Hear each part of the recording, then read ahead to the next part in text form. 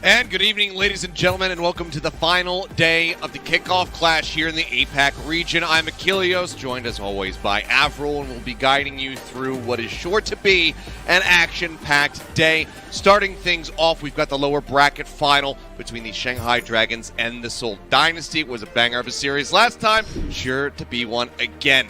The winner of that will move on to play against the Philadelphia Fusion in a best-of-7 to be crowned the kickoff clash champion. It's finals time, baby. Last day of the kickoff clash here in the East Ilios, and my goodness, saved the best couple of games for last. We already said goodbye to the Hangzhou Spark yesterday in the losers bracket. And now, like you mentioned, Seoul Dynasty versus Shanghai Dragons, the legendary rematch. Third time they'll be playing against each other in this kickoff clash so far, between the qualifier, twice now in the kickoff clash tournament itself, and the one of them facing the Fusion, where I mean, it'll be another legendary match no matter which way you put it. We'll get the Spaghetti Bowl, the classic Fusion versus Seoul Dynasty, or it'll be the chance for Shanghai to get the revenge on Fusion finally after dropping 0-6 to them over two separate matches so far this stage. Yeah, and I believe if you look at the total, Fusion are on an 8-map winning streak over the Shanghai Dragons, I believe. Something like that. It's, I mean, pretty good it's overall. at least 6 from this year, and then, possibly even more from last year, but I mean, it's certainly been the kryptonite of the Shanghai Dragons, and then what a beautiful win yesterday, 3-0. Looked dominating. Shanghai looked a little bit lost. They need to find their composure today versus Seoul, but it will not be an easy game because Seoul themselves dispatched of Hangzhou 3-0 as well, right? So we had a whole day of only 3-0s yesterday. Seoul looked ready. They looked a lot more ready versus Dragons than they did versus the Spark, but now that they're back against the Dragons, it's the old nemesis, right? It's that rivalry. It's this 20-match-long all-time record, 12-8 in favor of the Dragons, that Seoul would finally like to break coming into this match. And the pressure has been mounting against them each and every step of the way. That loss streak to the Dragons just growing and growing. The pressure becoming immeasurable on these players to finally break free of their shackles and defeat the Dragons at long last. It has been a very long time coming, but the question is today the day? Can we see the Dynasty buckle down, be clutch enough to out-clutch the Dragons, who, against every team other than the Fusion, have looked incredibly good. They have been able to go down to the wire. You know, that 0.05 meter save on Eichenwalde coming back to haunt the Dynasty, etc. They have repeatedly done this, except against the Fusion. And then, if the Dragons do win it, the question then becomes, can they get their stuff together well enough to actually take down the Fusion? Because they have not looked good against that team. The Fusion have just been dismantling them at every twist and turn. We saw a very off-looking Shanghai Dragons really trying to force the Rhine comps on Lijiang Tower yesterday on all 3 submaps. I'm thinking that things are going to be a little bit more tightened up today. Something tells me that Moon sat everybody down, gave them a stern talking to, said, okay, this plan isn't going to work. We're going back to this, or we're going to do this instead. And we'll see if those adjustments work for them, if they can get through the Dynasty yet again. Yeah, it's the sort of match streak that we're talking about here, where the Seoul Dynasty have not defeated the Shanghai Dragons since the 2020 playoffs, all the way back, a couple seasons back now, and that's been 6 matches in a row. So that was the last win. Since then, they played 6 times in the Overwatch League, twice outside the Overwatch League as well.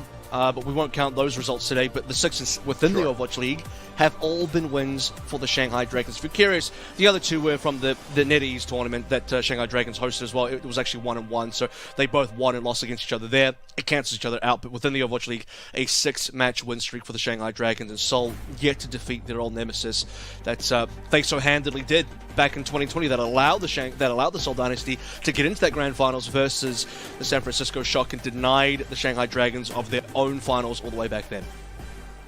Yeah, and who knows what would have happened. I mean, Shock in that time, obviously in great form, but it's always that what-if conundrum, wondering, what could have happened if the Dragons actually had made that grand final. But we're not here to rewrite history. We're here to look forward to the future and look forward to what the starting 5 is going to be from the side of the Seoul Dynasty. We'll take a quick little peek, but something tells me, as per usual, there are going to be no surprises here. This is where the consistency has been found for the side of the Seoul Dynasty.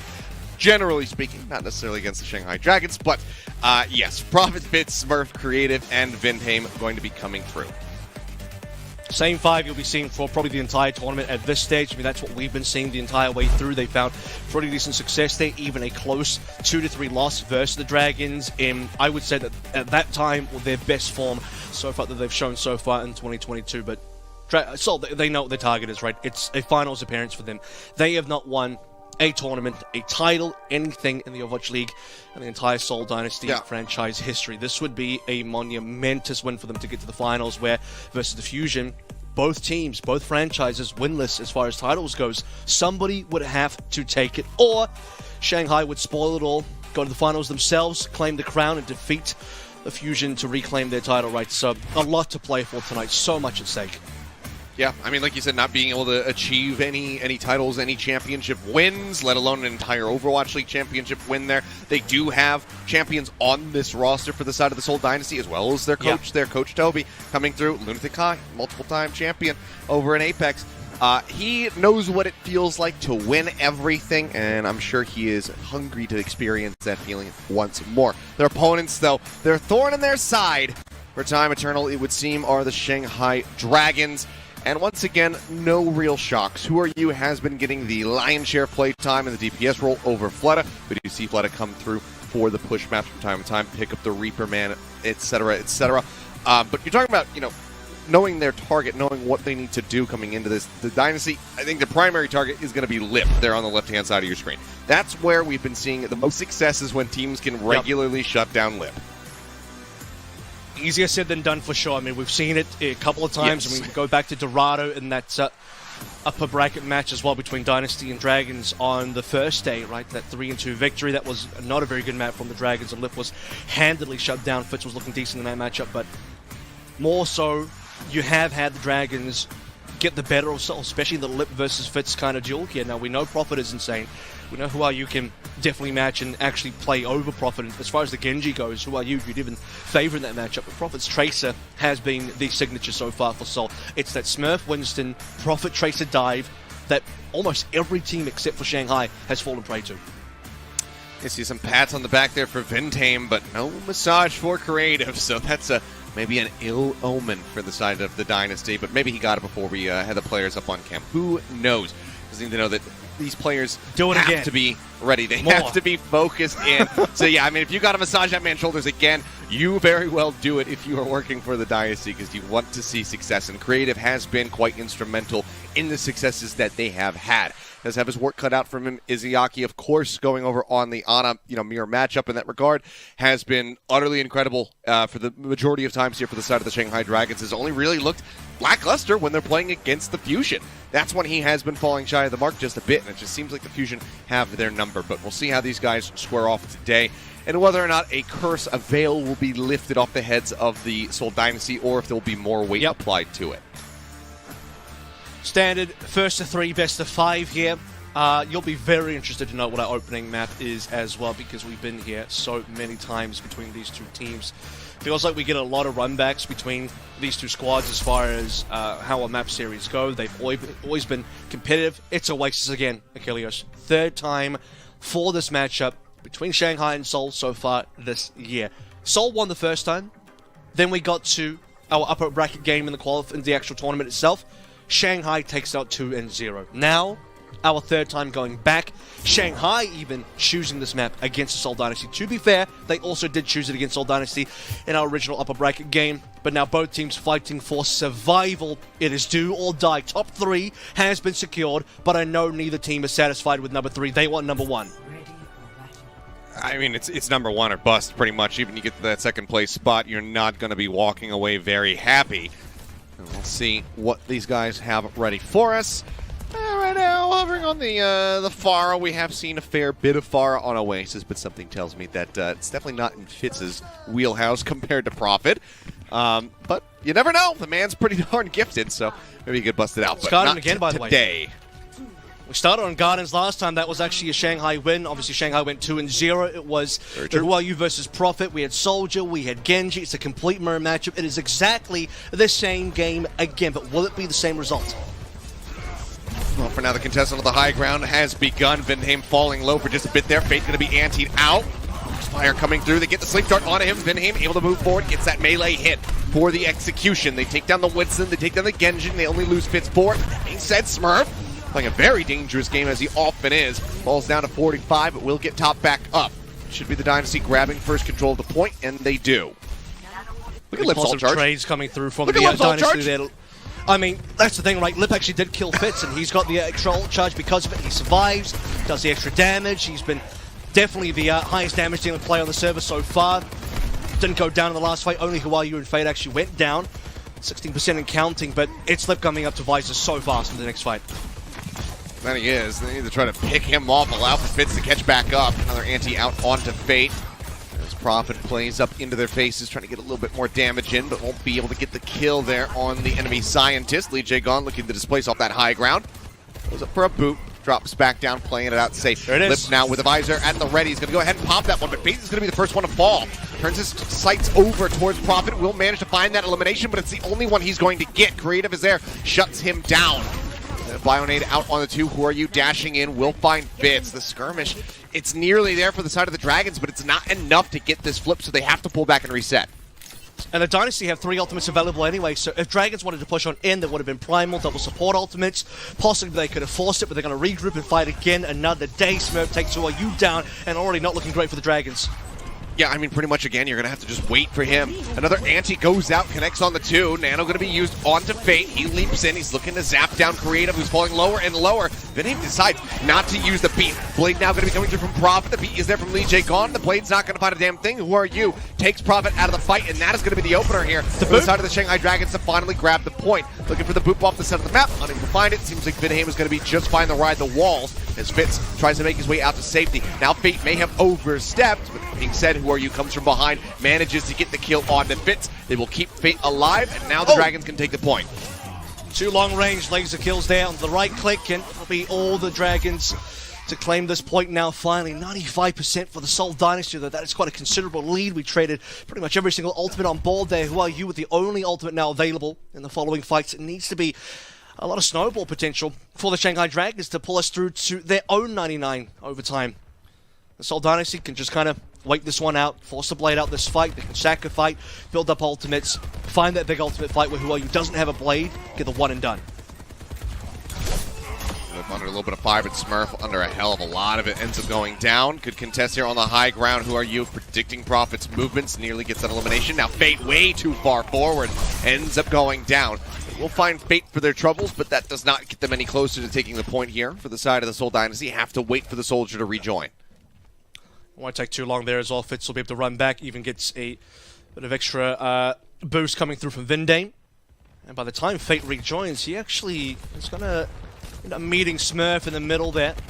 Shanghai have 50% plus now, still waiting for Seoul Dynasty to make their moves, and as we wait, more and more ultimates come online for the Dragons. Smurf taken down. Big ante goes out into 4, but no one really capitalizing. That being said, Fate is disconnected from the rest of the squad and does end up dying.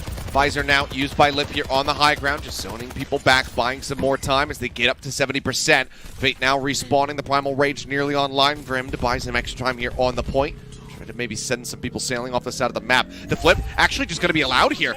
That's going to be the Dynasty in control. Blade into the back, though. Who are you? Creative was left completely on his own. Ends up falling. Dash up onto the high ground. Fitz now dropping down to the bubbles. Going to be falling lower and lower. And who are you? Is good with the Shurikens. Manages to find the left-click elimination. Smurf way too low. Nowhere close to that Primal Rage in time. Ends up falling. And Shanghai Dragons will go ahead and reclaim the point. But it's not over yet. In any other circumstance, Dragons would have taken our first round and we'd be on our way to sub-map number 2 for Oasis. But however, because Seoul Dynasty actually get that recap in the middle, they saw the cap at 75% for Dragons. That buys Seoul another fight, crucially, when Seoul are about to get 5 ultimates. This one can definitely still be a Seoul win. They need to capitalize now.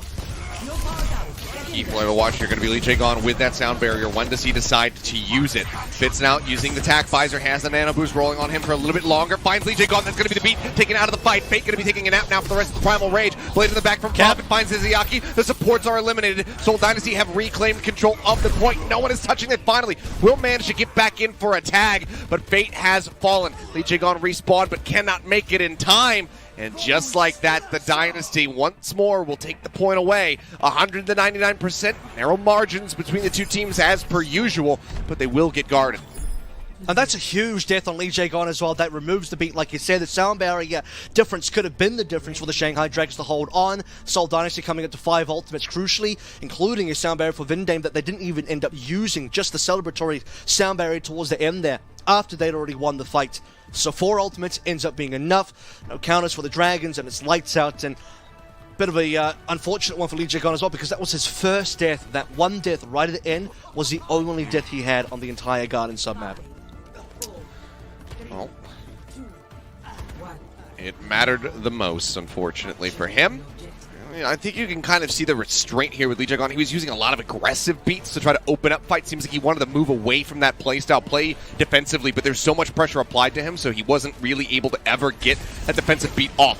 Fate now, slowly taken quite low, and yeah, there's the pick. Prophet having swapped over to the Tracer. Going to be feeling mighty comfortable as Who Are You has not been able to really compete too much when they have been in the head-to-head here in the Tracer battle. It's the early damage output from Seoul as well. I believe a Bionade also hit onto the Dragons that allows Seoul Dynasty to get early control on the high ground of the jump pad. Fate tries to contest, but is unable to up against the entirety of the Seoul Dynasty. So we're going to flip the points over, we're going to flip the sides over. Dragons will be playing co-side. Seoul Dynasty, Fitz is in prime position. I believe he is still, no, not quite on the high ground, but he's hanging around. Fate again getting beaten and battered, taken low. Looking for the chase here onto him, but Mayhem going to be hitting the floors. Nice sleep dart there from Izayaki. Sets up for the kill from Lip. Fitz, however, does find the main tank in the meantime. Now the anti out, and Fitz answers back in kind with the Helix Rockets. Eliminating Lip, and that is going to be the Dynasty maintaining control of this point, at least for a little while longer. The support's now out of the fight. Who Are You's only able to find one, and Fitz has just shown off some nice accuracy. Currently excelling. As you can see, he's 39% ahead of Lip. Yeah. And that's, you know, the early skirmish win over towards the jump pad, then the overall fight win coming through from Seoul Dynasty as well. Lip falling at the end of that last fight will now give Fitz the opportunity to have the Visor battle in his favor instead of the other way around as it was in our previous submap, our previous round of Gardens there. So 50% and counting now for the Seoul Dynasty. Great lead. A stick as well. That should be a kill, it is. Yep, no way to say, but you can see the supports. They're playing over here street side. They didn't have line of sight to try to get any healing down on him. He doesn't have the primal. He's still so far away from it at just 66%. Fate not really getting the opportunity to play any Overwatch right now. They're just cutting him down every time he pokes his head out towards the point, and the Dynasty are now looking at potentially 100% cap. Oh, they certainly have the ultimates to play through him, and we're still waiting for the Visor to come through from Lip. It's not that far off now. Nano to be put into that as well, but it'll be Nano Visor versus Nano Visor, and Fate is still behind Smurf, so everything on track for the Seoul Dynasty. They have the cap, they're nearly on 99, and they still have more ultimates about to come online. Who Are You being pressured out, still holds on to the recall, doesn't want to pop it here, wants to have it as an escape tactic once he goes for the pulse bomb. Dashing in, there's the stick, there's going to be a 2-for-1 special. Vindame dove in on top of that. I thought maybe Pitts was going to get caught up in the blast, but no, it's going to be the enemy Lucio, and Lip is going to be good for the rest. 100-0, not to be. The Shanghai Dragons will get the flip. What an insane stick, and we were just talking about Prophet. He is the Tracer player in this matchup. He has been dominating over Who Are You in previous performances as far as Tracer head-to-head goes. Major sticks from Prophet in the past, but today on this particular map, Who Are You gets the 2 that they most needed at the time, both Creative and Vindame. Creative pops down the Nano as he goes down, but it's not enough because the rest of the Shanghai Dragons are still up, and they have the Nano Vice to clean things through. So, potential comeback moment now for the Shanghai Dragons. Still have 2 ultimates to play through. They will be matched by Seoul in just a minute. Prophet making his exit, not wanting to get slept there. Lip throwing down the biofield. Keep himself topped up, get towards that ulti a little bit faster. The chase now coming in. Prophet running out of blanks, though. Tries to go top. It's going to be a kill for a kill. The Helix Rockets from beyond the grave will get the elimination there, a 1-for-1. Beat was used by Lee Jae-gon off screen. Now Vindame going to be having his in just a couple percentage. Halfway now to the cap. As Smurf goes diving into the back lines. He's looking for Lee Jae-gon. He's not been able to finish him off yet. Beat going to be dropped here. Vindame trying to keep everybody topped up, but widely the fight, it's just been separated. The Shanghai Dragons go their separate ways. They wait out the shielding. Now they look to re-aggress. Who Are You nearly with another pulse bomb? Prophet holding on to one of his own. Fitz going to be the first one to get taken down. Creative now joining them in the graves as Vindame managed to answer at least one back. Prophet dashing forward, wants a better target, doesn't want the Winston. He wants to get rid of somebody that he knows will be blown to smithereens, but now Smurf is gone, and he's just going to have to hold the pulse bomb for the next fight, and they are running out of time. Absolutely. I mean, Prophet, you don't really want to pulse down unless you can get a double kill onto both supports. I mean, that's what Who Are You did, but how often can you actually do that? He only realistically had sights on Fate and Lip. Lip is really fast, and well, Fate was really high HP as well. A lot of members on Seoul Dynasty down. in that particular fight. Just want to wait till the double 99s here into the OT. We go. Seoul Dynasty in one fight that can take the map. Shanghai Dragons will be taking us to a decider. Both teams have the pulse bomb, and both the visors are coming up. Okay, this time, who are you? Not going to be finding nearly as much value. The pulse bomb goes a bit wide, and that's why you try not to target those Soldier 76s, because it can be elusive and lip.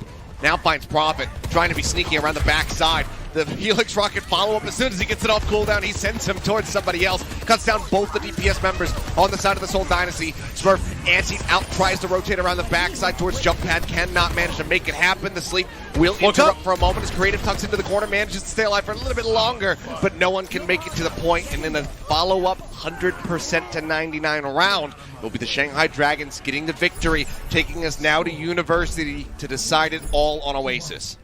And I mean, goodness, look at Lip towards the end there as well. He actually dies, but still managed to come back in time. Shanghai Dragons stole it for long enough on a previous death as well. He trades himself for Prophet, so it ends up being a 1-to-1. I mean, that's exactly what we need to be doing. You should be dead there. It should be a 0-for-1 trade. Prophet should be coming out alive. Soul 5v4, they have that cleanly. They only needed the one fight, but that last one fight was so difficult for the Seoul Dynasty. Indeed, too difficult for them to be able to come over. So I have to take this to a decider now. If you remember, if your memory is good, this is where Lip had that 4K miracle moment as well. He got slept but bubbled by fate in the corner, didn't die, and won the whole damn thing for the Shanghai Dragons. And things are heating up for sure now. Fitz coming through on towards a Hangzhou. Might be going back for a soldier change. Yeah, looking like it was just gonna go ahead, potential scouting or maybe a loose arrow to find a headshot, but not going to be the case. It does actually give Dragons opening control of the high ground. That it does. High ground and the point, as well as Lip just getting a little bit more of a lead towards those attack visors. We've seen how quickly he can build that up. Fitz now looking to make up for some lost time, though, starts pumping out damage. Smurf sitting inside the bubble, going to be antied up for the moment, taken down to about half HP, but it's going to be Fate who actually falls. Overstepping just a bit there, and yeah, the punish is looking great. Vinheim almost eliminated, but again, looks like right when Seoul Dynasty are going to lose a member, they've managed to pick up somebody else. Lee Jae-gon going to be taken out of the fight just like that.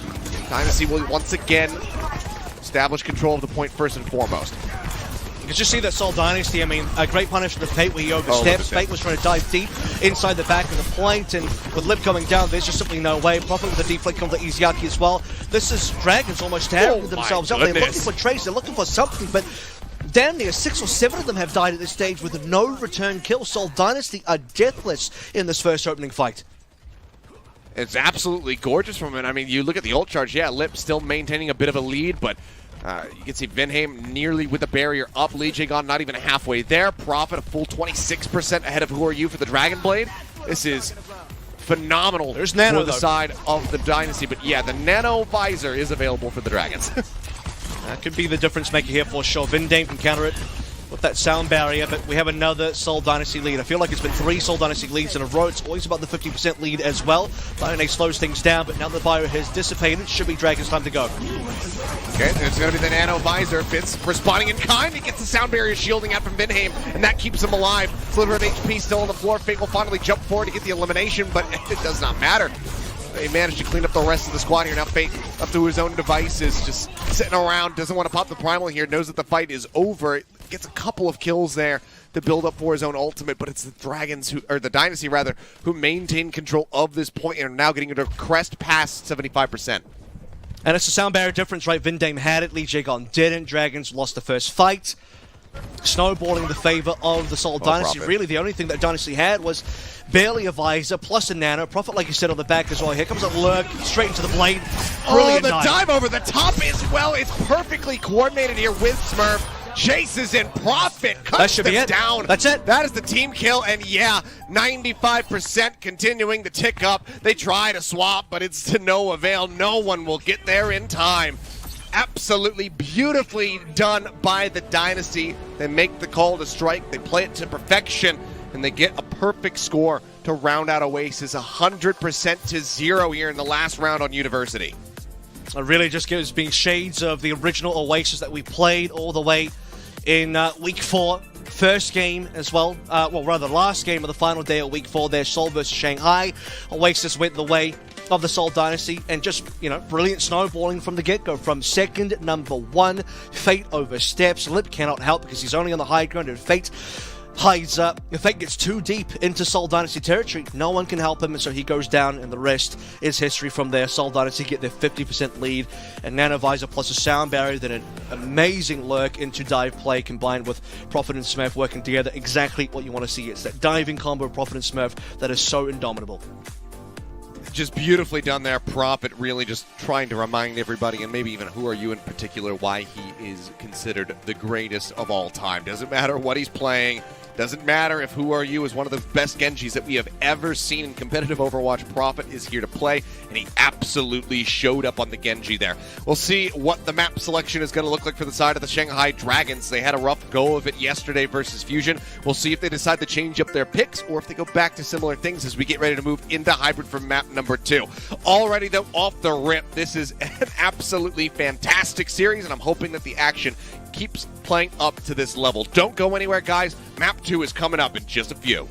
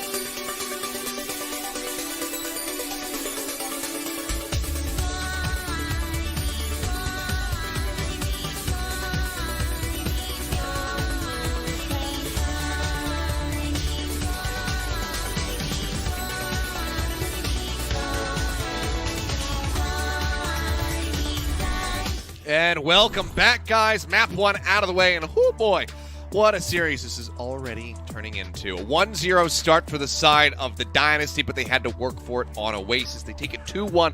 Very clean in the end, but extremely back and forth in those first 2 rounds. Shanghai Dragons, though, just not able to find any purchase on University, end up dropping the map. Now they have their map pick as we get ready to go into Hybrid. And by the look of things, Avril, they have selected to go to King's Row, so they're changing it up compared to yesterday. And this is, I think, Dragons maybe taking a bit of a page out of North America as well. Something I noticed yesterday when we go back to examine their match versus the Fusion. You remember they brought the triple Reinhardt play on the Lijiang Tower. Turns out Gladiators actually brought that out just several hours earlier, right in their particular matchup. So versus the Dallas Fuel that they used to beat them. And now we're going towards King's Row. You have, as you mentioned, Void coming in with Flatus, so it's going to be Zarya Reaper. This will be Dragons taking a look. Okay, Dallas is succeeding a lot with their Zarya plays. We can go to King's Row, replicate that kind of success, pull Smurf into either a Zarya battle or put him still on the Winston and maybe force a bad matchup by now having Flitter on the Reaper. That'll put a lot more pressure on the Smurf. Smurf now has to respond. Does he go towards the Rhine? Is the Seoul Dynasty prepared for the Rhine, or will they get just...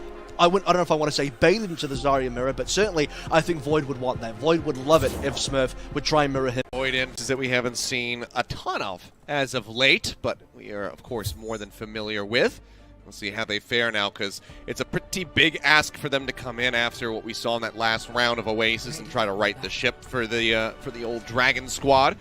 They're going to be first on the defense, and I mean, Lip is just gonna, yeah, okay.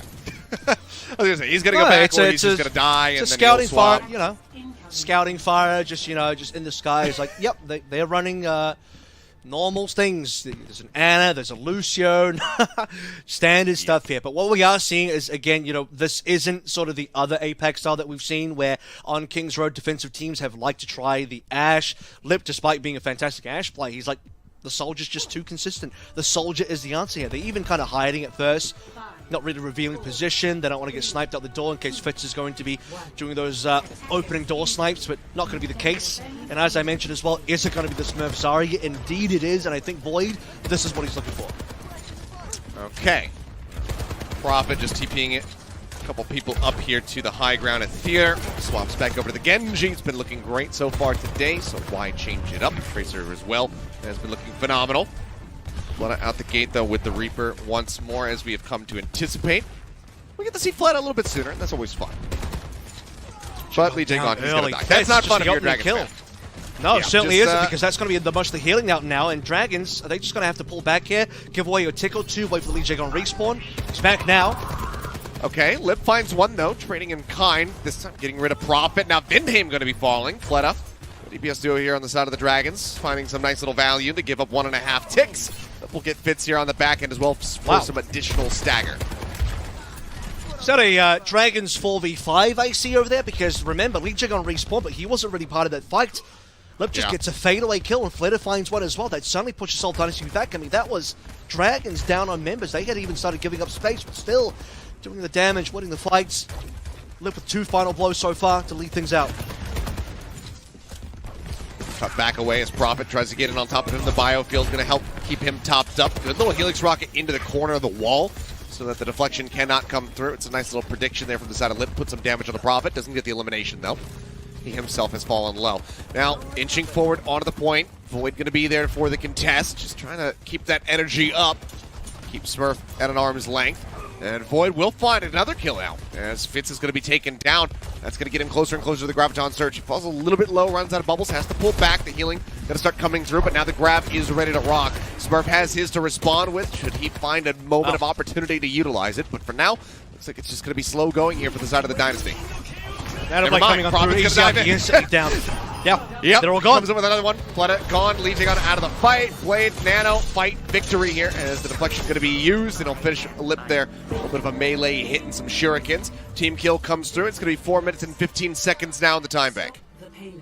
I mean, just the kill onto Izaki is enough there from Prophet. You actually see Shanghai Dragons backing up, by the way. They had gotten the kill onto Fitz, but Void, he was half HP, so Dragons, instead of trying to push for more space, maybe punish another member, get some extra damage in, they pull back spacing, allow the Seoul Dynasty walk on up. Fitz respawns, And in that same dime, Creative goes for the nano onto Prophet. He dives in with that blade, and it is enough. Shanghai Dragons do not have the sound barrier. They did not have the sleep dart, either connecting onto Prophet to stop him. So they have to cop that out. Double supports down into the streets phase already. A lot of ultimates online for the Shanghai Dragons, but Seoul Dynasty are not liking themselves either. Not at all. Lip just sitting here on the high ground, firing away, looking for some targets. Sees Fitz over on the flank. That's going to be the beats coming through from either side. Grab as well. Locking Void and Fleta together, but they're not going to be able to find any eliminations off the back of that. Void, in fact, will break free the Crab. Comes up with the kill onto Smurf. Anti out onto 3. Fleta looking like he maybe would want to go in for a Death Blossom, but especially now he's going to think better of it. Pulls back around the corner, and that's Arch control here. Deadlift's not slept. He would have run through. He was looking for the nano Death Blossom there for sure. And the Seoul Dynasty would have lost a lot more members, a lot longer of a stagger and a reset. But they'll get mostly everyone out alive at the cost of Smurf going down. Still double DPS ultimates available for the side of Shanghai Dragons. And if you are Seoul Dynasty, you can just wait for Prophet to get this blade, play the nano blade again. There's still not going to be a sound barrier because it was used to counter the grab last time. Fitz is going to go in first. Yeah, there's the nano. He pops the visor and immediately is going to be slept as Creative finds a kill. Is Iyaki going to find one as well? But it's on the Vinheim, so crucially, the lion's share of the healing going to be taken away from the Dynasty as they continue to try to break through this archway and get onto the cart. Dive into the back line, Prophet popping the deflect. Has to move away, break line of sight away from Lips. The Blade still manages to find an elimination as Void is going to be taken down, so overall, not too bad. You take your DPS getting an elimination over them not, so Lip is just going to have to hang back, tail between his legs as he exits back over towards point C. I mean, it looked like a zero value nano there, or rather a blade there. A lot of ultimates coming on through, especially the visor. The visor was just to kind of zone away the blade, but still, because Prophet actually gets the kill to Void, still comes up positive for the Seoul Dynasty, and now they're going to be pushing the B capture point nearly to completion here. Final contest coming on through for the Dragons, 2.05 meters remaining. They do have some nice little win conditions here due to the Dragons. That grab, that Blossom still sitting in their back pocket. Here we go. Nano going to be using it to sleep on the Smurf. He's going to wake up, pops bubbles onto himself, now runs out of them, and he's got no way to escape. But just hounding him down. Death Blossom be damned. He doesn't need it. Still comes up with 2 kills. His Lip got another. He's going to be looking for a third. Creative trying to fight back, but there's just no hope. So inevitably we'll stand still and say, yeah, go ahead. I need to reset a little bit faster. You can just see the respect coming through as well, because Dynasty are expecting the Death Blossom, but as long as Fleta actually holds it, he can just run up, use the nano. It's plenty of damage. Smurf has to run himself, can't quite fight against it. The rest of Seoul Dynasty don't have ultimates. They can't stop him. They can't sleep him because he's also been bubbled. So the Shanghai Dragons, once again, holding the Blossom, and they can use it to win the next fight. There's only about a minute left to go, and you can also bio-nade your own friendly Blossom, and the Death Blossom lifesteal with your friendly bio-nade is actually enough to keep the Reaper alive as well. So that combo is also still pretty strong. Fair to point out, Lee Gon getting closer to the beat. Vinheim, about 10% behind him, needs to try to catch up here because it's going to be monumental for them to try to survive this play. Grab going to be coming down. Void going to be the first one to fall. He throws his own grab, locks in Smurf, but the nano is there to keep him sustained. Now he sets its sights on Fleta, who is rapidly pulling back away, and that should be good enough to go ahead and get the cap onto point B. A minute and a half going to be added to the time bank as Izayaki is the last one to fall in the fight. Just shy of 2 minutes now here for the side of the Dynasty to try to complete King's Row. I mean, that's just out-tempo coming through from Seoul, right? They pull the trigger early. Shanghai Dragons perpetually waiting for Fleta. I believe Fleta was above, but he just didn't really come down for a play. Maybe he was waiting for the team to call for him. Maybe he was waiting for positioning from the Seoul Dynasty. But as Seoul Dynasty go towards the cap, Shanghai Dragons needed to intercept it with that Death Blossom. They have a kill now. Opportunity for Dragons to walk forward. Yep, a huge one. There's the TP up from Fleta. Shoving him back again. Doesn't need to use the ultimate. Just buy some space off the kill of Prophet. And now they can go ahead and establish this corner control and try and deny the Dynasty from even getting to the cart. They need to be threatening this. They need to be threatening this Blossom. Okay, and Fleta can't set up on the high ground. Prophet will spot him out, so it's very difficult for Fleta to get on in, because otherwise Void? He basically has to TP in, receive a bubble. The bubbles are not there. Fitz goes early. Fleta's down. The fight falling. Now it's going to be an Anna on the lip. He pops a visor of his own. Prophet with the blade drawn out will find Izayaki, but ends up falling. The hand of Lee Jae-gon getting that elimination. Void now answering back as well as they clean up Vinheim. It's a bit of a mess. It's a bit of a back and forth here, but Creative just trying to keep everybody else topped up, but they can't really get this cart moving because Void and Fleta are here, and they're fairly immovable right now. They don't have the damage output necessary to break through this position. They get a couple extra meters here. Widely, they just have to wait for everybody else to rejoin. You need to wait for that bubble to come back online as well. Lip, by the way, owed towards a Widowmaker. Prophet changing over towards the Hangzhou. Beautiful headshot onto Prophet. That'll give you the 5 versus 4. And the opportunity now, Flitter wants to walk forward. Oh, it's such a rude awakening here. Lip making his presence felt absolutely as he gets those 2 quick kills, setting up for the elimination onto Smurf. And now with the time dwindling, Vinheim trying to ride up here along the ceiling will end up getting beamed down by Void. Prophet trying to touch in towards the cart, but he just can't do it. Knew that he would have to give his life for it.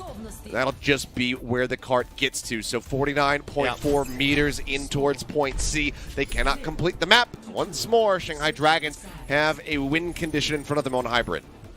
It's the long-awaited Death Blossom. We waited an entire defense for just that. Flitter's first and only ultimate. We got there towards the end, and it ended up not even being necessary because Lip got the opening frag onto Prophet anyway, and Shanghai Dragons pushed forward with the 5 versus 4 advantage. Just a lot of wasted opportunities, I feel, where Dragons absolutely could have held B, at least for longer, if not entirely. That one very critical fight where Seoul Dynasty push in with Smurf, Grav down. Dragons are late to the play, Flitter nowhere to be found, no Death Blossom on the payload for B, and they end up having to fight on C instead. So Seoul Dynasty outpacing the Shanghai Dragons by finding opportunities to push when Dragons are not ready, not prepared, and not in a position to do too much on Flitter either. But the defense still found at the end of the day. Seoul Dynasty, though, great progress. Overall, not going to be feeling too bad about that, but they still need to have a strong defense, stop the Dragons from getting to that point, because obviously if they push a little bit past, that's just the map victory in their pocket, and that's a tied up 1-1. Dynasty want to avoid that. Would love to be walking away from Kings Row with a 2-0 lead. Lip for now on the Widowmaker, see if he can find anything early days. Because he's going to go for a little bit of a pop shot. Flex is already rolling, so yeah, Prophet just making sure that nobody dies there, nobody takes some headshot damage. Keeps him protected, and now he's just going to swap back over to the Soldier 76 as anticipated. You also saw, by the way, Fitz emoting around the corner there, just also spotting, checking to see if there was going to be any sniping available. Fitz has to be a little bit careful here. He's going to get helped out by Vinheim, who hoops Flitter away, so the protection does come on through from the main support. Flitter still wants to walk forward. You can just see from that top right area, yeah, kind of pushing Fitz away for now. He's going to TP right back up into the window. Sees Fitz, sees Vinheim, and close quarters can get quite a bit of damage in, but notices that he is surrounded, so does pull away. Playing that one out as patiently as he can, but Creative manages to weave some shots in while Flitter had his back turned. Creative, however, going to pay the iron price as Izzyaki with a Bionade will get some revenge. And Izzyaki is surging towards that first nano right now. This death on the Creative really going to be punishing him in that regard as well, as Izzyaki just needs 15% more. That's going to be the 5v4 now because it's taken a while. You can see through the silhouettes as well. Creative is trying his darndest. Oh, there's old grandma legs to come on back, but the positioning has been gained by the Shanghai Dragons, and the first nano claimed by Izzyaki as well. Yep, first nano, first tick, going to be picked up here. See how the recontest looks from the side of the Dynasty. Lip taken low. Fleta trying to play this out secretly. Now the nano comes in. He's pushing up against Smurf. Damage output is looking massive. Nano going to be forced, though.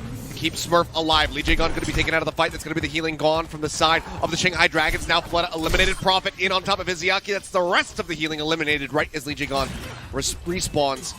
And that should be the fight victory here. But still, 2 ticks going to be snatched up from the side of the Shanghai Dragons with Void going on a bit of an extended reset. Some more time going to be bought here by the Dynasty. We'll see if they can continue to hold this point. 2 minutes about to be left in the clock. That's clutch nano coming through from Creative as well. He didn't actually have it at the start of the play, but he had to earn it while Smurf was getting rolled by Fleta. But the fact that he managed to find a nano, keeping Smurf alive, pushing back into Fleta, getting that kill instead, does everything for the Seoul Dynasty that they require to hold on. Both teams have grabs available now. It is still Shanghai Dragons on the point. Fleta sleeping. Yep, that's going to be a grab in response. Void is locking 2 in place. He says, yep, that's a golden opportunity. Throws it down, finds Prophet and Vinheim, and that'll be the point taken now by the side of the Shanghai Dragons. Just nobody else able to contest. Smurf going to try to exit, but with that ante coming down, he is not going to be able to hold on to that energy. And even if he didn't get antied out, something tells me the damage would have been good enough. So everybody now from the Dragons going to be chasing forward while the cart will start moving up. You can see that both teams were looking for the grab there as well, but Void got that one first onto Smurf. Running and targeting. Pretty much what you want to see. Allows, despite Flitter sleeping there, they'll be able to win that fight regardless, and the cleanup is there as the Dragons keep pushing off the board for a PS ult opportunity. As I say that though, Seoul themselves got plenty to work with. They have to defend this bar area. Lip going for a big boy flank, and he's got to pull the trigger now. That he is. Grab in with the blade. Flooding going to be popping the Death Blossom a little bit sooner this time on the attack. As Lip falling low, but has that biofield up for a little bit longer. Vinheim gets the elimination, but Fleta is there for the cleanup. Smurf, Robin, Vinheim for him. I think there was a fourth one beforehand. That's the team kill, and the cart is making an immaculate pace right now for the Dragons. And the fact that, by the way, Lip, okay, he gets that one kill, dies, but he pulls attention away. That allows the rest of the Dragons, including Fleta, to walk on up. So you have this pincer play coming through from Dragons, where Seoul Dynasty don't know where their focus is. Do we go for Lip, or are we trying to defend against Fleta? You're not really doing either properly. We're ending with possibly the final fight here for B. Prophet is over towards his own Reaper, but Lip has pulled the visor. Oh, and he is just running in, finds Vinheim. Creative is so far disconnected from the rest of the fight, he cannot offer up a single scrap of healing to anyone on this roster right now. That is point B grab, and that is nearly 4 minutes in the time bank for the Dragons, and you can already see the red box of victory just there around the final corner. The Dynasty need to buckle in, and they need to put their feet down pretty soon here if they want to win this map. Otherwise, Dragons looking like they might tie it up. And the difference has been on the B point, right? Because Shanghai Dragons had a much more successful B defense. Seoul Dynasty, for the most part, have gotten run over. Shanghai Dragons pushed them with so much momentum, so much snowball pressure. That hasn't ended because we're on board for another grab. This Nano Visor for Fitz has to be everything for the Seoul Dynasty. If they can't win off that, they're going to lose. Lee Jae-gon falling low. The grab comes in. Fitz fighting one with attack visor. Now Lee Jae-gon going to be eliminated as well. Fitz with those follow-up Felix Rockets will get rid of Fleta, and yeah, that should be enough for them to finally hold steady. Get the cart in a stationary position, but it was so damn close, just what, 3.5 meters away roughly there. They still have 3 minutes to chew through if they want to win this. Really have to wipe some sweat off the brow there for the Seoul Dynasty. I mean, that was it. If they don't win off that combo, nothing will work for them. Void tries his best to prop down the Graviton Surge, maybe get a kill into Fitz as well, who was looking like he might have been able to go down. Not quite, though. Gets just enough kills. Shanghai Dragons waiting for the next ring of ultimates to be available. Vinheim can defend this with a sound barrier with Smurf. Also come up to grab. There's a few opportunities for Seoul Dynasty to drag this one out further and maybe force an OT down the line. Well, there's the visor first, but even if he pops the sound barrier for that, there's still the Death Blossom imminently arriving for Fleta. That will concern them. Visor going to be used, and you can see they're just pulling away. They're actually going to throw the grab down on Olympus and try to get the elimination, but Fleta, in the meantime, he's gotten to the back lines. He got rid of Vinheim. That's going to be the sound barrier out of the fight. Now Prophet and Smurf have both been eliminated. Creative dead as Lee Jae-gon dives into the back. The kills are there. Sound barrier nowhere to be seen. They tried to scatter, but the chase was great. Shanghai Dragons get the push, and they get the map win on their selection of King's Row.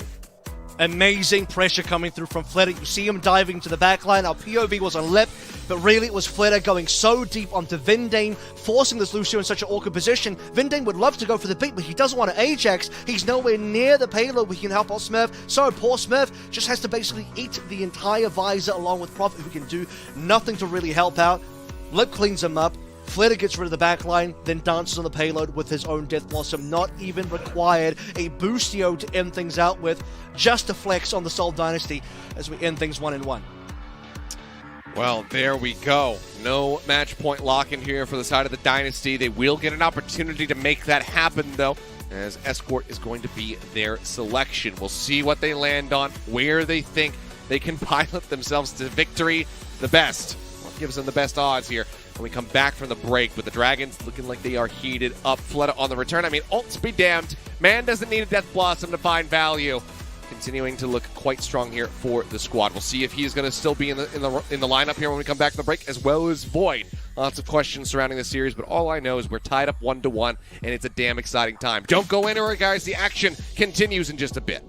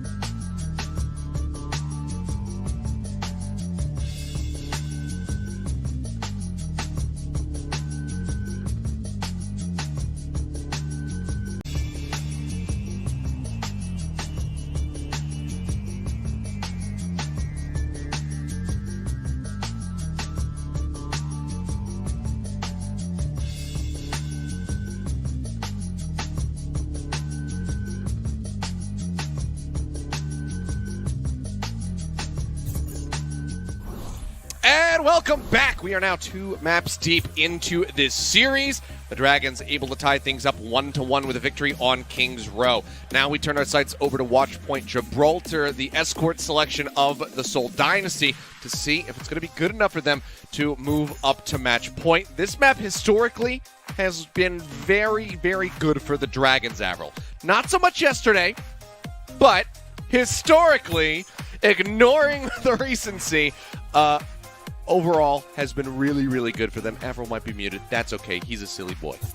All you missed out on was a bit of a quiet laugh there. I don't know, maybe not. Well, it was quiet if you didn't hear me, but in any case, I was going to say, yeah, yesterday's Gibraltar, not what you want from the Dragons, and I think Seoul Dynasty in a position where they want to capitalize on that weakness. You know, they saw something there from the Dragons.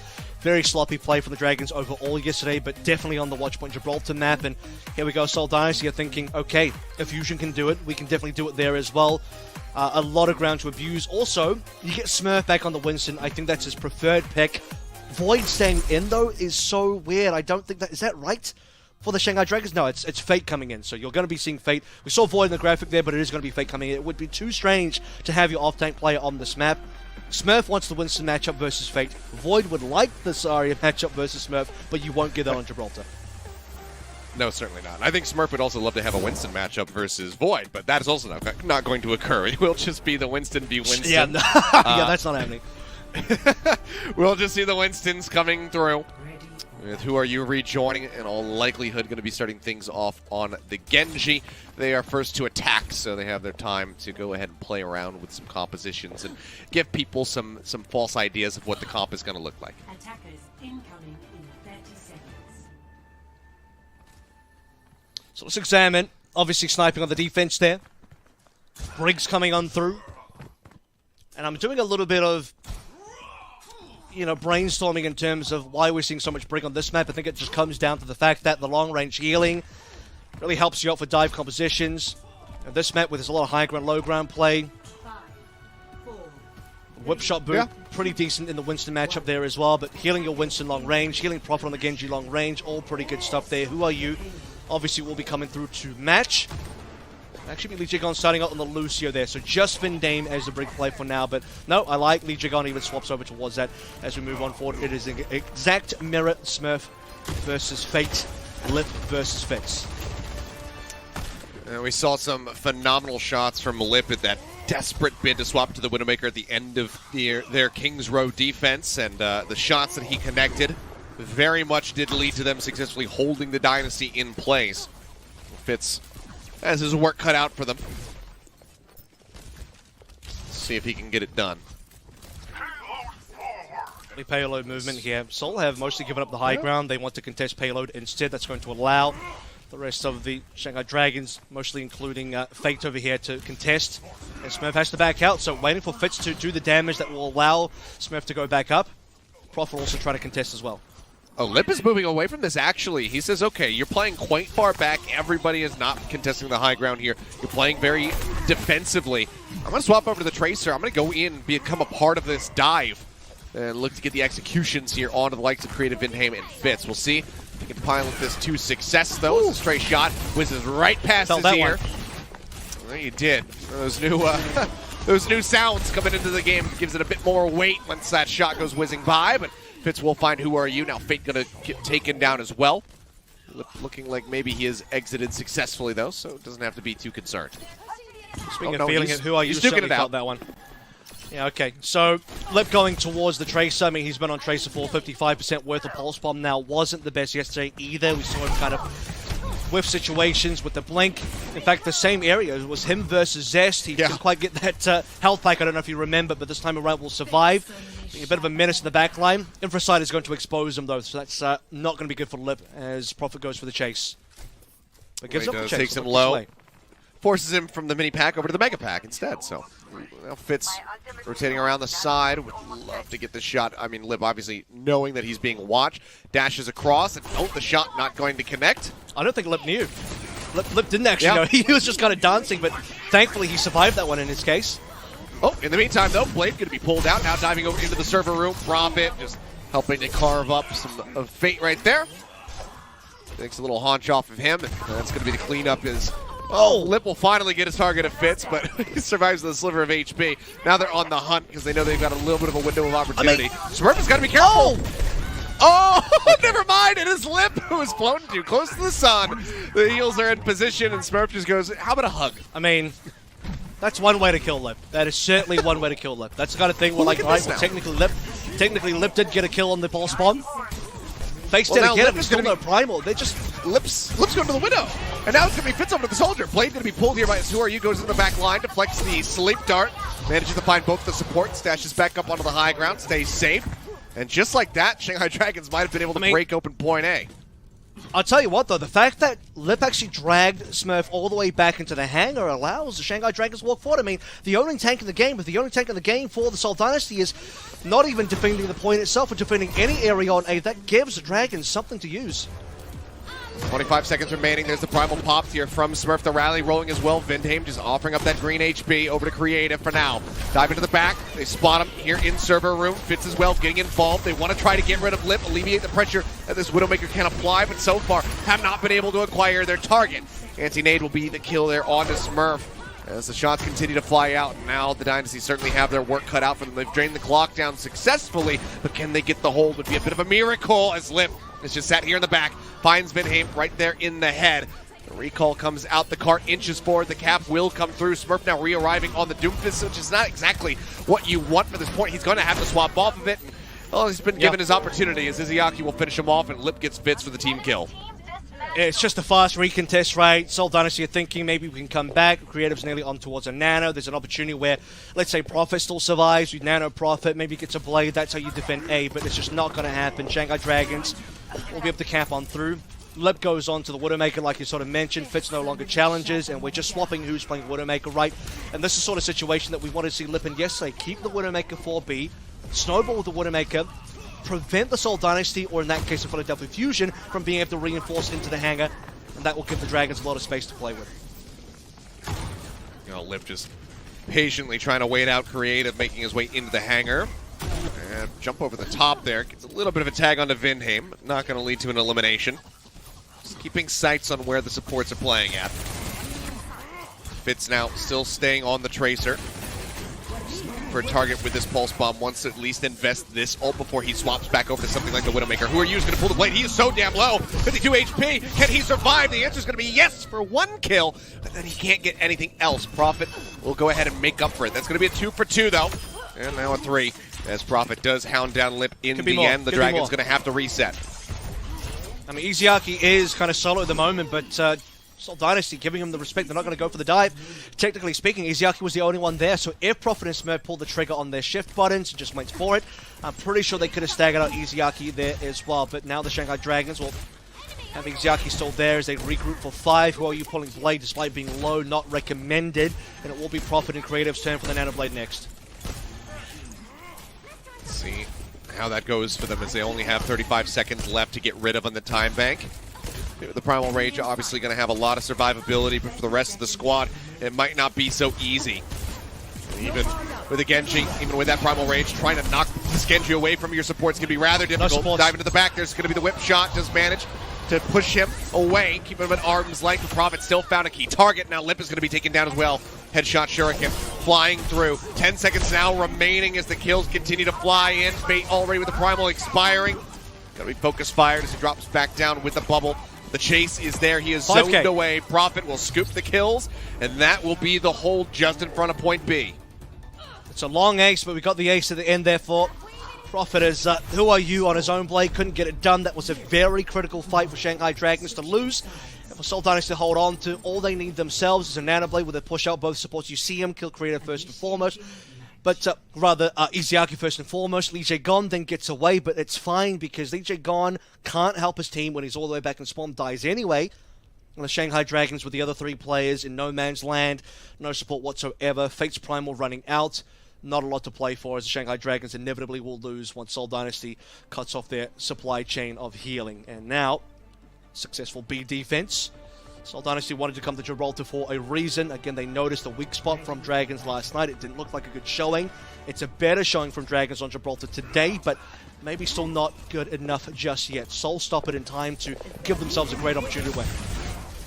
Take a look back here at Fitz getting this pulse stick off screen. He just charges down Lee Jae-gon, gives him a little bit of a parting gift. Who are you in the meantime? Pulling that blade, but had already been chunked out so much. You can see. Yeah. He's the kind of player who's got that he gets zoned in on things. The blinders kind of come up on the side of his face. Maybe he expected he says, hey, Lee Jae-gon to heal him, but Lee this is my Jae-gon moment. obviously I'm gonna taken go up for by the the blade. pulse. Well, Izayaki put the nano onto him, so you either pull the blade or you waste the nano. So I think he was caught between a rock and a hard place, and unfortunately will get crushed by that pressure. Swapping sides now, both the Widowmakers coming back online. We begin our attacking defensive phase with a full mirror in composition, but will anybody change? I don't suspect that Lip will go towards the Tracer unless they're about to lose the 8 cap. And I have to suspect that Fitz will stay on towards the Widowmaker the entire way through, lest he go over towards the Soldier, because Tracer not exactly within Fitz's hero pool. Yeah, Lee Jae-gon narrowly surviving there. Taken down low is antied out for the moment as well, but does manage to get top back up by Izayaki. Just going to be trying to funnel as much healing to him as possible, get that nano up, and for now finds himself with a slight little lead. Nothing too much to speak of, though. Creative's just 6% behind. Couple tags into the back there. Smurf not going to be getting too much damage here from Lip either. Sleep Dart connects on the Lee Jae-gon, not the most punishable position. It's nice little shield bash. Yeah, he takes himself away from the action, and with the overstep, it's Prophet and Fitz being eliminated. Who are you getting into the back lines, finding the Widowmaker, follows up for Smurf, and that's going to be an initial great hold here for the side of the Dragons. I mean, Prophet and Smurf actually go out of the LOS of their own healers. They are so keen to get this kill into Lee Jae-gon, where, by the way, Creative also popped in a Bionet that landed, but because Lee Jae-gon wakes up, shield bashes away, the range is huge now in Overwatch 2. And it ends up being Smurf and Prophet overstepping into server where they get cut off by Fate. Brilliant trap by the Shanghai Dragons, recovering their support player. Yep. Executed to perfection there. Go ahead and stay alive. And Izayaki, in the meantime, now has very much separated himself from Creative. So the nano is going to be online here at just 8%. Lee Jae-gon is going to be falling low. Smurf pops the Primal Rage, and he is not going to be woken up. Can anyone come to his rescue is sort of the question here. Will eventually be okay. Prophet going to be eliminated. Lip finding a body shot to get rid of the enemy Genji. Now Creative out of the fight as well. The healing cut down, and there's no savior for Smurf. He ends up falling. The cleanup is there as it's an extended team kill. And now 2 minutes remaining. Half the time bank melted down. And it's not just about the time either. I mean, look at the complete difference in ultimates coming online for the Shanghai Dragons compared to the Seoul Dynasty. Really, it's just Vindane keeping up with Lee Jae-gon. Smurf had already used a Primal, so, we'll give him that tick of approval, but unfortunately it is off the table. Lip gets another opening pick. This is preposterous. Seoul Dynasty just continually losing members to Lip. They cannot afford to have this happen. He hasn't even bothered to pop the Infrasight yet, still just holding on to it. I mean, it's a dink on a Fate, but, I mean, that doesn't really mean anything for you. Gets you a little bit closer to your own Infrasight, I suppose. But Fate is just going to get healed up. Lee Jae-gon will gobble up that opportunity to go ahead and get the rally online. Dive now going in from Fate, contesting the cart there just at the top of the ramp. Shots coming across, Lip staying wary that Fitz could come jumping up over the top, gain line of sight at any given moment. We can see Fitz is actually playing quite far back. Lip has been forced for the time being. 5 ults. Now pops the Infrasight. Cart for now, inching forward. 58 seconds left to go. Ults are online. Prophet finds a crucial pickoff. Who are you going to be taking out of the fight? That's going to be the Blade. Now not there for the side of the Dragons. Prophet with his own. It's for that final swipe on the Lee Jae-gon. He will not get it, but it doesn't matter because Smurf is there for the alley-oop setup. They get the eliminations coming through. Lip zoned away. Nothing he can do. And the cart will glide forward. It's going to be a minute, or 2.5 minutes rather, headed to the time bank here for the Dragons. They wish it was a minute and a half, but not quite to be. Sleep Dart will hang on a Prophet. He will die, but they get Izayaki at the same time. Yeah, stagger onto both supports there. That's really disastrous for the Shanghai Dragons. And how about that passive play on A? They had 5 ultimates, Ilios, and they still pulled back. You see Lip all the way into the hangar phase. Part of the Shanghai Dragons' winning strategy on the A defense was that Lip's pressure with the Widowmaker was so high. And yet they were all just hanging out. Shanghai Dragons with 5 ultimates do nothing with it. They allow themselves to get taken down, and Prophet wins with a nano blade. Embarrassing for the Shanghai Dragons as they'll now have to look for that same defense opportunity. 3 ultimates still in hand for this B hangar phase. The payload is actually nearly there as well. Yeah, it's been free pushing the entire time because Fate is trying to pursue Fitz in the back line. He's been applying some pressure, denying line of sight, but yeah, they have to keep this contested from here on out. Who are you pulling the blade? We'll find one. Dashes up, looks to get the elimination here on Mayhem and will eventually be able to get it. Barely survives. Now looks for a little bit more. The dash through will take down Smurf. That's going to be time bought. Gets up into the face of Fitz, gets the kill, and Prophet just can't get there in time to keep his DPS cohort alive. 2 minutes, though, still with the cart just meters away. Shanghai Dragons love to play within the finest of margins here, and listen, this is the kind of thing that will get them caught out eventually. Seoul Dynasty have the payload in an amazing position. They've evened out in ultimates. I mean, the situation for Seoul was so dire moments ago back on A, but after capping that, they've been steadily pushing forward. Double support kills, great staggers, straight back onto the payload, putting the pressure onto Who Are You? Damage there on a Smurf, needs a bit of a bailout. Lip, I was going to say, he is the X factor, as he often is, but needs to find value with this Widowmaker because he can't really rely on his ult for too much. Yeah, you get some scouting potential there. Primal's still going to be popped by Smurf despite the early death. He's looking for Izayaki, has him juggled into the corner, manages to get the elimination here at the very end. Now pushing everybody else away, but now the Primal will expire. He's down low, and he is dead. Who Are You gets the elimination. The rally rolling from Legion on, now going to expire. Vinheim using his own, but here comes Prophet with the blade. He gets a finish on the Who Are You. He gets Legion gone. He's looking for Lip. It's so damn low, and Fate dives back in to try to contest, but the damage output comes through. The Dynasty in a hell of a messy fight. It was going either way there for quite some time. The Dynasty will manage to persevere and finally complete their push. That moves them now up 2-1 in this series. Match point behind them. Just one more to go for them to finally defeat the Shanghai Dragons after nearly 2 years. Can they get it done? When push comes to shove, Ilios, Prophet will get it done. Pulls the blade twice, wants to get the cap onto A and wants to shut the door on B as well. Shanghai Dragons can do nothing but watch in sadness and despair. They are down now, as you mentioned, 1-2. They've been here before. They've still come back. They've still won. But Seoul are looking like the better team today. Better on Oasis. Unfortunately, not good enough on the Zarya battle between Smurf and Void on the King's Road. But once we get back onto the Winston for the Gibraltar map, a map pick from the Seoul Dynasty, Prophet comes out king. Despite the best efforts of Lip, Who Are You, and the rest for making great plays, I still have to question what Shanghai were doing on that 5 ultimate fight towards the end of A. That could have been such a better defense. But bygones be bygones here. Shanghai Dragons will have a lot to regret if they can't recover here. Seoul Dynasty in command.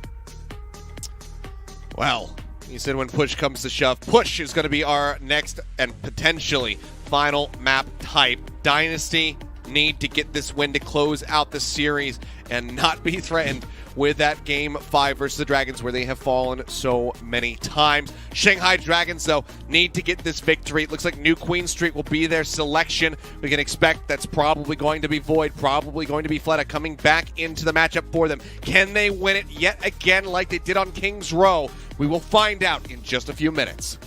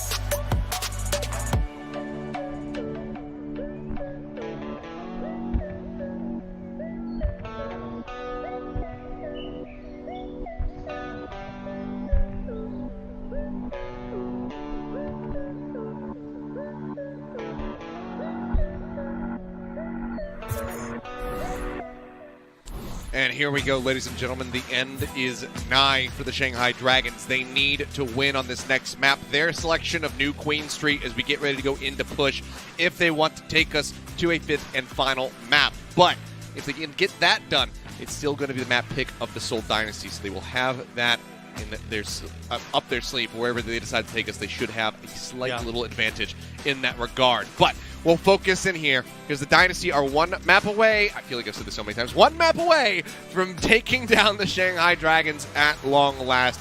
Can they do it?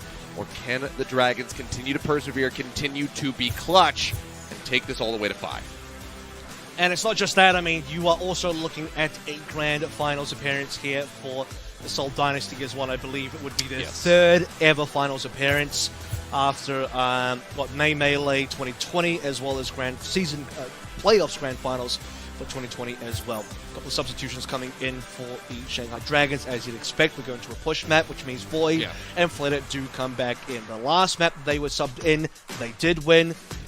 And Flitter as well. Didn't even need to use a Death Blossom on either attack or defense to get that win. The Zarya Reaper certainly coming up trumps for the Shanghai Dragons, and they'll need to make that work again. We talk about the fact that Seoul Dynasty will be picking the final map if Dragons win this, but there is only Ilios and Lee Jung Tower left. I think both are reasonably fine for the Dragons, so I don't know how much of advantage Seoul can really force in on that last map. Really, to me, they have to kind of win it here. They have to clean it up here. Smurf is going to be the big question for me. Is it going to be the Zarya? Is it going to be the Winston? Both extremely viable on this map. But if you do play Zarya, you are going back into the mirror versus Void. Not that Smurf wasn't that great in the Zarya mirror, but I think Void definitely edged them out, and the statistics would prove that as well. Well, let's see if him and Fleta rejoining will help deliver a victory. I mean, we know exactly what to expect here as far as their comps are going to be concerned. Void's going to be going for the Zarya. Fleta coming back in to play the Reaper. He's become a bit of a specialist in that regard. Though we know that obviously his hero pool goes a bit deeper than that, but for now we'll just be sticking through with it.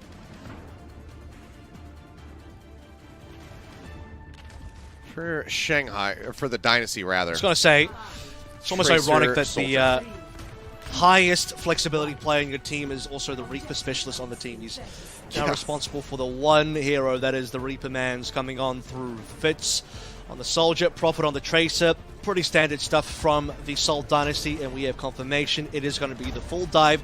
Smurf, Winston, Prophet, Tracer, you know it, you love it. They've won it here before. But can they do it versus the Void Flitter combo with the Zarya and the Reaper dominating the North American region, this particular combination of heroes? Well, Prophet playing around the back flank there for just a moment. You see the Dragons very much occupying the high ground, a position that they love to take early on this map. Prophet now just linking in below, just going to keep the bot shifted over towards their side of the map, ever so slightly. But now will start moving up. They will start getting distance on this push. Prophet now moving up the high ground there, looking for the dive alongside Smurf. But yeah, the sleep dart is going to be great. Lee J gone. Helps get the elimination there. Smurf going to be the first one to fall here on New Queen Street. Now, there's so much damage. It looked like Flood got that kill, but no, it was the Helix Rocket hit from Lip. Sending that one off of the flank, and Lip will be able to get another follow-up there onto Vintame, and that is going to be a nice amount of space opened up here for the Dragons on this push. And that is also a mid-air sleep from Izuyaki. I heard the sleep dart go out while Smurf was still sailing through the air. So brilliant hit by Izuyaki, who now leads also in the Nano Boost department. And that's exactly Seoul's, Dragons' gameplay. They need to punish Smurf. There has to be the Reaper Zarya and a combination of the Ana as well, pummeling damage into Smurf's Winston to put him down. Prophet Pulse Bomb available, but low HP can't go for the play. Pulse bomb at the ready. Just waiting for his opportunity to be able to strike here as the bot gets closer and closer to the initial checkpoint. Pulse bomb stick goes out, but hey, Void is here. He's got bubbles. Offers one up. They help save Izayaki, but Fitz will finish the job with the Helix rockets from across the way. Now has that tac visor ready to roll, but Lip is going to be using his first. Now pops to try to counter, but he just walks right into Flip, and he says, "Oh, thank you very much for that one." Sends the Helix rockets into his chest, and yeah, that is just blood and visor everywhere as Fitz just disappears. Bot going to be controlled now for the moment as the Shanghai Dragons do decide to pull back. They say, you know what, we've got a considerable amount of distance. We can go ahead, go for a little bit of a reset, give some space up. The fact that Smurf is still shoving this payload backwards is pretty brilliant for the Seoul Dynasty. And they're kind of losing this fight anyway. Oh, they definitely will be soon as Prophet going down to Izayaki. 5v4 confirmed. Nano is still online for Izayaki, waiting to be used in this particular fight after Creative had already popped that in the previous. Nano Visor not looking up for Fitz and Creative.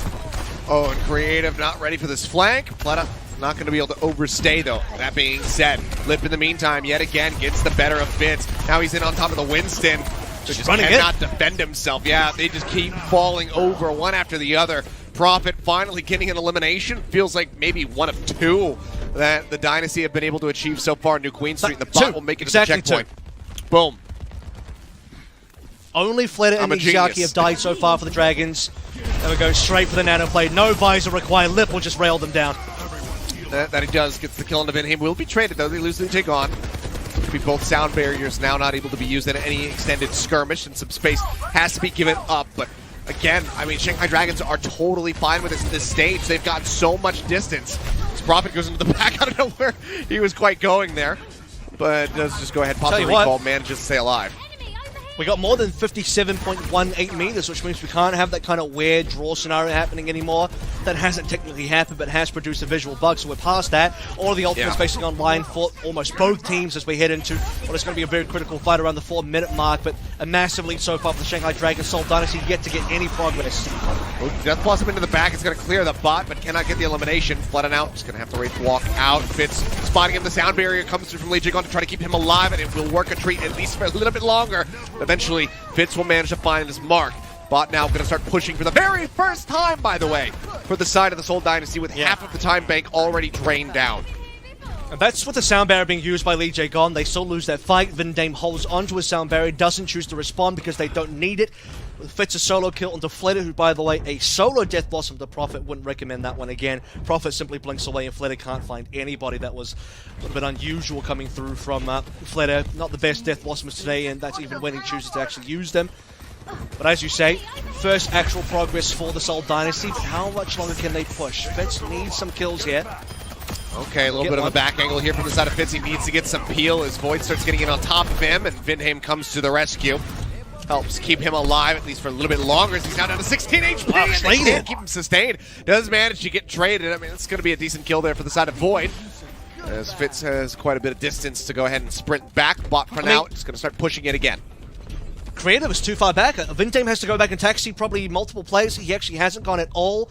That means it's too late. You can see the Dragons are able to regroup together. They can stop this payload pushing. The checkpoint will not be found just because of those trades, specifically with the Creative going down. Seoul can't regroup in time, and Dragons will have positioning to regain payload control.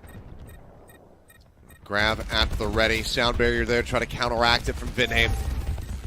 Prophet just continues to be the one pressuring the point. Izayaki going to be taken out of the fight. It's going to be the nano boost removed now.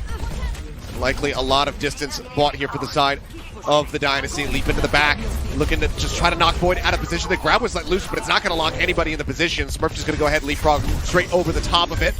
Gets the bot back under their control. It's a bit of a back and forth bout here with Prophet going down. He'll look to rejoin as quickly as he possibly can. The bot sleeping. Going to be locked into position here for now. Lip taking a nap, as you said. Was able to wake back up quite comfortably. No one able to get on top of the enemy soldier here. He will be able to survive and fight another day. Seoul have plenty of ultimates, but they just need to have the regroup happening. I mean, somebody's always dead. Prophet went down previously.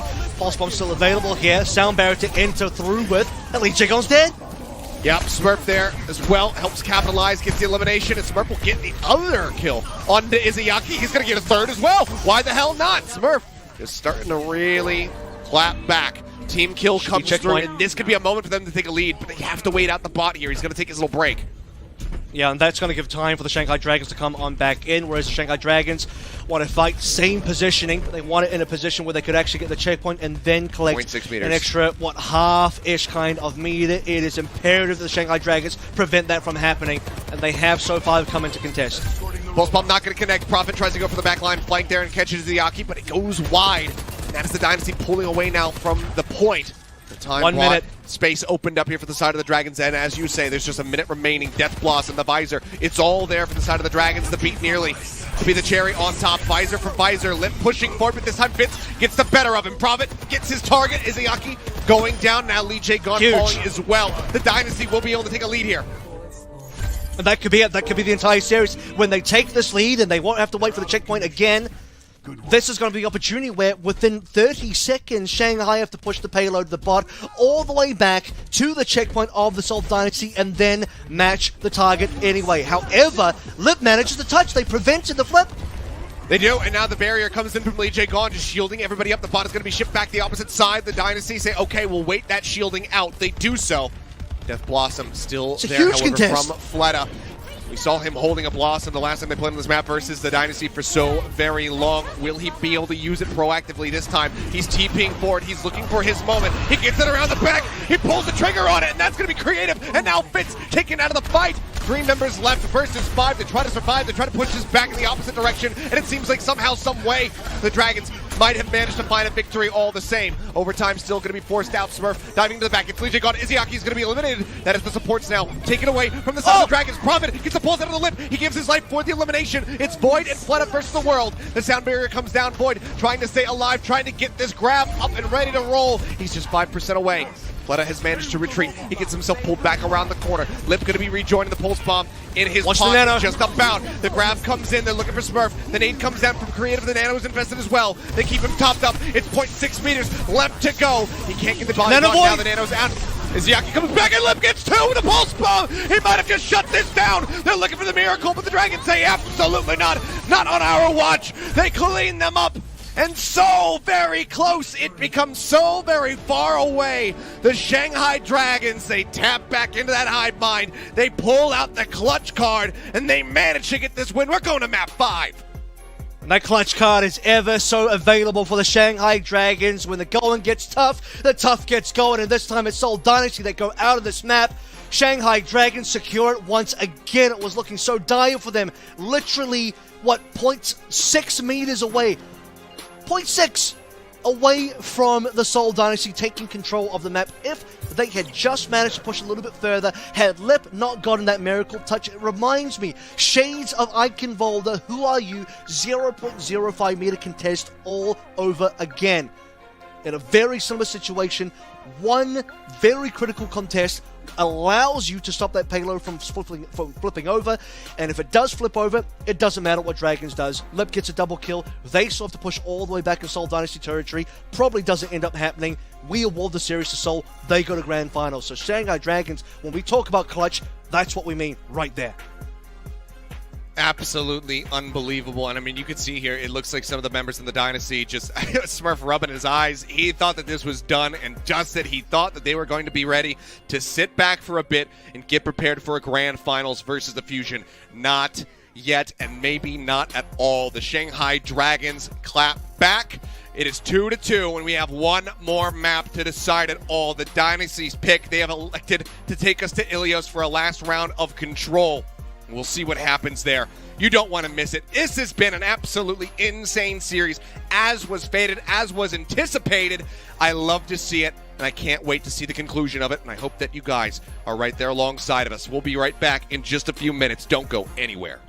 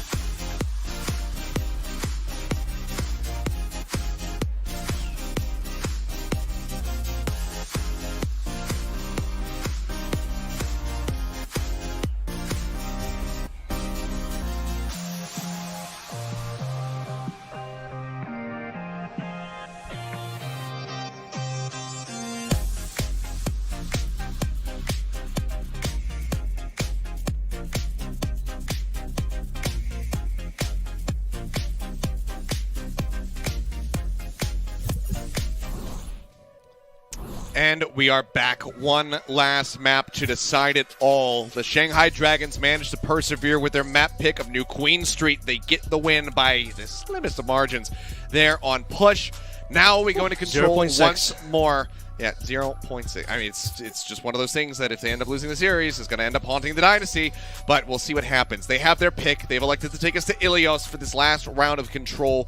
The question is, as it always has been, can they close this out versus the Dragons? Can they finally beat them after nearly 2 years of being punished by this squad? Can they get the upper hand? Can they make their way into another grand final? And as I said, it is a 6-match win streak for the Shanghai Dragons against the Seoul Dynasty. It's been a long time since Seoul were able to best the Dragons, and while Seoul bested them at the most critical of times all the way back in when it was Dragons on the royal road towards, well, not quite a royal road, but a road towards a finals of the 2020 season. Seoul stopped them. Could the Dragons be doing the same to Seoul now on their way to a much fated finals that Dragons, or rather Dynasty, have been waiting for so long? And, you know, New Queen Street certainly will be a map that you have to go back and watch again and really zoom in on, because as much as it hurts for Seoul, it's a brilliant play from the Shanghai Dragons. You know, I went back and looked as well. There was certainly no opportunity. It's not like Seoul stopped pushing. It's not like Seoul forgot about the payload or the robot. Lip simply came in on the final second and contested. That's literally all it was. No one's to blame there. Lip outplayed them. Shanghai Dragons got the touch in time, and that's all it was. 0.05 on Icon Boulder, 0.6 on New Queen Street. It's these fine margins every time the Dragons use to perfection. And now we head to Ilios. The smart thing here is to not take the Dragons to Lee Jae Tao. We know what happened last time. Seoul took Dragons there. Fate came out with the Rhine and won the map. This time, it might not be Fate, but it is still Void. And Void and Fleta undefeated versus Seoul in this series so far. Yep. We'll stick through with the same roster. Not going to make any adjustments. Fleta just sticking with the Reaper. We'll see if the Dynasty can force him to play something a little bit different, perhaps, but seems like he is very much in his comfort zone right now as we will open the gates for this 5th and final map. See a bit of a delay there same from Prophet. Heroes on both ends. Yeah, you don't even have the Genji for Prophet this time around. No Echo shenanigans. I mean, one of the good things about playing Fleta on this map is that you can play the Echo. He is your Echo player. We're not going to go for it because the Zarya Reaper combo has been the game-winning combination for the Shanghai Dragons so far in this series. And, well, if Smurf's going to do it, he's going to have to match up against Void mano a mano again. A dark step. TP up onto the high ground there, wrapping around the backside of the windmill, looking for some damage. Okay, Prophet just taking so much before he can get that off. And, no bubble. Yeah, he ends up dying. Yep, no bubble from Smurf. Just no way to keep him protected. No healing coming his way either. Prophet just on the aggressive TP gets cut down. Now Fitz going to be picked off as well for a little bit of additional stagger as the point gets locked in here for the Dragons. Pushing up right up close and personal here is Fleta. He's going to Wraith Walk to cleanse off the ante. And they will just retreat as a collective unit. It's an outplay from Iziaki. So, I mean, Iziaki sleeps Smurf, so Smurf can't put the bubble into Prophet. So Prophet just walks into death. Usually, you would TP there, you'd be fine, but not that time. Not when Yazari sleep on the ground. Well played by Iziaki once again. Is going to be leading the Nano Charge. Lip on low HP, but he survives. First point being capped. This is so different from Oasis. Remember, Oasis was 50% for Seoul. Now with Lip's Visor coming online, it should be 50% for the Shanghai Dragons. Yeah, put quite a bit of damage there on as Smurf, and Flutter was ready as soon as the bubble dissipated to get the elimination. Follows up for another with Bits now falling. Void looking for the cleanup as Vinham will be the last one to die. The extended team kill coming through, and that is the Dragons sitting pretty here, getting ready to achieve 50% on the point. And no deaths for the Dragons so far. Completely deathless after, what, a fight and a half, maybe 2 fights in there. Plenty of final blows, 7 final blows, 2 of them onto the lip, 3 of them onto Flatter. And not a single member down as the rest of the ultimates start to come online now for both teams. And Seoul Dynasty desperately waiting for this Nano Visor. Has to be the game-winning one. Lee Jae-gon should be able to counter. Roy taking a bit of damage. It's going to be a Nano on a Flatter. Get that Death Blossom ready to rock. He's pushing forward and has the ult ready to go. Bionic does come down, so he'll only find 1 elimination, but still zones him back considerably. Sound Barrier going to be coming through in response to the grab. Void uses the grab of his own. Smurf going to be taking a nap. Still going to be a high-energy Zarya, though, so they have to pay some respects. They start pulling back. The right-click, the beam. It's enough to annihilate Izayaki. Now Lip has fallen. They get the sleep there, and yeah, that is going to be the cleanup here in the fight. A little bit of delay from Lee Jae-gon, but not going to lead to too much of anything. Wraith walk forward. Flooded just trying to extend this as high as they possibly can, but the flip will eventually come through just shy of 99%. It's 95 locked in for the Dragons.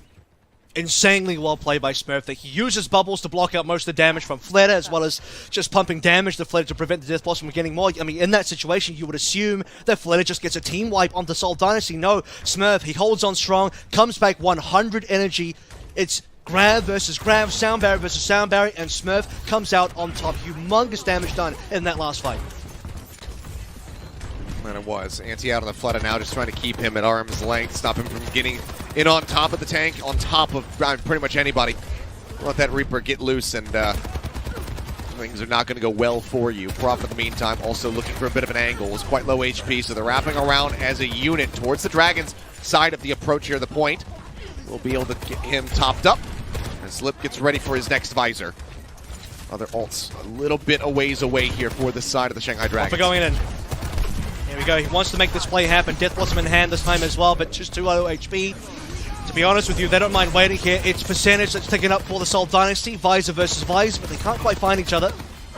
Yeah, everybody kind of peeling back, breaking sight lines. Lee Jae-gon gets on top of Prophet, finds that elimination. Now Nano going to be used. It goes on to Smurf.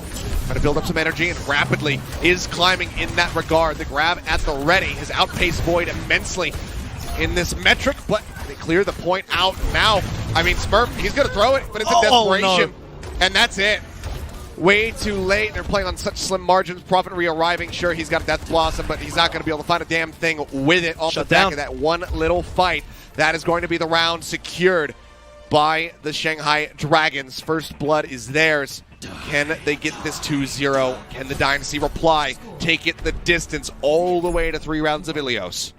Seoul Dynasty, I mean, you look at Smurf there, he carries on Zarya one fight, but then the final fight, indecision, biting him and back, it just turns around 180s. Do I go for Flatter? Am I trying to grab Flatter? Do I maybe go for a grab onto Void? Ends up not deciding anywhere. The rest of Seoul Dynasty falling around him. Vindame as well, tragically does not get a sound barrier. So close, but just couldn't quite meet the mark. And so unfortunately, ends up being a posthumous. Grab it on Surge, catches a bunch of dragons, but no one alive for the Seoul Dynasty. Prophet, desperation, Death Blossom at the end, won't get anything done. Could be the final round now. Dragons want that revenge match versus the Philadelphia Fusion, waiting for them in that finals. Could be the final map here as well. Dragons leading the way. It is officially match point time. It's a major change up here. Prophet looking like he was going to come out on the Echo to begin with. Shifts to the Tracer, and Fitz is going to be on the Ashe. No, swaps now over to the Soldier. And him as well going to be matching with the Brigida. Now they make their way over to the point, but this is going to give the first grab up to the Shanghai Dragons. We'll see if Dynasty can contest them for it. As Prophet starts making his way up. We'll dive in, gets a little bit of damage there on a Fleta. The Diva as well here from Smurf. Smurf could have opted for the Winston. Just to be clear about this, is what I will say about the D.Va is it does have a little bit more pressure against Flitter's Echo. We did talk about the fact that Flitter being in means the Echo can be seen. It doesn't just have to be the Reaper, but Smurf has so less practice on this hero compared to Void. I mean, this is Void's signature hero. Yep, they take on finding the first elimination. Now Smurf going to be knocked out of the mech. He's looking for a target here to hit with the pistol. Try to get back into it. As he and Prophet just going to be jumped on. Smurf going to be the first one to fall. Fitz in the meantime got an elimination with the Izayaki, but that's about as good as it gets. The point now going to be locked in. As that does go through. Away. The 8 as well. I'm not sure about that. Since Prophet got a kill. I don't know. Could just be a little thing in the beta. Okay. I'm not too sure. Either way, he gets the elimination. He knocks Void out of the mech, and he gets the kill all the same. I'm thinking that's just going to be a beta bug. We'll call it. Yeah, you know, one of those things. A classic beta bug. I don't know. Prophet, he'll get everything. He gets a pulse bomb kill, but apparently got eaten. Who knows? At the end of the day, it still counts as a kill, so maybe it didn't get eaten. But we are now evened up 14% to 14. Thank Prophet for winning that fight, carrying the fight through despite the rest of the team falling by the wayside. Nano coming through for Izayaki. Creative looking for his as well, just a little bit further behind. Oh, he's just right into Void's rear there. Trying to get that next pulse bomb up, and I mean, he's nearly got it. He's set over 80% now. I can't even keep up with him. He's building this so very rapidly. As they maintain control of this point. Recall comes in, keeps himself safe.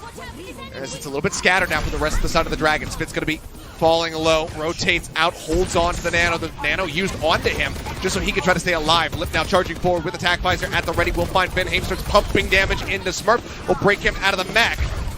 The elimination will come through on the back end of that one with Prophet dying. That'll be the flip there for the Dragons. Back in control, but still have a ways to go to take the lead. Yeah, you saw the damage difference there as well. The pressure onto Fitz. He instantly had to back out. He gets a Nano but can't visor. He's already on low HP. Surviving, looking for a health pack. Meanwhile, Lip is just shredding through the Seoul Dynasty, especially onto Smurf there as well.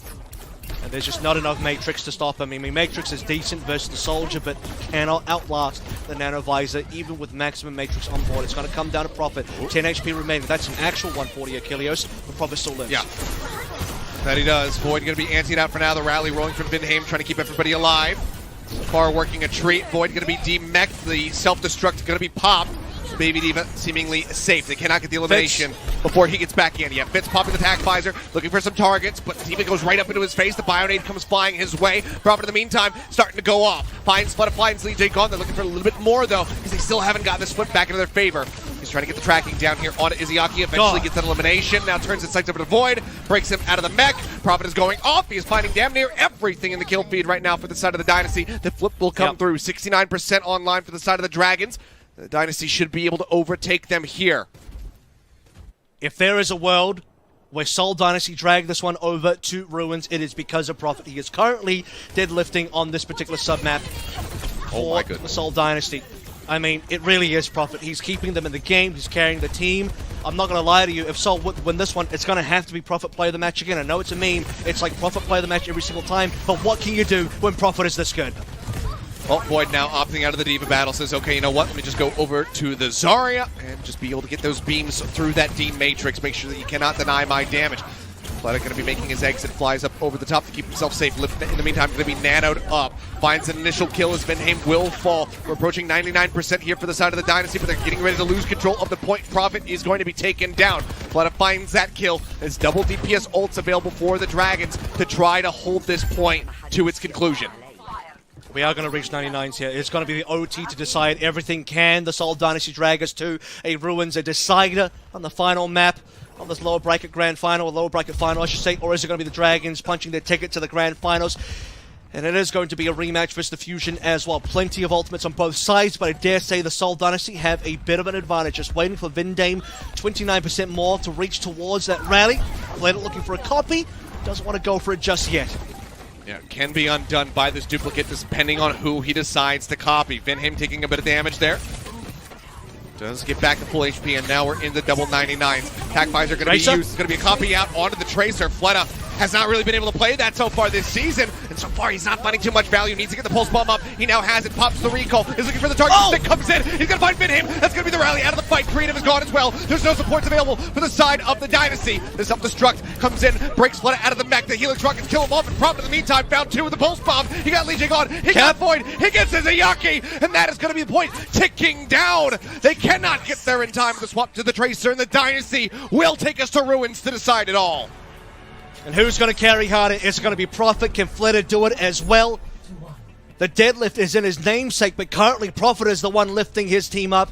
And Flitter tries his darndest. I mean, what an insane micro play there. He gets the stick, kills Vendame, and by the way, uses the invulnerability frames from swapping between the Tracer back to his Echo form to eat the self-destruct damage from Smurf, get the kill into the Baby Diva, but still it is not enough. Gonna take a look at Prophet's POV again in the final moment. Boom. Stick over onto Void. Double kill to Legion. Flitter gets Smurf down, but at the end of the day, playoffs Prophet has certainly arrived. It's been here the whole season, but you damn near believe it's leveled up once again. Look at this comp coming through. Smurf going to be going back over to the Reinhardt here. Prophet onto the May. They are looking to brawl this out to victory. We'll see if they can get it done. It's not been the most successful for them. See how they fare now in this map 5 third sub-map scenario on Ilios. Sleep connects onto Void. They want to get the charge off on him. They cannot get the pin. It's actually a little bit of a hairline sleep onto Smurf as well as he quickly gets woken up, interrupting the charge. For now, Dynasty occupying the point, looking to get the first cap. Contest not going to be able to come through in time. Flutter now dropping down into the point. Wraith Walk going to be burned. There's the wall, but it does not cut off his retreat. He manages to make it out to safety. Prophet going to be falling low, goes into the ice block. Izayaki taken down first and foremost as Smurf finds the kill. He'll get a follow-up. The fire strike through. Takes out Flutter. Prophet, however, does get picked in the end. Smurf is low on HP, so he's got to pull back. Fight's still not quite over just yet. You will say that Seoul Dynasty have the advantage. They have the cap as well in Ilios. The script writers, they're not messing around today. How thematic would it be if the Seoul Dynasty in this exact same stage on map 5 win with the Rhine when it was the Rhine that beat them last time when Fate played it on Control Center? Now Smurf wants to take charge, hammer in hand. 35% and counting. Fits nearly on that visor. Way ahead of Lip. That he is. Izayaki going to be taking a nap for now, but it's so far off the point, it looks like no one can get to him. A little bit of a Helix rocket wake up for him, but no kill to be found for the side of the Dynasty. Lip looking for a target, but they'll just cut off his line of sight, force him back over onto the walkway here on top of the point. Now it's going to be the Nano Visor out from Fitz, charging forward behind the shield of Smurf, and it's looking great for the side of the Dynasty. The damn near Tim Wipe comes through as Lip is the last one standing, and they will eventually get on top of him. They confirm the kill. Vendame picking up 2 in the fight. 64% now for the Dynasty. Have they done it? It's huge, and they haven't done it quite just yet. They have to survive against the barrage of ultimates available with the Shanghai Dragons. However, the sound barriers will be the make or break. Vendame and Legion both have them. Prophet as well with the Blizzard. So once Shanghai Dragons want to get aggressive, you want to grab here, you're going to end up eating a Blizzard in response. Now, the good news between Void and Smurf here for Void is that in this matchup, you can get bigger grabs. However, you see that Smurf is currently isolated. He's not playing with anyone except Prophet, so it can only be a 2-man grab, and actually, it's a huge amount of kills. It's catastrophic. He's going to drop the hammer. He's looking for the sun. I think that one went a little bit wide. Lip now popping the attack visor. Will find Vinheim that takes the beat out of the fight. He's playing a ring around the rosy here with the creative. Now the wall coming through as well. Just trying to keep protected. Lip, however, starting to gun them down, but no one can make it in time. They occupy his attention. Lee Jae-gon cannot arrive. And after so very long, damn near 2 years, the Dynasty will be able to best the Dragons when it matters the most here for a championship spot in a grand final. You can see right there, Prophet, everybody collecting around this man. He got them through that second round of Lighthouse. He got them to the final round of Ruins, and from there, it was a collective effort to get the victory. So hard fought, so very long since they've been able to taste a victory as sweet as this. But the monkey is off their shoulders. The weight has been lifted, but they don't have too much time to rest, Avril. This win must feel so fantastic, but they have a grand finals to prepare for. I mean, it means so much as well. You could just see the emotions coming up through because this is how much it means to the Seoul Dynasty. It's taken them so long to beat this team, and the hardest oppositions to come back from. Lighthouse was looking over. Lighthouse almost should not have been a Seoul Dynasty wins, but this man on your camera, one of the greatest players of all time, in my mind, the greatest player of all time. I'm sorry to the super fans. I'm sorry to the Smurf fans. Prophet's my GOAT. He was one of the best players before the Overwatch League. Still one of the best players in the Overwatch League. 5 years later, in his 5th season, still one of the top players, and dare I say, one of the front runners for MVP this year as well. Never been a role star. The most robbed player of all time is Prophet. And of course, he can only be the player of the game. I don't care. Yeah. Prophet gets player of the Production game hasn't every even game. told us. He deserves it. I don't care. He deserves it. We were talking about this all the way back around Gibraltar, and it's like, yeah, I think we have to give it to Prophet. He's just kind of performing the best, and then we get to these last few maps, especially Ilios, and it's just good lord, the numbers that he was able to put up. But even from the first map, coming out of the Genji, just diffing everybody in the lobby, he was the one who helped kick things off, put the right foot forward for the Dynasty. It got tripped up a little bit in the middle, but by the end, I mean, good God, it's just the Prophet show. The only player from the Apex era that is still at this level. I mean, we talked about this as well.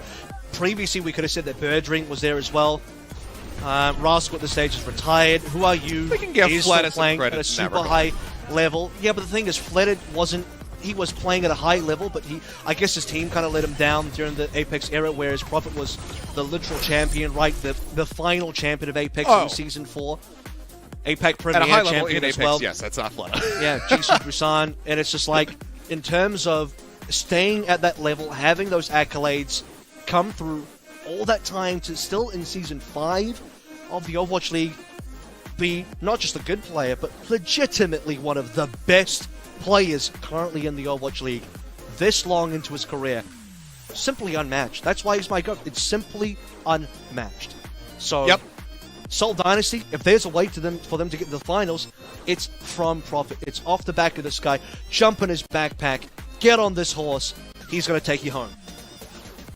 I mean, look, no matter which way you slice it, I think that seeing what it meant to him in particular as well, the team overall, even if you are a Shanghai fan, I think that you can feel happy for him because you could tell how much weight was lifted from his shoulders. This burden that he has bared for nearly 2 years of not being able to get a victory over the Shanghai Dragons, not since that 2020 lower bracket final. It just incredible performance from him, from the Dynasty overall, but this was a hard-fought battle, Avril. This was an incredible best-of-5, going the distance all the way into that 5th map, into the last round of Ilios to decide it all. But they finally were able to put their foot down and tell the Dragons, no, not this time. We need this one. But they're not done yet, as mentioned. No. They still have their work cut out for them. Before we even really get into the topic that is a best-of-7 grand finals that is just about 30 or so odd minutes away from them, the Fusion have been sitting back watching this play, maybe sweating a bit as they see the form the Prophet's in, but they have the advantage of preparation. Now the burden is on Seoul Dynasty once more to see if they can excel. We've got a lot to talk about, though, so we're going to take a quick little break. We're going to take a breather, and then myself and Avril will come back. We'll chat about this incredible best-of-5 series a little bit more, and then we'll get ready to go in that grand final. The Overwatch League is brought to you by Upper Deck, the official trading card of the Overwatch League. And by TeamSpeak, the official voice supplier of the Overwatch League.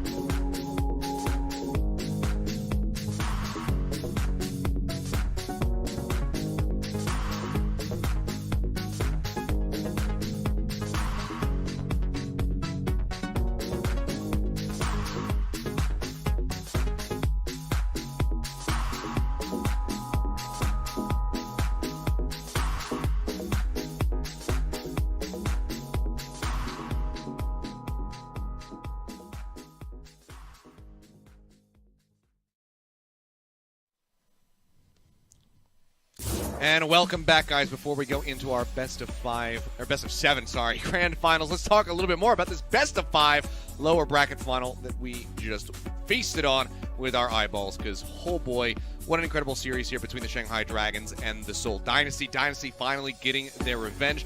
Avril, to me, this felt like when you are the younger brother and your older brother, your older sibling, constantly just whoops you at video games, and you've never been able to beat them, and then you finally go in, whether you're playing like Tekken or Street Fighter or something like that, and you finally just crush them, and they're like, oh, you've learned how to play the game, I see. It felt like that vindication of how good it feels to best your older sibling.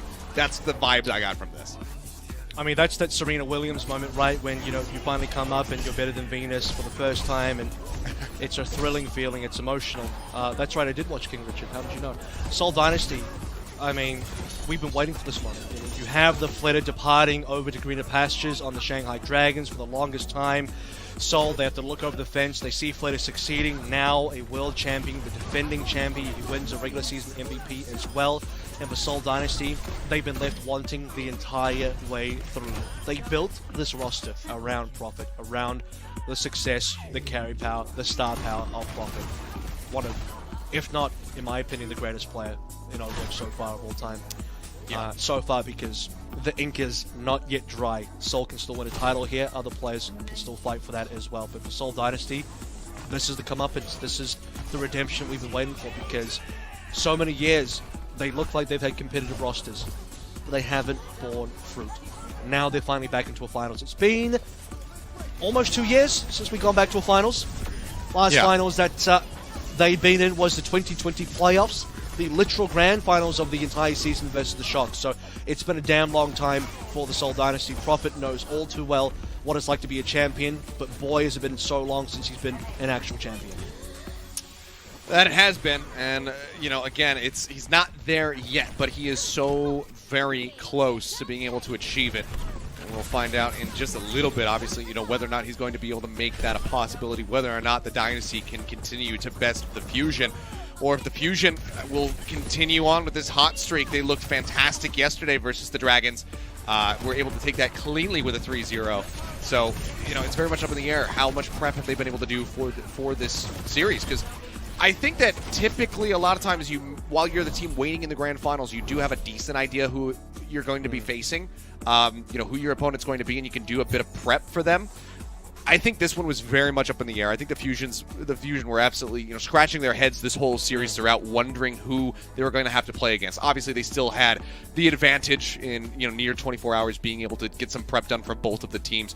Now it's time to really focus in and make sure that they are ready for the Dynasty. I do want to say, for the sake of the Shanghai Dragons, though, these guys have been playing under incredible circumstances. We don't even know the full extent of what they have kind of been going through, what with the season delay, the lockdown over in Shanghai and whatnot. And I think that for them to be able to play as good as well as they did, to take this all the way, give it their all, push it to a map 5, it just speaks incredibly to how well these guys play together as a team, and how much I'm looking forward to seeing them continue moving on as things get opened up a little bit more. So hopefully we can have them back on cam soon enough. Hopefully they'll be playing in a bit more stable conditions moving forward. But yeah, it just shows you how much of a powerhouse the Shanghai Dragons can be, even when they're not operating under the best of conditions. And I don't want to start making it sound like I'm making excuses for the Shanghai Dragons, but it's one of those things where you do have to be aware of the context. You do have to be aware of the circumstance they were playing under. They're on, I believe, what is a single 200 Mbps connection in their facility. They literally have to turn off all devices when they play. They can't even have cams on. That's why they've not played with cams the entire season so far. They can't get the rest of their internet installed until the lockdown ends in Shanghai, and it's about to end, so things are looking up for the Shanghai Dragons, certainly in the season as well. I mean, remember, this is a team that doesn't fire up. Even last season when they started winning, they didn't win the May Melee. They didn't start really coming through until, I would say, June Joust onwards, after beating Dallas in that final, and then they started dominating with the Sombra ball compositions. Summer Showdown was amazing for them. That was APAC dominance. hell yes, go APAC. But at the same time, I mean, yeah, Shanghai took a while to get started there. They were great for a while, but they didn't become amazing and unstoppable and invincible until we get towards the later part of the season. So Shanghai still have room to improve, still have room to grow. They are still the defending champions for a reason, and their personal circumstances over in Shanghai will also improve as time moves on as well. As, they were also, I think, delayed in scrims. They were the last team, and I know because I was there in the Alpha, Shanghai were the last team to begin scrims in the Alpha because they had to wait through quarantines and all sorts of stuff as well. So a lot they had to work through, and it's amazing they've been this good so far. Just credit to Shanghai Dragons for giving us really great games to look over. Yeah, for sure. And just to go ahead and reaffirm, we're not making excuses, for the loss here. The Dynasty Axe absolutely did earn that win. They popped off Profit in particular, just looking incredible. And putting an end to one of the things that I know was going on in the chat. I don't even have to read it, chat. I just can read your minds. I know how you think of, who are you? It's the sub in Flutter because Flutter's winning all these maps. Well, he came in on the last one and they didn't get the victory there. So that put an end to that whole conversation. Who are you? It's not the problem. So you can go ahead and let them off the hook. But guys, that's enough from us. Who are you? It's been amazing so far this season. He has been. Anyway, exactly. How could you possibly even come to that conclusion? But there you go. That's just chat. Some of chat for you at times. But enough from us for now. We're going to take a little bit of an extended break as the teams get ready to kick off this best of 7 grand finals, and we'll see who will be the kickoff Clash champions. So don't go anywhere, guys. The action will return.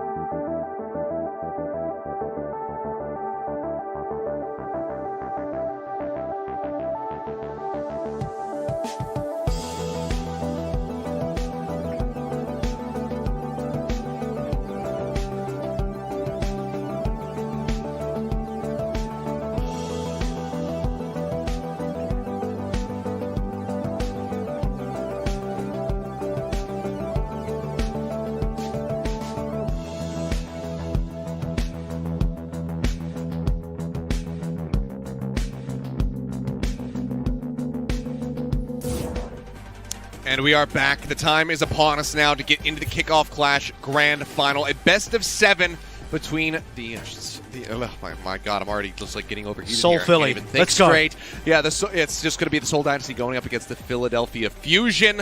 These teams have clashed before. Dynasty has had the upper hand, but Fusion have been looking great as of late. They got an absolutely dominant win just yesterday, and they've been waiting with bated breath, much like ourselves, to get into the series to figure out who their opponent's going to be. Now they know who it is. Prophet just came off the back of a damn near inaugural season grand finals clutch performance like we've seen from him in the past.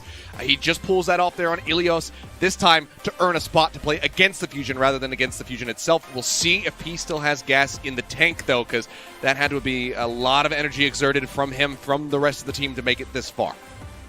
Absolutely. I mean, playoffs Prophet is certainly here, but get ready for finals Prophet, because it's been a while since we've seen Prophet in that sort of stage. Grand finals MVP in our inaugural season. That level of play, as you described, that's exactly what I saw.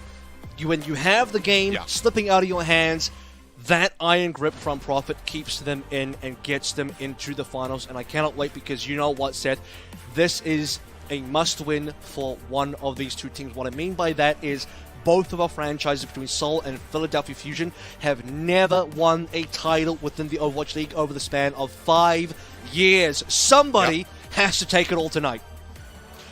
And somebody will. I mean, will it be the Dynasty continuing on a tear, through the lower bracket, now into the grand final? Can they get that win? Can they once again best the Fusion? Look at the Fusion, temper them a little bit, pump the brakes, slow them down, and get the victory over them. Because, whichever way you want to cut it, we got the Spaghetti Bowl here. You've got Prophet up against the Fusion once again in a final. Who is going to be victorious? I don't know. I don't care, for that matter. I'm just excited to be able to watch it, to be able to commentate it. I'm completely unbiased in this. I just know that this is going to be an incredible final, and I cannot wait to start things. The players are getting ready. They're jumping up into the lobby, and pretty soon we'll be able to know where we're starting, what map is it going to be, how things are going to look, what are the starting rosters going to look like. Though I think that's pretty predictable, at least for the Dynasty's sake. And I think we can kind of anticipate that Carpe is going to be starting there for the side of the Fusion as well. But all of those questions will be answered in just a few minutes. I mean, the fervent leader of the Philadelphia Fusion, Carpe, he wouldn't miss it for the world. He's been waiting his entire career for this moment. 4 other times they made it to the finals. They couldn't quite get it done, and they finally will get back into the finals. You know that Carpe needs this win. He wants this win. It's been the thing that has basically eluded him this entire thing, his entire career, right?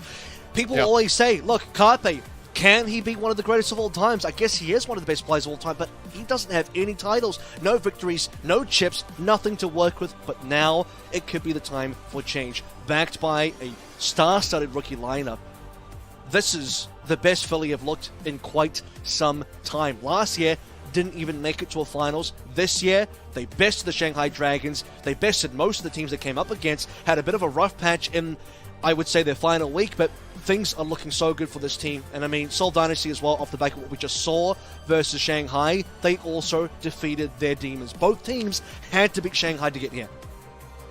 Well, as we get ready to take a look at our starting rosters at the starting map and kick off this grand final, let's go ahead and hone in on our squads. First and foremost, let's take a look at the Seoul Dynasty.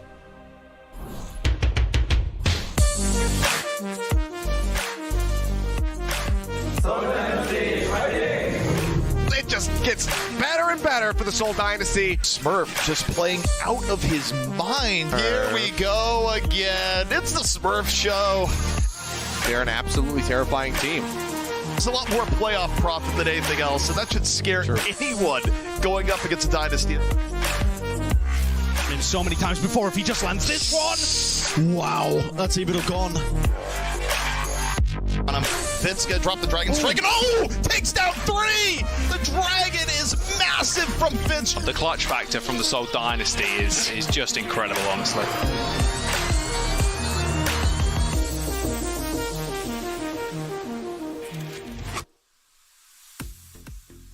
And here are our starting 5 for the Seoul Dynasty. It's exactly what we just saw. There's no reason to make any changes. There's a substitution that they can bring in. We've seen them once, but there's no reason to bust them out when you've got Prophet and Fitz operating like the duo that we have come to expect. These guys have been on top of their game. Prophet especially going absolutely nuclear in that previous set.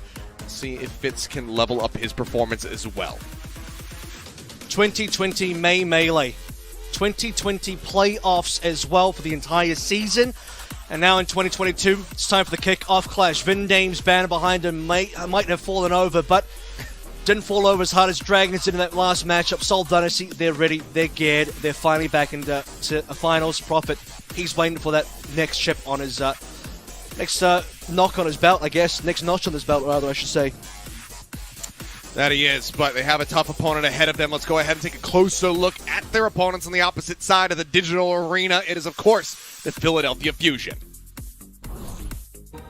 I just think Philadelphia Fusion are on another level right now. And you can really tell in the way they're playing the game. Masterclass by the damage dealers of the Philadelphia Fusion. Carpe has the recon sight in over the top. Toby's down. Carpe needs a little bit more. No, he does! Gets another pick off. Looking, mono, Carpe again! Carpe's just doing whatever he wants. This is a very, very winnable fight. Now they move towards Eden! Fury gobbles it up in the moment! Here we can see a replay from Imgod contributing. Oh, a ridiculous EMP cancel there. Everything is just coming together for the Philadelphia Fusion. The Fusion just locking it down. I think Philly they were tremendous.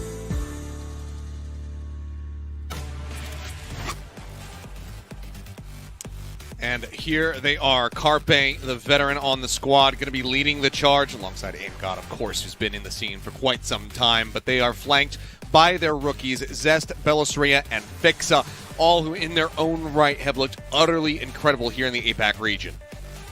Absolutely. You look at this team, finally back in the final themselves as well. Like I said, somebody's got to win it tonight. 2018 Stage 2, 2018 Season Playoffs, 2020 Summer Showdown, 2020 Countdown Cup, and 2022 finally the Kickoff Clash as well. For both teams, last finals appearance was in 2020. It has been so long for everybody. Carpe looking for his first ever ring, first ever chip. Rookies flanking him, superstars all around. Seoul Dynasty, many veterans. Vindame, new to the scene. Stalker, played one game so far, but he'll be happy to support his team. Smurf, two-time champion on this roster as well. Seoul, they have the players, they have the mechanics, they have the legacy. Fusion, they're building their legacy starting today. We'll see if they can get it done. Carpe, like you said, looking for that first tournament victory. As we'll see if today can be the day. They might have a very long road ahead of them, a best of 7. If it goes the distance, which I sure as hell hope it does, it can be exhausting. It is no longer a sprint. It's not a 3-0. Yeah. It is a marathon.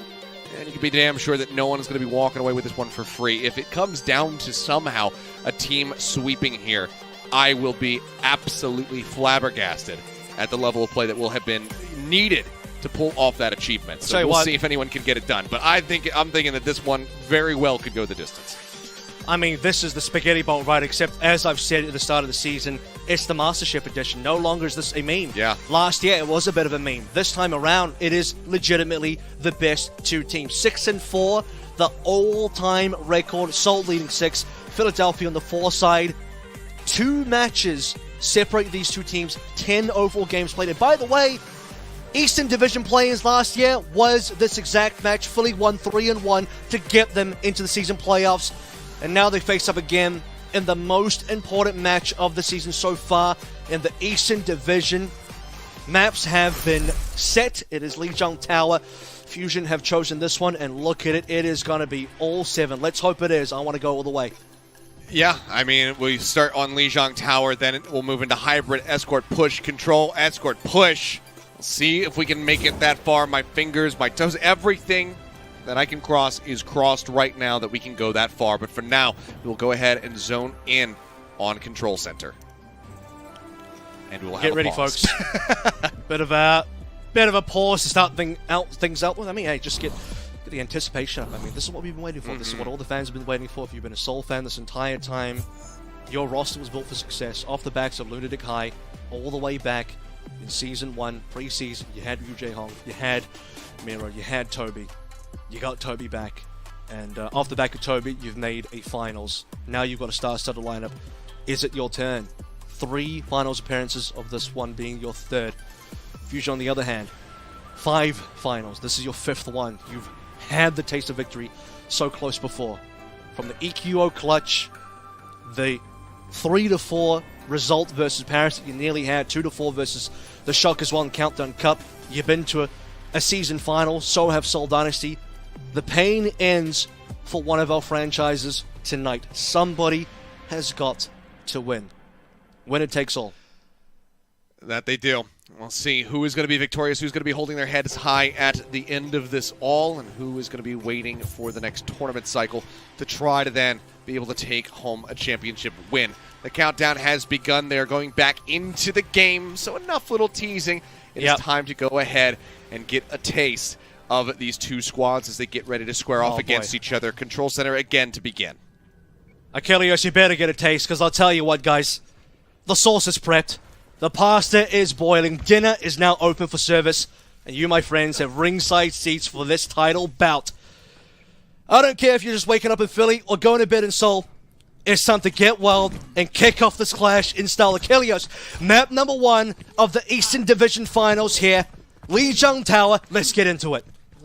And here we go. The gates are going to open. We'll take a look, and it's going to be Smurf coming back through with the Reinhardt Prophet on the May once more. Soldier Genji out for the side of the Philly Fusion. And Creative as well, sticking for a moment with that Baptiste, but it seems like they're going to see the comp, and they decide to swap it up wholesale.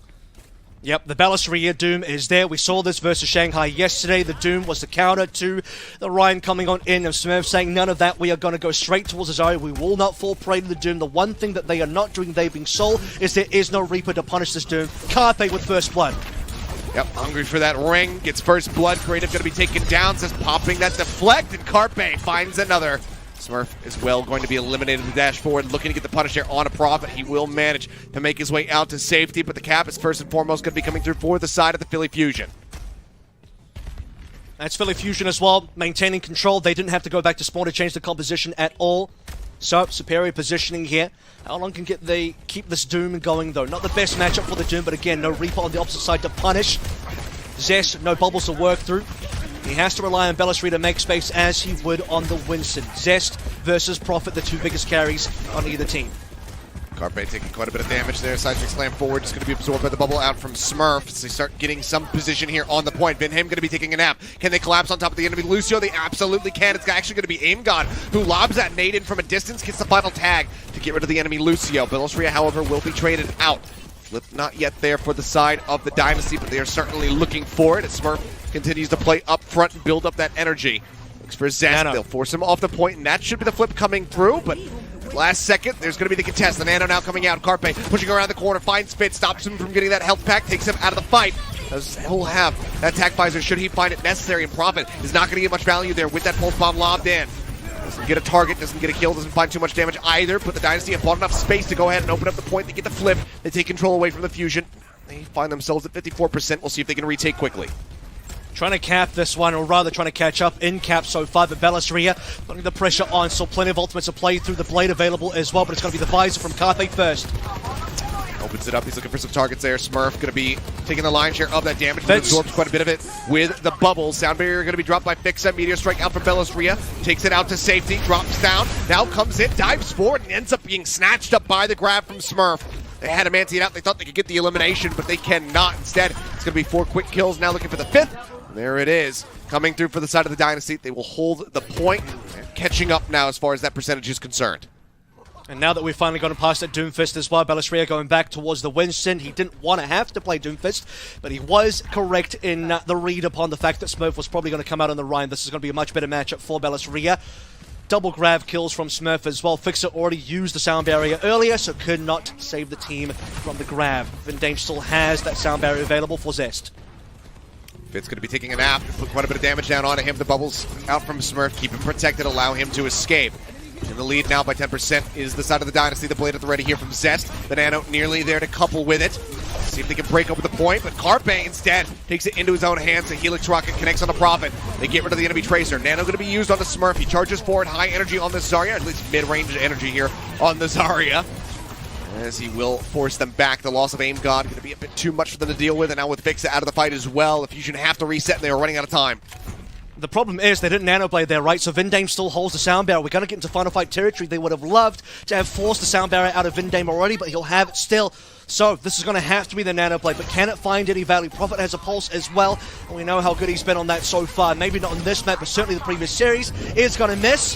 That's a positive for Fusion. Doesn't get that connection. Now the blade's going to be pulled instantly. The deflect has to be used, and Zest pulls back over towards the point, plays in with the rest of the squad. A couple swipes forward there on a Prophet, gets rid of the shielding from the sound barrier, but otherwise this might a kill. Bellisria nanoed up, leaps in, manages to find creative, doubles down, gets a second kill. Now on the Fitz. Is that going to be good enough? At least good enough for them to get the flip. They will go ahead, surrender control over to the Dynasty. Fusion now in control, but they still have 40% to gain if they want to win this round. A brilliant comeback there as well. Just the fact that, okay, we pull out the Nano Blade, the pullback from Seoul Dynasty in return with the sound barrier being used by Vindame. Now we're back to mostly a neutral ground, but Fitz does have a visor advantage. Small over Carpe. Carpe can catch up, but he needs time. It's the grab that could be the difference maker. Fixer doesn't quite have the sound barrier available just yet.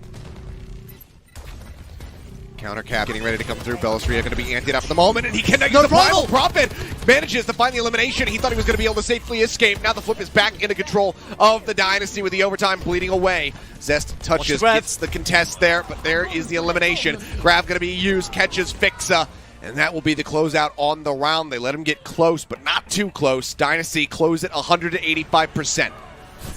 You can see that both teams are looking to dive each other's back lines, or at least put a pressure onto the cores of each side, but it ends up being Bellisria that Force does not primal. Could have just primaled in the backline while he was there, decided to jump backwards, jump away towards his own team, doesn't pop the primal. Fixer also dies at 95% towards the sound barrier, so could not save himself or the team during the grab, and it ends up being a couple of kills coming in. Smurf grab off the point, stop the Fusion from touching at all.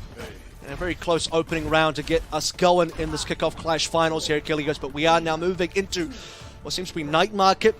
So we're past Control Center, another opportunity for the Rhine, and this time Fusion do not read it. It would have to be Bellisria going back to spawn almost immediately to find that Doom to get that counter.